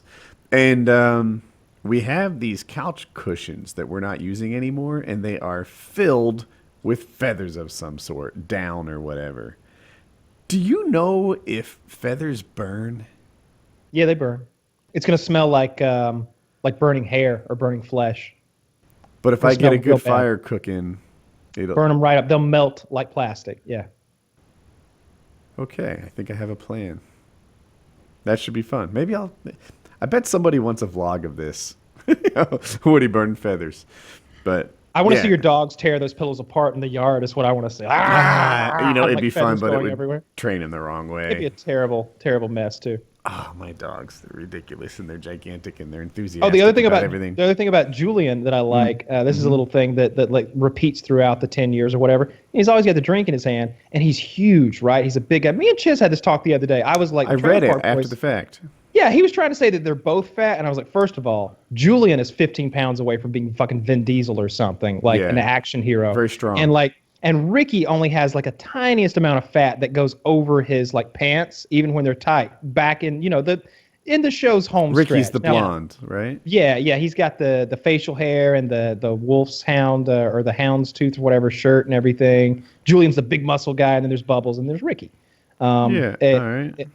I was just arguing with him. Ricky's that pretty they weren't- fat, I think that Ricky. He's chubby. I Ricky's think. definitely fatter than Julian, but Oh, for sure. Julian is like big I know what fat. you're gonna say. Did you Like see he's- that link I sent? I don't know. Like A he's little not country he's not, he's strong. not in like bad shape at all. He has like a Midwest corn-fed kind You of gotta see the Yeah, build. corn fed, I think, is a good like just like description. you're big and you're muscular and you really are just a big guy, but there's some fat on you. All right, so check out this picture. This guy to me looks like a fucking. Okay, well then if that's what, then he's in really good shape. I guess You would good describe shape that as far- really good shape. I would describe that as I should have described it differently. I should have said very muscular. he's doesn't have- muscular. He needs to drop a little bit of 20, body 30, fat, and he'll have a 20 great pounds. body.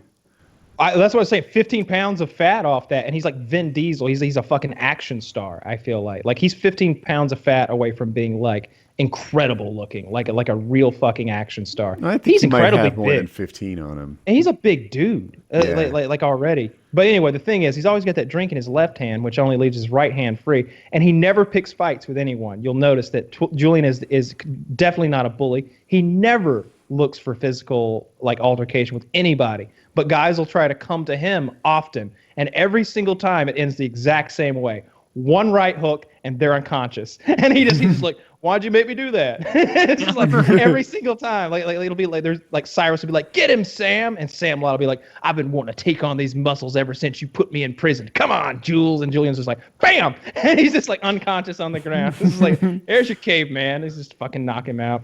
I really dig that show. I like all the ancillary characters. I like You make me want to Sam. watch it again. See, you need Kyle as a tour guide to fully appreciate Trailer Park Boys. On the surface, it can seem like such a shallow pool of content, and it is very repetitive. What you have to do is you have to get into those ancillary characters and like really listen to what they say and like get their inside jokes. Like I didn't get that. What was it, Mike Brevard or whatever joke the other day? There's this. All right, so here's the scene. Ricky has a towel super glued to his face that it had super glue on it because they were using it to build a model of something. So it's glued to his face. So he's constantly huffing glue. He looks in. He looks in the window. He looks in the window of the vet's office, and he sees Bubbles fighting Mr. Leahy and Randy 2-on-1, and he's beating both their asses. And he's got Randy in a headlock, and he's got his Mr. Conky puppet on one hand, and the Conky puppet is talking shit while Bubbles chokes out Randy. And Bubbles and Ricky looking through and seeing this scene, he goes, "Boys, I think I'm high as shit. Looks like Bubbles is in there choking out Mike Brevard." And I had to look it up. He's some NHL player, some Canadian NHL player who looks vaguely like Randy. Did he and when lose an eye, Taylor? Is that the guy from the Rangers who got his eye poked out? I don't know. Let's see. All right, sorry, continue, Kyle. I'll look that up. I just love that. I'm trying to find the image of that because it was funny. Brian Berard. Brian Berard, yes. The guy with one eye. People say I don't know my hockey. Come on. There you go. That's all the trivia I need to make my case. But they're even J-Rock. I like J-Rock's character. He thinks he's black. He legitimately thinks he's black. He's like, these very he's degrees got blonde of black. hair. Yeah, he goes 100% blonde. It's so blonde. He's so very blonde. We were. I actually bought the Ricky. So they play street hockey, and they've got jerseys. And I bought the jersey that Ricky wears. It says Sunnyvale across the side. It says Ricky on the back, and so that led Chiz to be like, "Oh, I gotta find some Bubbles glasses. I gotta find some." What is it? We didn't talk the jersey thing. Isn't this going live the day before the Super Bowl? Yes. So, did I already tell you about the whole interest in sports and based on how much they fight? Yes. All right. Yep. So my interest in football is not that high, but who's gonna win this thing? Oh well, on paper the Patriots are right. You got probably the best quarterback of all time in Tom Brady, a guy who just keeps getting it done and has just ridiculous numbers. He's totally overrated. All he's good I at can't is even winning appreciate his football numbers. I can't even appreciate his numbers. They're so goddamn good, and I know so little about football. But Right. I'm of course a big Atlanta fan because I'm bandwagon Bill over here, and so I want Atlanta to win. I want us to bring home a championship. Were you gonna buy a like. jersey? I thought you were buying. I bought happened? the Sunnyvale. I bought the Sunnyvale jersey instead. Yeah, because it was so much more. It was so much funnier. I'll link you to what I bought. It's let's see. I bought the Ricky Sunnyvale. I like that as a running bit. Kyle, just the ultimate bandwagon fan with bright, crisp, like freshly ironed jerseys. Every time a team starts doing well. I like in Trailer Park Boys when they're playing and they're on their Sunnyvale street hockey team, and like Bubbles actually gets upset because Ricky does exactly what Ricky personality would do, where he's like, "Ricky, you can't keep bringing the puck right up the middle. You're just losing it. And then I'm stuck here back in goal, and you're not back checking." And he's like, "Bubbles, we're trying to score," or whatever you say. Like, yeah, I got my Trailer Park jersey. I'm pretty happy with that. I like it. Dude, under color, there's literally Ricky and Julian as the colors. Yeah, you can pick, because it says it on color. the back. On the back, it says different things. If you look over in the top left of the Amazon page, it shows what the backs of them look like. His number's 420. Yeah, they can't afford plastic cups. They don't have away jerseys. They've got one set of Sunnyvale plain shit jerseys. In men's beer league, you can make your number anything you want, like 420 and shit works. So 69. Well, better. Take a fraction. I played with a guy. His number was the symbol for pi, which I thought was great. And I played with a guy who was gigantic. He was like 6'4" and just muscular and even a little fat. And his number was 747. I thought that was clever too. Well, anyway, I bought that jersey, and Chiz was like, I want to find a Julian costume. Or no, excuse me. I suggested that Taylor, you get the Julian one because of us all, you look the most like Julian, I suppose. You have the darkest hair for sure. Let's leave it at that. And Chiz was like, I wish I could find a Bubbles costume. And I almost was just like, you need to look for a Randy costume. You cheeseburger eating motherfucker. Motherfucker. You cheeseburger eating motherfucker. Is that a line? Yeah, That's what Jamie says to it. So but that's the cheapest one, right? He just goes shirtless. All he needs is some pants from like high school to slip and try to jam into those things. Right. No shirt and he's set. You know when you see like those actors who we were talking about, whatever his name, Christian Bale, how he would go from thin to ripped to thin to ripped to fat-ish to ripped. That's like only a little more impressive than what Randy did on Trailer Park Boys, which was stay exactly the same amount of overweight for like 12 years. I'm wrong about that? Watching that shit. Oh, yeah. I thought that he was like, he had the same round belly the whole first like 10 seasons, didn't he? Okay. Two things about his Randy. Yeah, no, that belly grows. I haven't watched it in a wonderful. long time. Two things about that belly that I love. One, that belly. it gets bigger as they go. It does get bigger. And later on, he shaves his chest. He's like, I shaved my chest because I was eating so many popsicles and I get all sticky. And she's like, for my popsicle art. And Sarah's like, you can just buy those in bulk at the store. They're not real popsicles if they don't have popsicles on them. But so that belly just keeps getting bigger as they go. But Popsicles. You don't think of the Trailer Park Boys for their cinematography or how well they frame shots, but there are so many examples. I don't know, 6 or 7. That's not so many examples of them framing shots really interestingly using his belly. That belly will take up like 1/3 of the screen size, or like when one of the characters is pregnant. And they're like, Lucy is pregnant, and they get both of their bellies in the scene at the same time, and they're coming from both corners of the screen down to the middle and making these bellies, and then you're just looking in between at the action. I can't get over the Trailer Park Boys. I've probably seen too much of it. I'm just looking at an example of like artistic framing of the belly. Like there's a couple of them in there. Sure. Yeah. Like that's some Breaking Bad shit right there. Get it right in there. And there's another one. There's a GIF. I wonder if I can find it. Where he's on a bus. Yeah. Randy, you 15 cheeseburger eating Rico Suave looking motherfucker.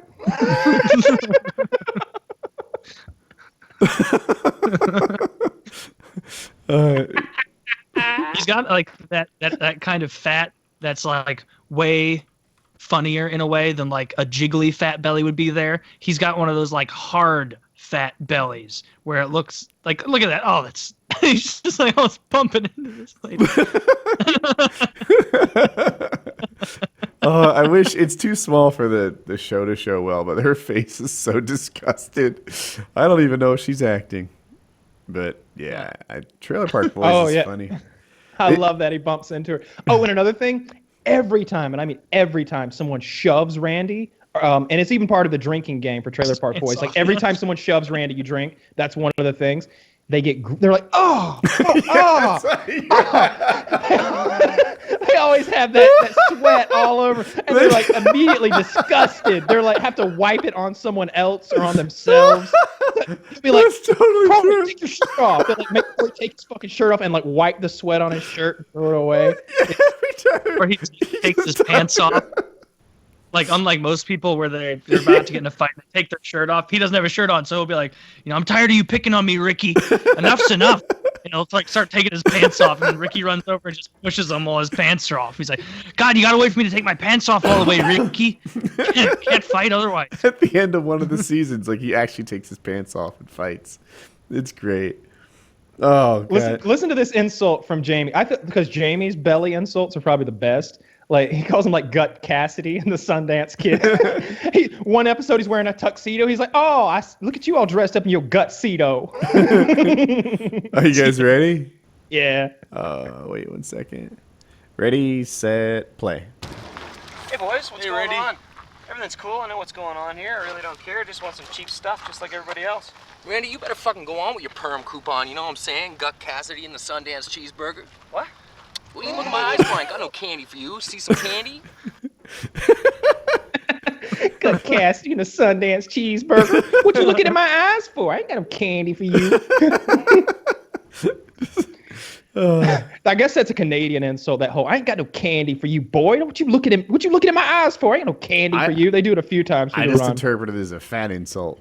No, it's more like a "Don't be looking at me. I'm not your daddy." Like you. Right, it's like, right. It's like calling him a little kid and let him know that like you came to the wrong place if you thought this was going to be a different kind of thing than it is right now. Kind of insult. It's like I ain't got no candy for you. What, you want a cookie?